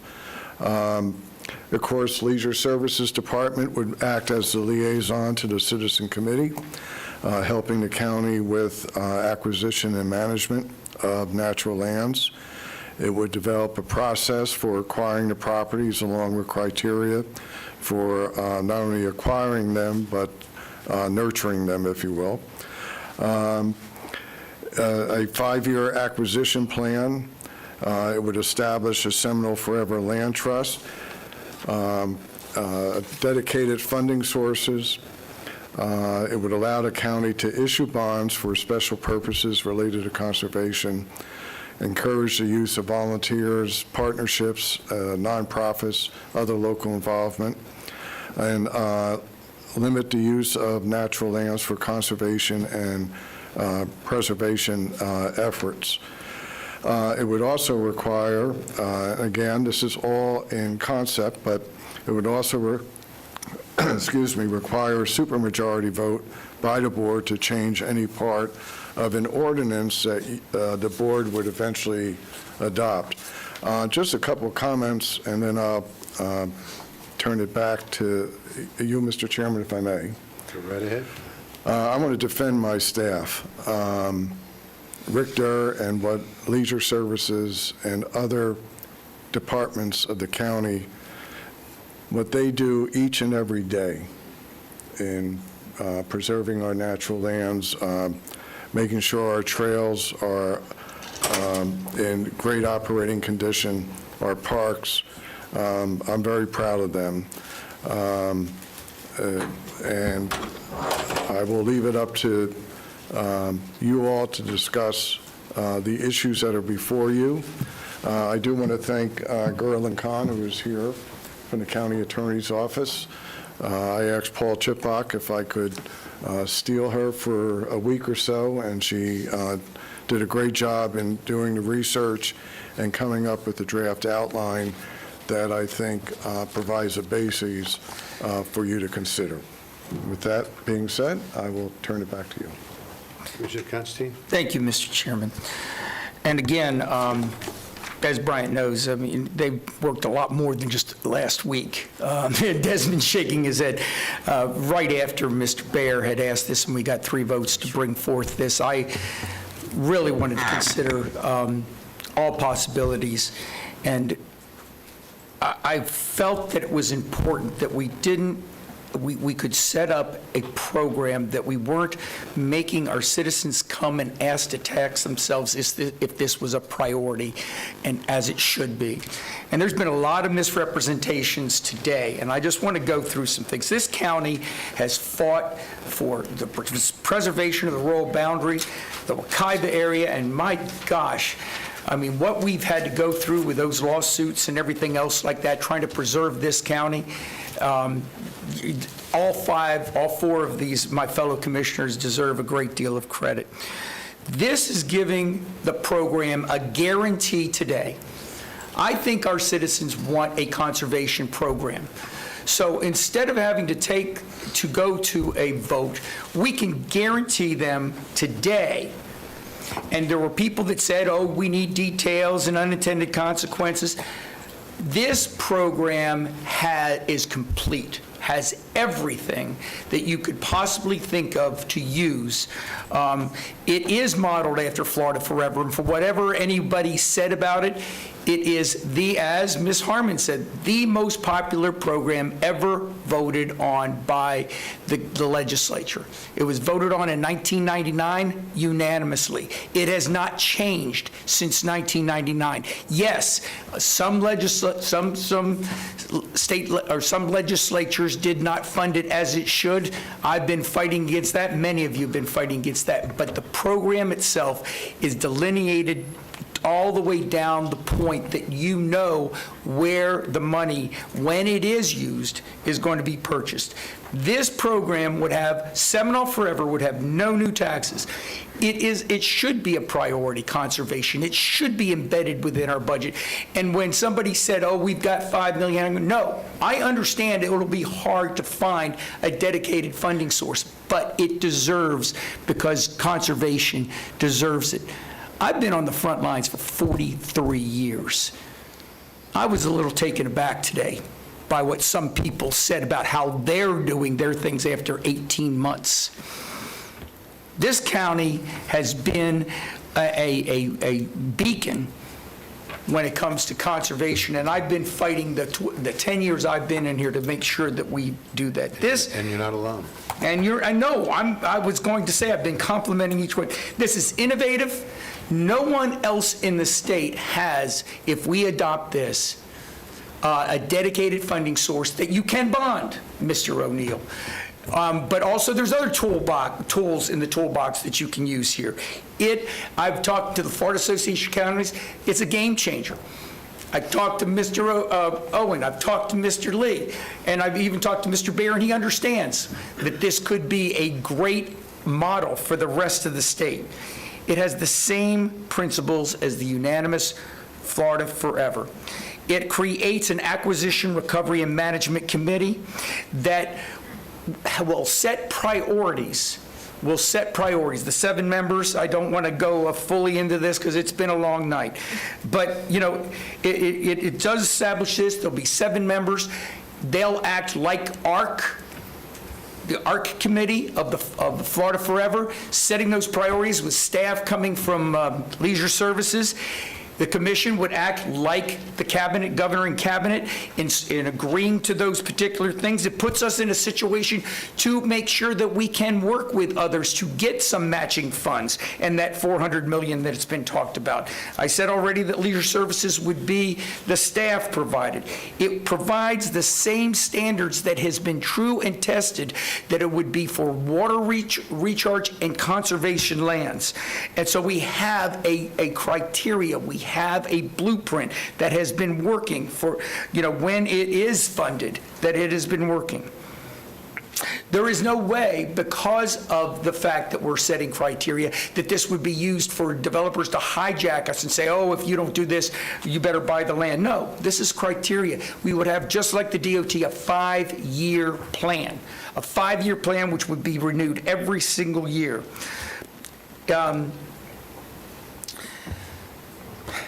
It establishes the trust fund. It provides a dedicated funding source, as I said before.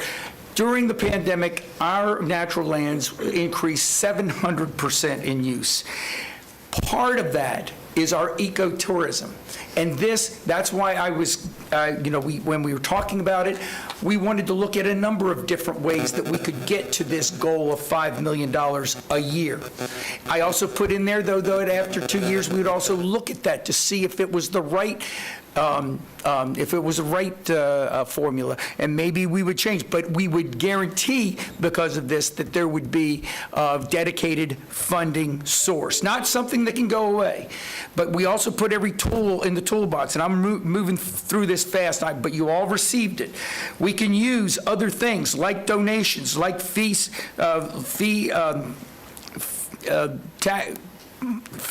in lieu of program. We can also use conservation easements. Any tool that we can do to put land into conservation that can be used for water recharge service purposes and conservation. Now I'm going to take a little time because we've been doing it. It also puts in... Take a deep breath. Thank you. It also puts in that if the lands are available for this, that it will also allow our citizens to use it in recreational purposes like fishing and hunting and horseback riding, all like Florida Forever. Tried and true. And the last, it requires a super majority. Again, for 23 years, through all different types of legislatures, mostly very conservative, Florida Forever has never been changed. Once we establish this, I believe very strongly that this will be something that the citizens will be very, very supportive of for years. And we don't have to take it to referendum. We can have it guaranteed now, today. If conservation of land and water is a priority, and it should be, we should not have to continue to require our citizens to tax themselves. We should find, and it's going to be hard, I understand.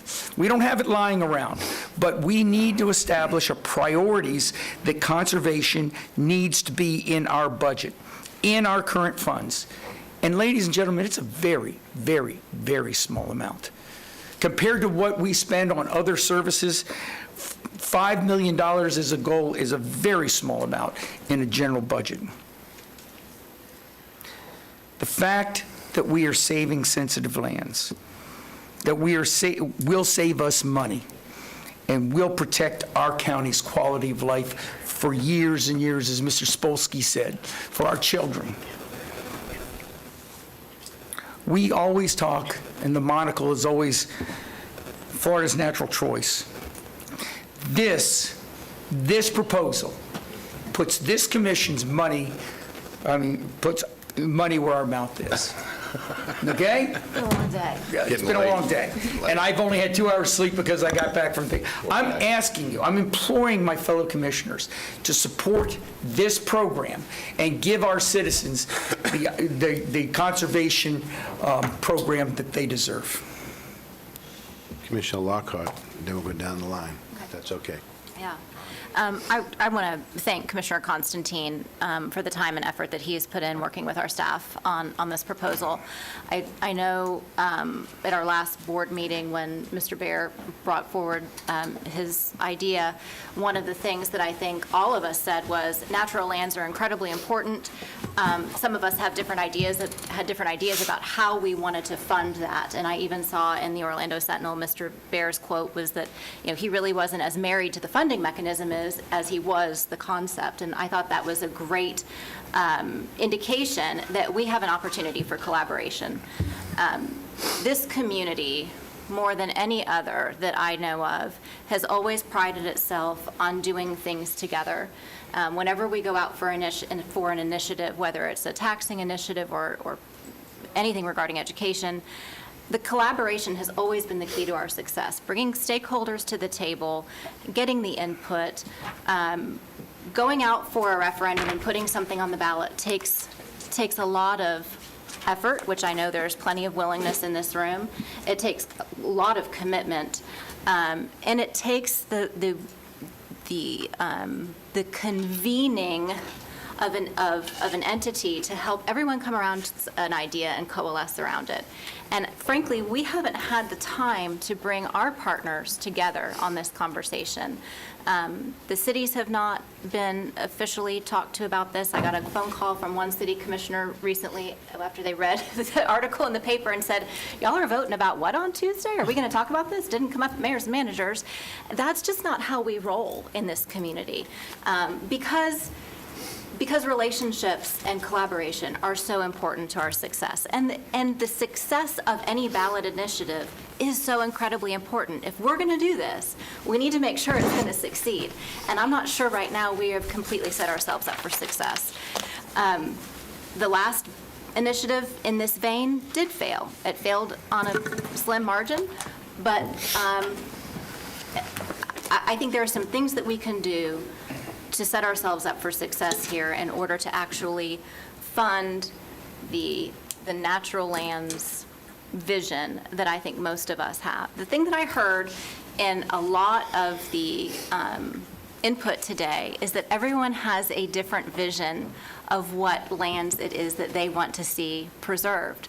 Some people have seen preservation as being untouched land, natural lands that would be out in an area that would be untouched by human hands. I heard some folks talk about preserving lands that would be active parks.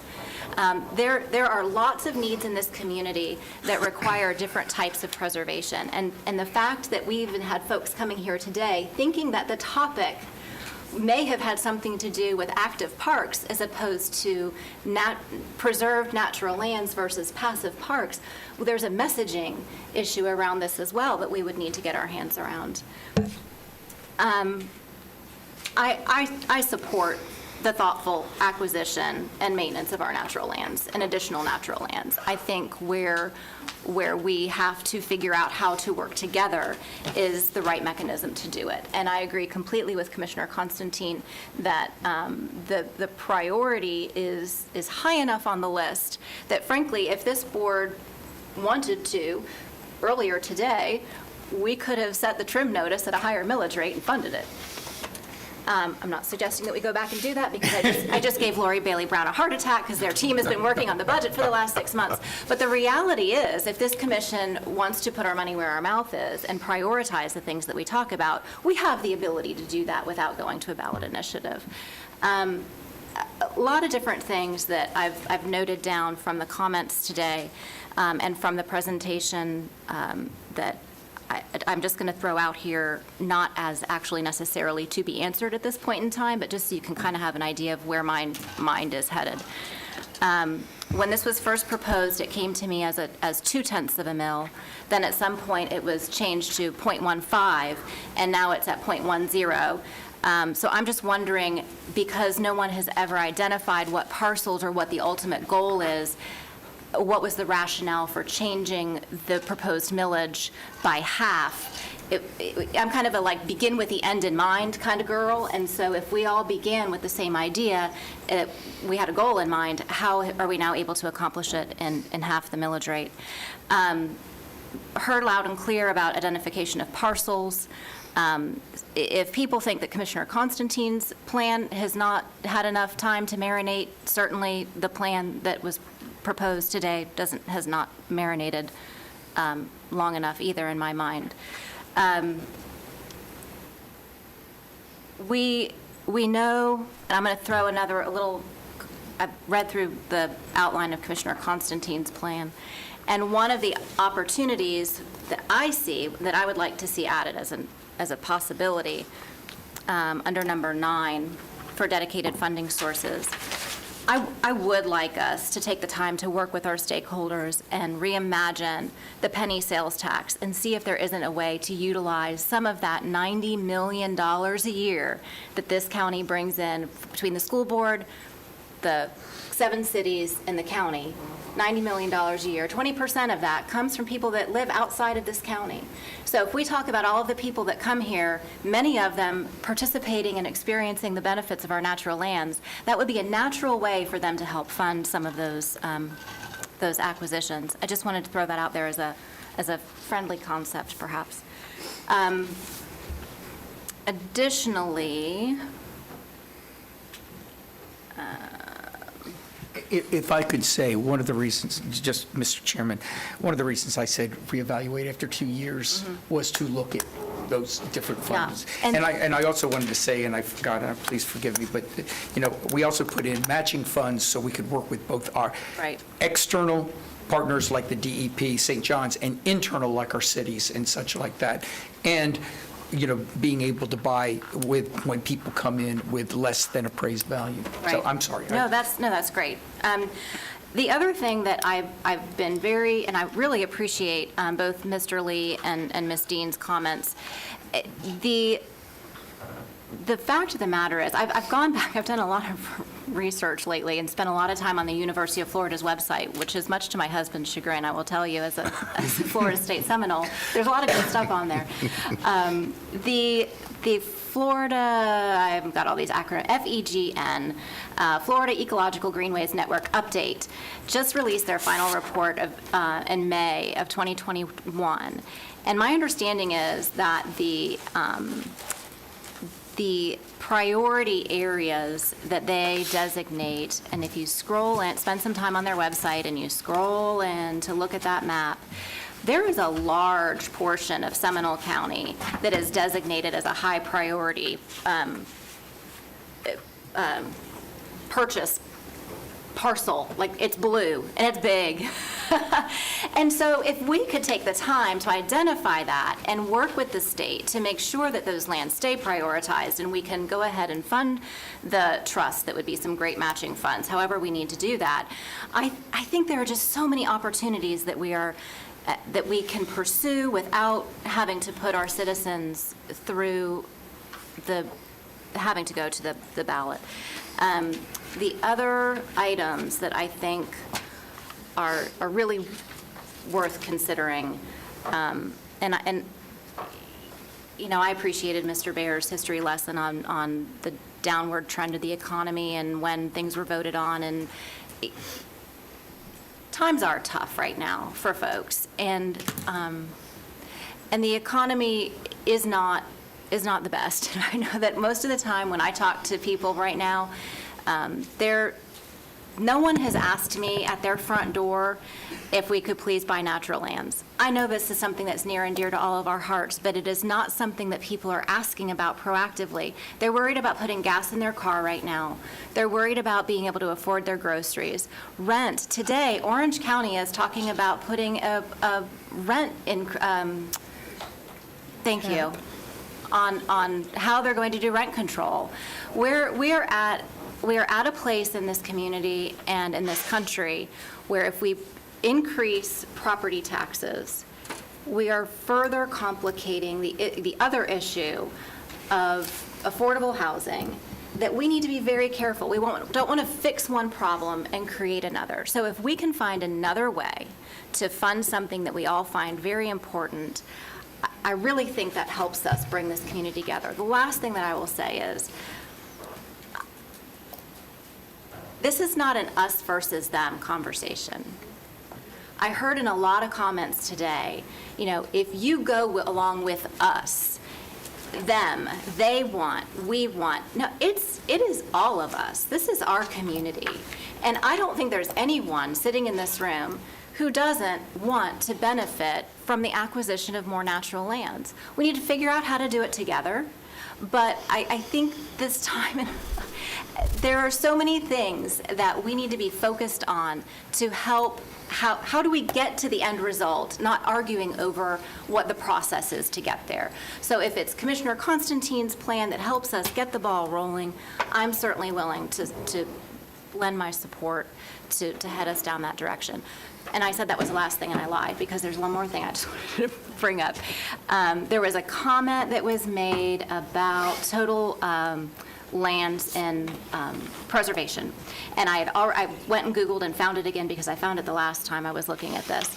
In Seminole County, the total number of lands in conservation, not publicly owned lands, but conservation lands owned by the public, which are two, of course, very different things. In Seminole County, we have a total of 38,078.32 acres in total public conservation. That's 19.4% of our acreage.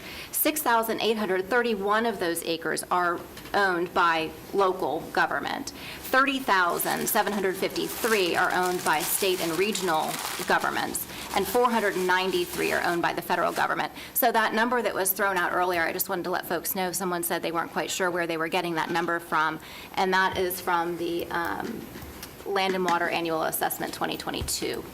So they're here, they're just owned by different governmental entities. That's all I have. Commissioner? So I actually think we have a meeting of the minds in terms of the end goal.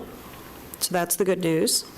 The bad news is that we have two entirely different processes that neither of which have gone through a full and fair due process.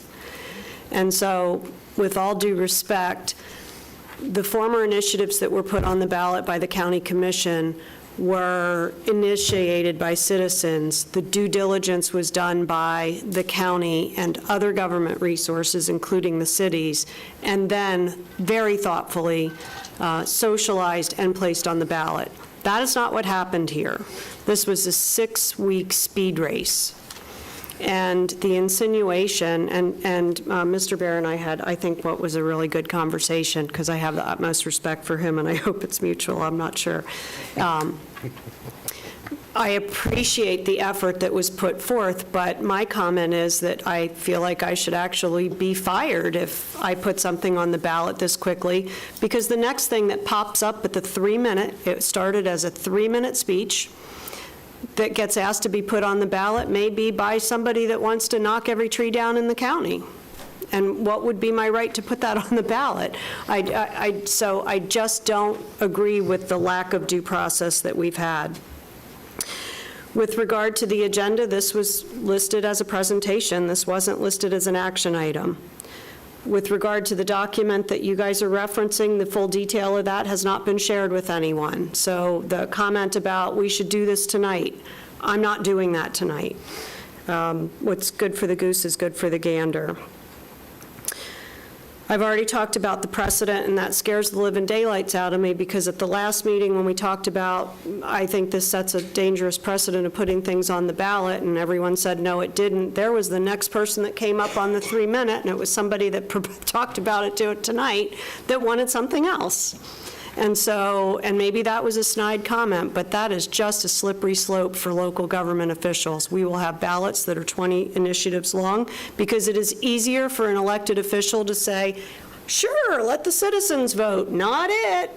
Well, that's not what the citizens elected us to do. They elected us to make really good, sound decisions. I would love to put things in citizens' hands that are very well thought out, that will have a positive outcome. I do think there's a lack of clarity, criteria, detail on the acquisition process and the procedure, and that scares me a bit. I do think there's an opportunity for us to talk about this in terms of being a legislative priority. Historically, we have not, and that may feed very well into the program that we vet a little further. And for me, I'll reiterate, it is not about the issue. It is about the lack of due process and what I think you elected us to do on your behalf. And then for the record, I would like to say, New Jersey is the garden state, and blueberries are in season, and they're really good in your grocery store if you look for them from that horrible, rotten state that got referenced many times tonight. But I just have to stand up for my homeland. Okay. And on that note, I'll say they're just 3 times what they used to be last year. No, they're good. Doesn't matter. They're priceless. Commissioner Zimbauer? So I'm going to take a little, there's been a lot said, and my apologies to the public. I had to eat something. I didn't mean to this up here, but, I had to partake in some nourishment, not knowing how long we would be here this evening. There was a couple references made, and I want to lighten it up just a little bit. There's a couple sayings that were alluded to today. One was a Native American saying. There's a Native American saying that goes, "We'll be known by the footprints we leave." That's truly a Native saying. There's also a saying that I refer to by a gentleman that was responsible for the national parks with Theodore Roosevelt, Mr. John Muir. Many of you are aware of him. And his famous saying was, "I go into the forest to lose my mind, yet feed my soul." I wouldn't say that about coming to the commission meeting, but certainly not going to the forest. The reality is, I think everyone on this board supports the notion of conservation lands. I don't know of any of them, any of my fellow commissioners that wants to cut down trees or poison waterways or do any of those things. Myself, as a private citizen, I help lead the initiative for the rural boundary as a private citizen. We have that, and we should continue that and preserve that. We have the Wekiva area, and I think it's been pointed out that we have significant amount of land that's already been put into some kind of preservation, conservation, and so forth. That doesn't mean we should not do more. We certainly should. I agree with the detail and criteria. I don't believe that every vacant piece of land in this county is a viable candidate for such a program. It needs to be identified. And we get sometimes the sense, and I think the public often forgets, that there's 7 cities in this county. And in fair respect to them, they also have taken lands and put them into recreation or conservation. In fact, this commission spent $14 million last year and bought 2 golf courses. From a funding mechanism, as a businessman, I'm telling you, this county has the money to fund such a program, if we want to. And it should be a priority. It should be something that should be fully integrated and considered all along. We've got the priorities. I mean, we've got the land use designations. We've got the criteria and policies that we'd be doing that. And again, I will tell you, if you can spend $14 million on 340 acres of golf courses that are in arguably the most densest areas of this county, you certainly can find $5 million or whatever the number ultimately is to fund this program moving forward. So I would like much more detail and criteria, and I would support. I do have one concern that I would raise, that it's fine to put property into conservation, and I think we should do that. But I think the hazard that many around this country soon forget is that farmland is disappearing at a rate so quickly that my fear is 2 generations from now, we will not be growing our food. It will be coming from who knows where. That not only is a sustainability issue, but it is also a point of national security moving forward. So anything that we look at in putting to preservation, I would like an aspect to be considered related to farming, whether that be hydroponics, whether that be organic, whatever that be, that we don't take that land and just forever say nobody can touch it. There should be lands identified for wildlife corridors, there should be lands for water restoration, wetlands, but also should consider farming aspects for the future. You know, we've just recently taken our natural lands program and pretty much put that in a box that is a no-touch box. I think we got to be very careful. I love the notion, I love the concept, we should be doing it, but that would be one of the unintended consequences I see. We don't see today, but we're going to see in the future. So I would like to see more about that. I thank Commissioner Constantine and all of his years of experience in putting this together and taking the time with staff. And I know staff, if you were working on this with Commissioner Constantine, you had your work cut out for you. So I thank you for that very much, and would like to understand more about the details. Okay, I'll give my 2 or 3 cents here. So I believe in natural lands, as we all do, and I believe Commissioner Zimbauer, I think you hinted on it a little bit, where this county did put its money where its mouth is when, in December of last year, we bought over 200 acres of land that we presently have owned now. One is still an active golf course, but the other one's going to be a passive recreational park. I believe that's the right thing to do. I think the Natural Lands Program is a wonderful thing to do, and if there is a way to fund it internally, I have no problem looking at that. But for full transparency purposes, I don't want to cannibalize existing programs or existing funds, because it's very difficult. It's easy to sit up here and say, we're going to spend X amount of dollars, but to find that money, that's not an easy way to do it. In fact, the Sentinel called me up and, asked me about tourism dollars. Tourism dollars is extremely fragile. This commission and past commissions have worked very hard to establish our tourism program. So I want to make sure that we're protecting those programs. We're not cannibalizing them.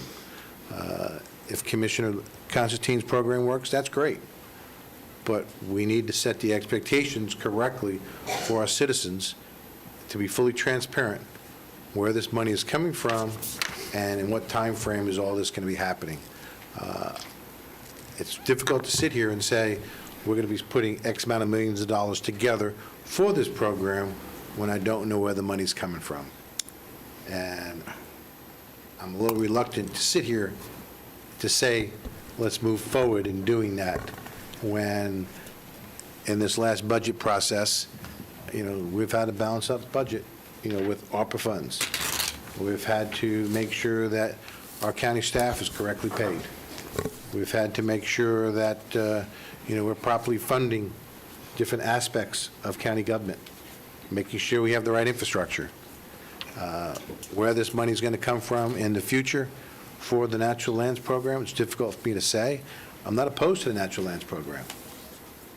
I want to make sure that we're doing it wisely.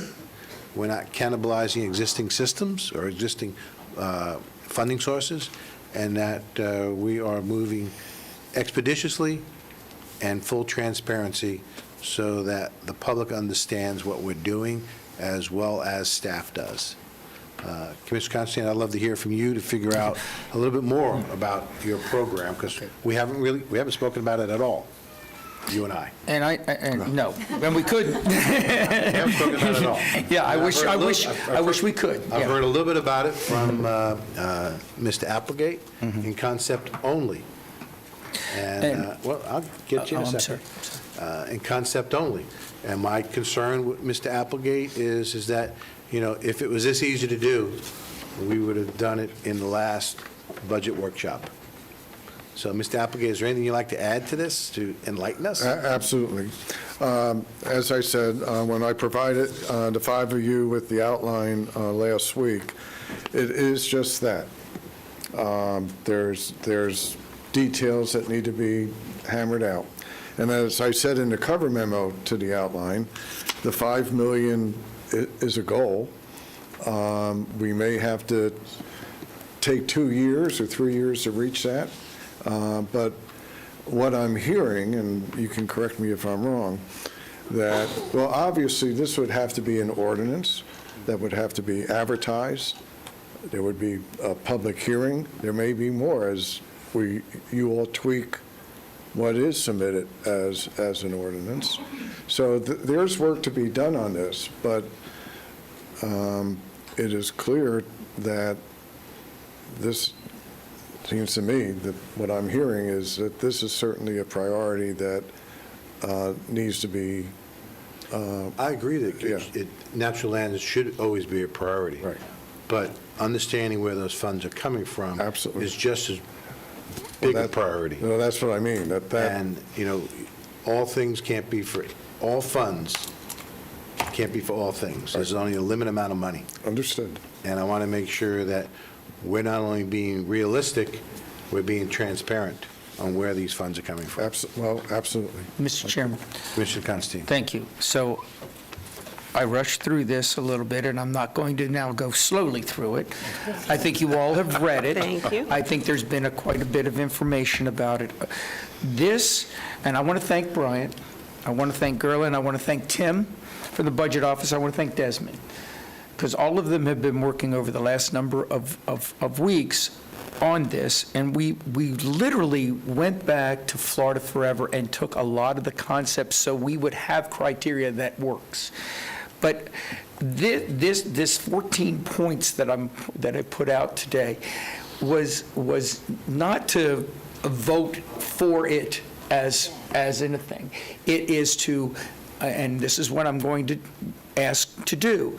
I want to make a motion to ask the staff to take this as a directive, and put together an ordinance. I know they've been working on a little bit of that, but take this and put it in, and as we all know, I wasn't sitting there and saying, okay, and this is where the money's going to come from.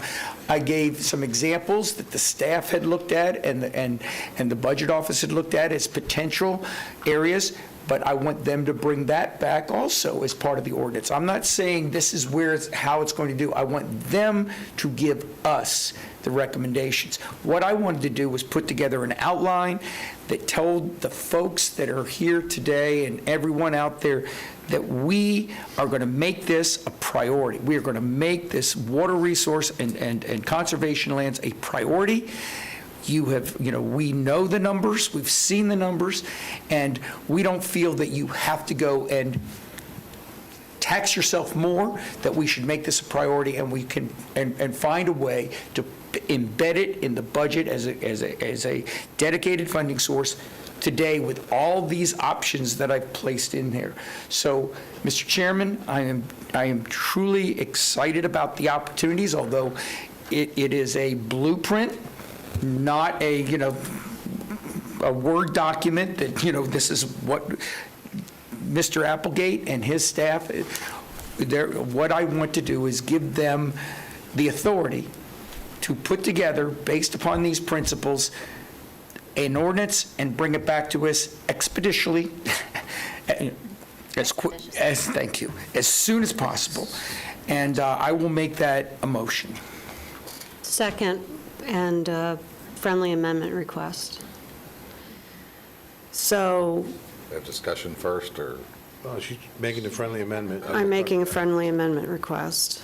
I think this is used as the construct of what comes back, but that there is flexibility on these 14 points. Absolutely. I think that's what you said, but not what I heard in the motion. So yes, for clarity's sake, that this may not be exactly where we land, given that it was done in a compressed period of time and all that good stuff. No question. Zimbo? Thank you, Mr. Chairman. I will support it, but I'm going to ask for an amendment, a friendly amendment to the motion in the seconder. The reality is, and Tim and Lori, what I'm about to say is, I think, a good reflection on your staff, that you guys typically budget very conservatively, and I think we're all appreciative of that, and you're pretty accurate with those ideas. But I'm going to tell you, we know that we're going to have a 12% increase. We're going to have Save Our Homes comes in a 3% cap that's going to kick into that. It's not going to hit with the commercial. I think we're going to have more than $55 million in reserve funds this following year. Now, that will change cyclical with the economy as property values go up and down and as more stuff comes, into production and gets actually built on the tax roll. So I'd like a friendly amendment that we're going to commit a minimum of $5 million a year to the program for staff to look at that. I'm a no. If we're going backwards, I'm a no on the second. I think that's the work that the team needs to do.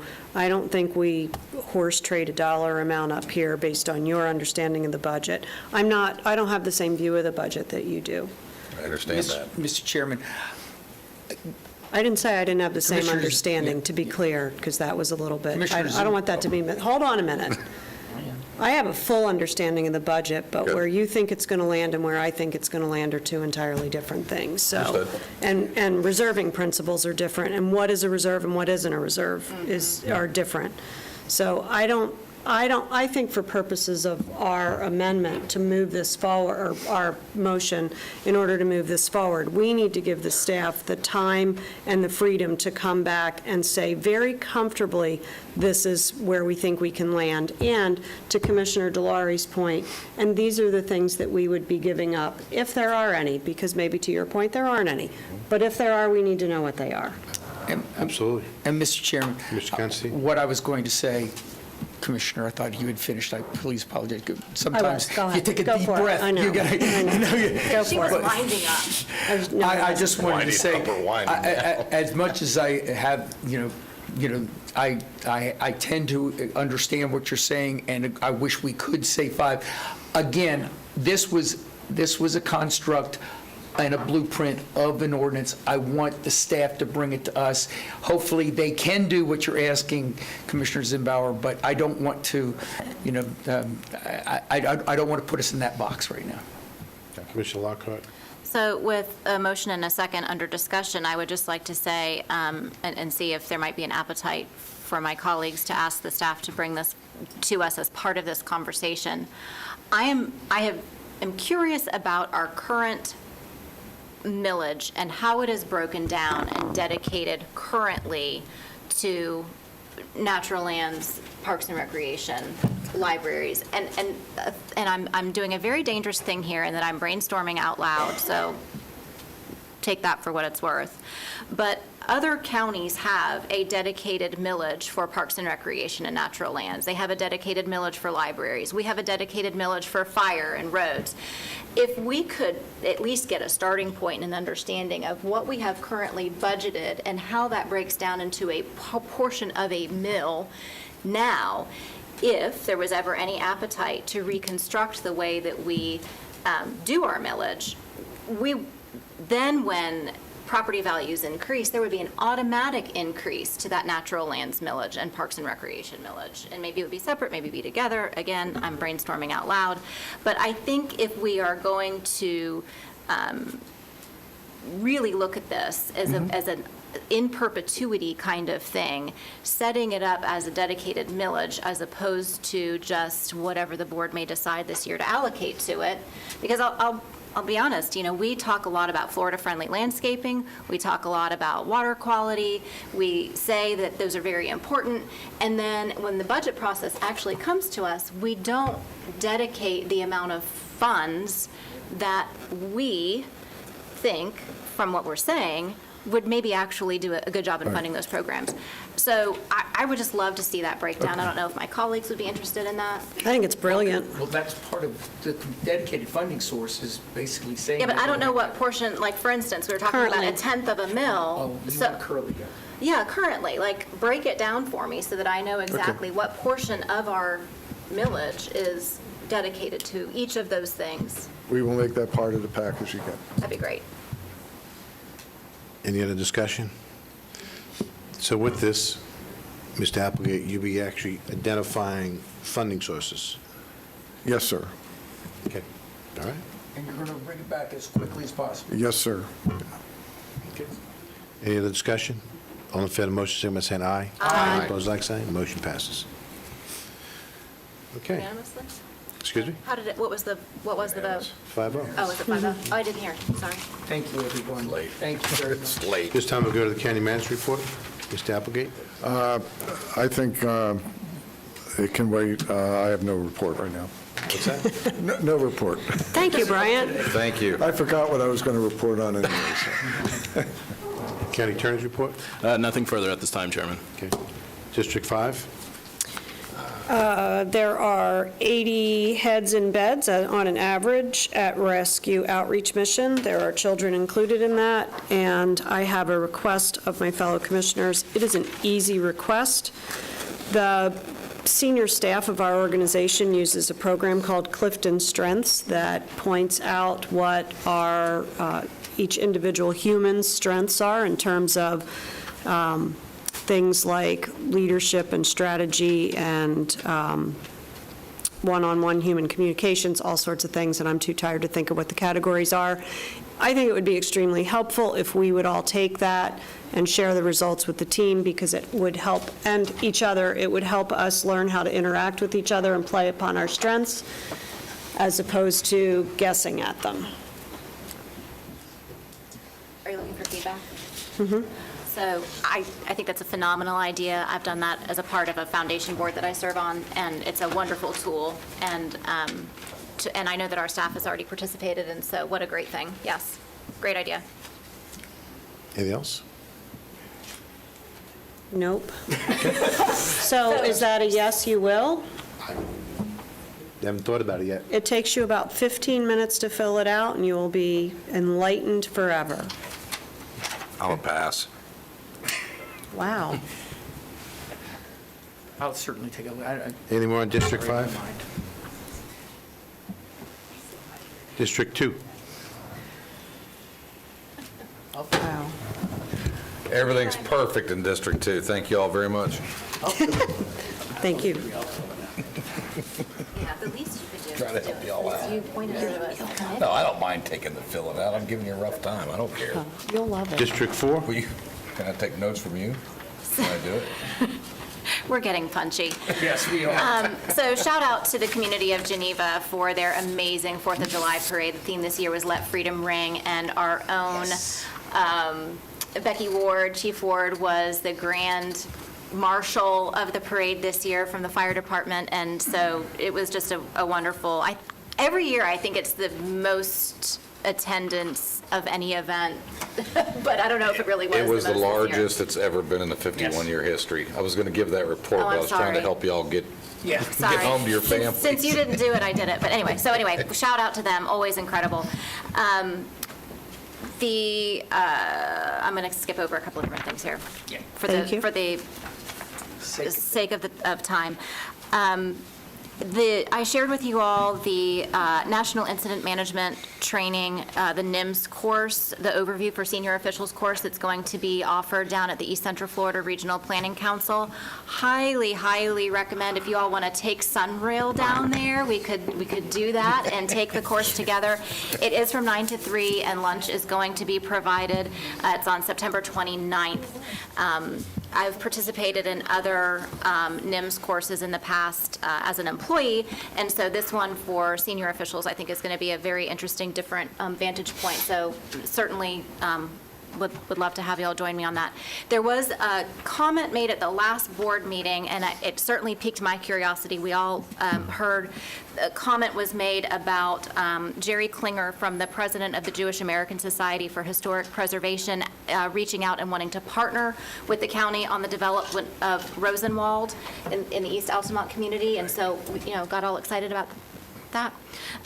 Upon further reflection and digging in, Mr. Klinger actually is working on a project that's in Chicago, but he is, so that's that, the money is not for Seminole County, it's for a larger project that they have planned, and is wonderful that they're doing that.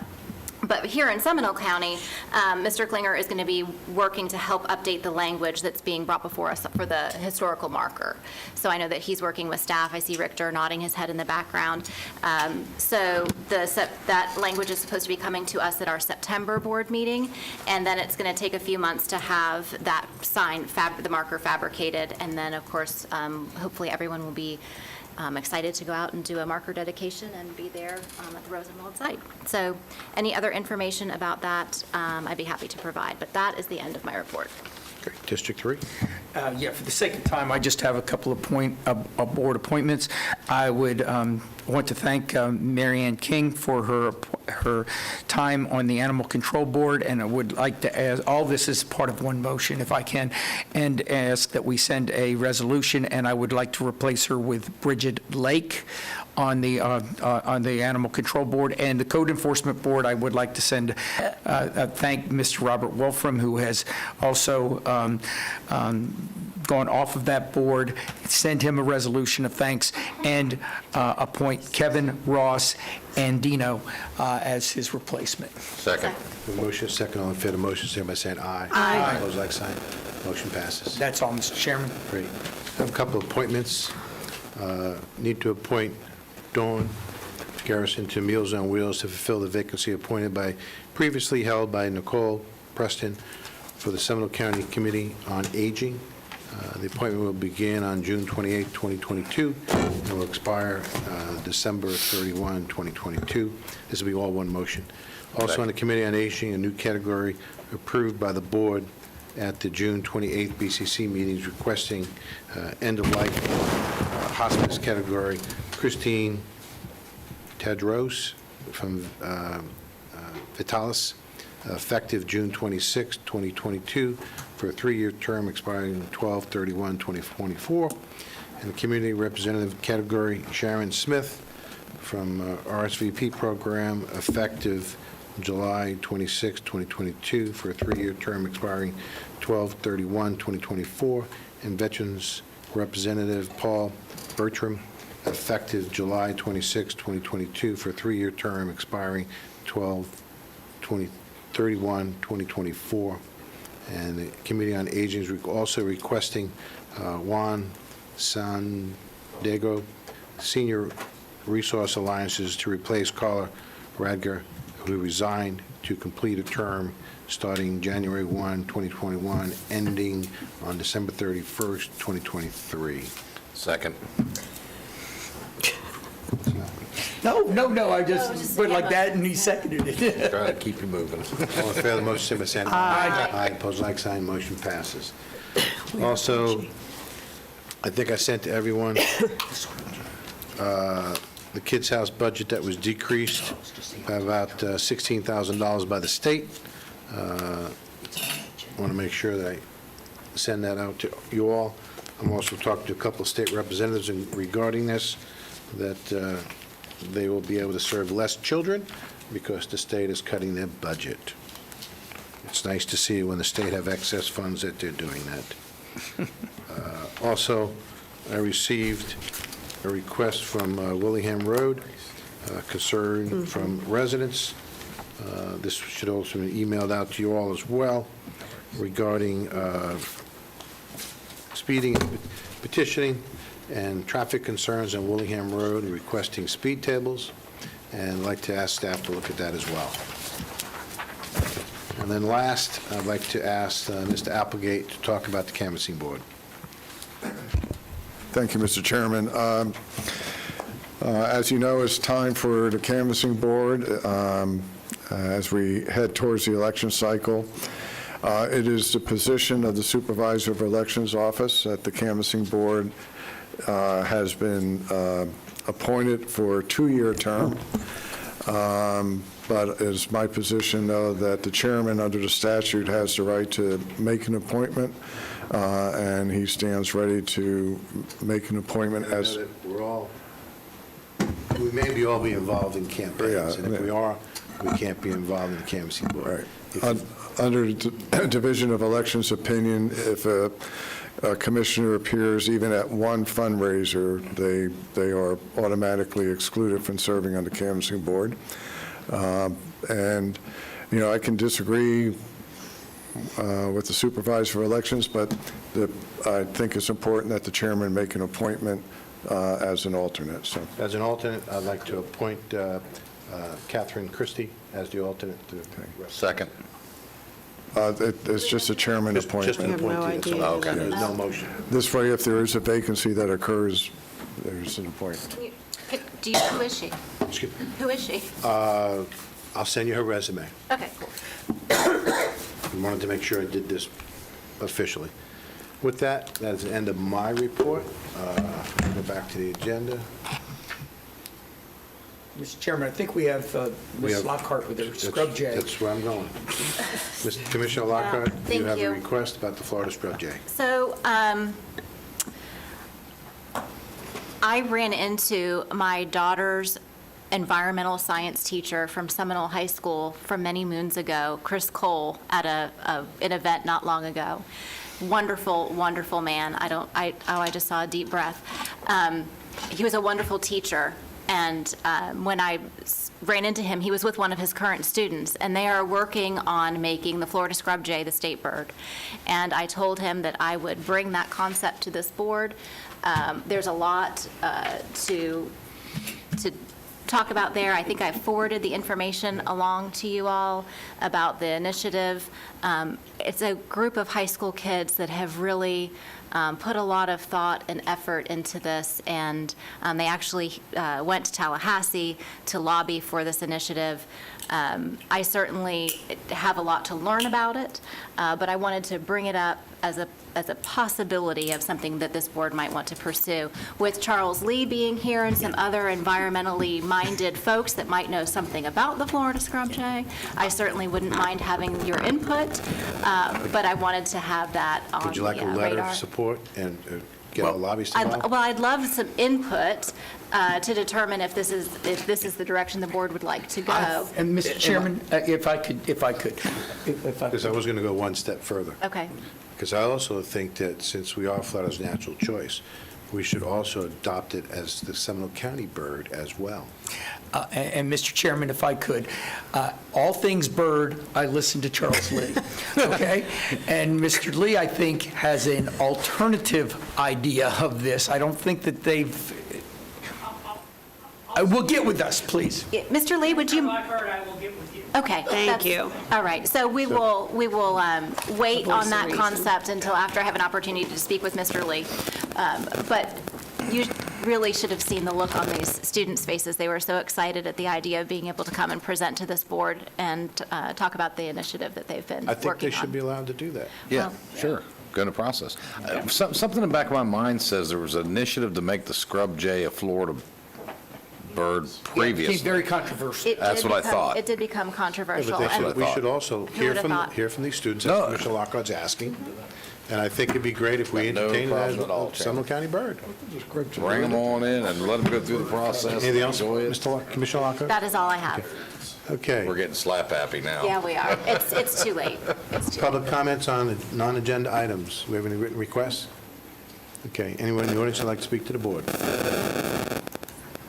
On non-agenda items. Right. I held it as long as I can. I gotta go talk. Sorry, Joe. I don't Just think you have. give us 1 minute. He's afraid of me. Joe Humphreys, 883 Cardinal Point Cove. I just wanted to echo Mr. Applegate's comments, particularly dealing with Parks and Leisure. With being on the PPAC committee, I've had the good fortune to be able to work with them, not as closely as I might like, but what they do with what they have is nothing short of a miracle. Absolutely. And they truly are, to me, probably one of the, if not the most important departments in this county. Ecotourism, tourism, what they're doing with the sports complex, that brings a tremendous amount of money to this county. There's lots of ways to make money. Tourism obviously is a major component of this state, has been since I showed up here in 1976, and I've had the good fortune of working with Enterprise Florida, the Chamber of Commerce, and others to that end. So I would hope that in that process, that logo up there continues to be a priority of this commission. I guess on a side note, I would also like to ask at some point as a future agenda item the opportunity to discuss whether or not we should change that logo or not. Thank you. Ma'am, you want to address the board? Please come down to the podium.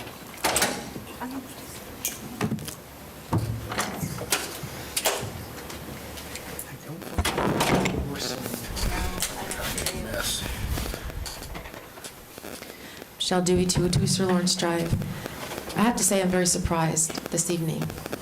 I really respect what Commissioner Constantine is trying to do, but it seems like you've wasted all of our time.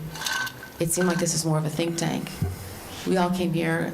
I took a lot of time off work and I'm working overtime, really putting my job at risk a little bit, not considering the time of what other people have also done to create this thing we were talking about today, about the Commissioner Constantine said that we can start his program today, but yet we don't know what it really is going to be, and we don't know where the money's coming from. We all seem to be agreed on the same thing, that we want to protect natural lands. We know people want to protect the natural lands, but it just seemed like it was more of a, okay, well, we've got Commissioner Constantine's own, we're not going to talk about this. It was when the doctor came up to speak, you said, no, we're just talking about this referendum. You were really unhappy that he was going to speak, but then Mr. Constantine brought up his program, and everything that we spent, how many hours up here speaking about was completely ignored after that. So as much as I respect you, Commissioner Constantine, and I do for everything that you're trying to do through environment, what you've done for people, I was really shocked that this was just brought up, and we were blindsided about this. I have to say that, because you're not giving a chance for people to vote on this. And I understand you can't let everybody vote on everything. You have to make your decisions. But I am really shocked that you wasted so many people's time with an agenda that you aren't even willing to talk about today. Well, I respectfully disagree, ma'am, and I would be happy to talk to you off, because I don't want to have everybody else stay up here, but I think that has been known, and I've been working with a lot of people, including Mr. Baer, for almost a month on this. So I respectfully, it was in the paper, I respectfully disagree. I would but like to thank hear you. your opinion. I would like to know. I would like to know what you have to say. Actually, with all respect with everybody, I know I sound great, but all due respect for everybody. You should also understand our point of view from this side of it. again, I'm going to defend the county staff and this commission. I've been here, I'm in my 12th year, and they have done everything they can. When I hear the speakers talk about how many trails they use, how many parks they use, that wasn't by accident. It's because of these good folks up here. And in a way, every one of you should be proud. It was your initiative, and I thought Mr. Baer did an outstanding presentation. It was your initiative that led to this moment. So kudos to that. So I think the commission has done an incredible job, and this county is a great county because of the work of the board and of the citizens' participation. And ma'am, instead of going to the referendum and maybe losing, we just did this, guaranteed that you're going to get this program. No other county in the state has ever done this. I mean, you should be applauding and excited about this opportunity. I am. But Instead of I still saying that we're wasting your time. But No, I'm not going to get into a debate. You already are. I'm not going to get into a The wrong debate. I'm sorry. We'll talk offline if you want to. Thank you. Thank you. Anyone else?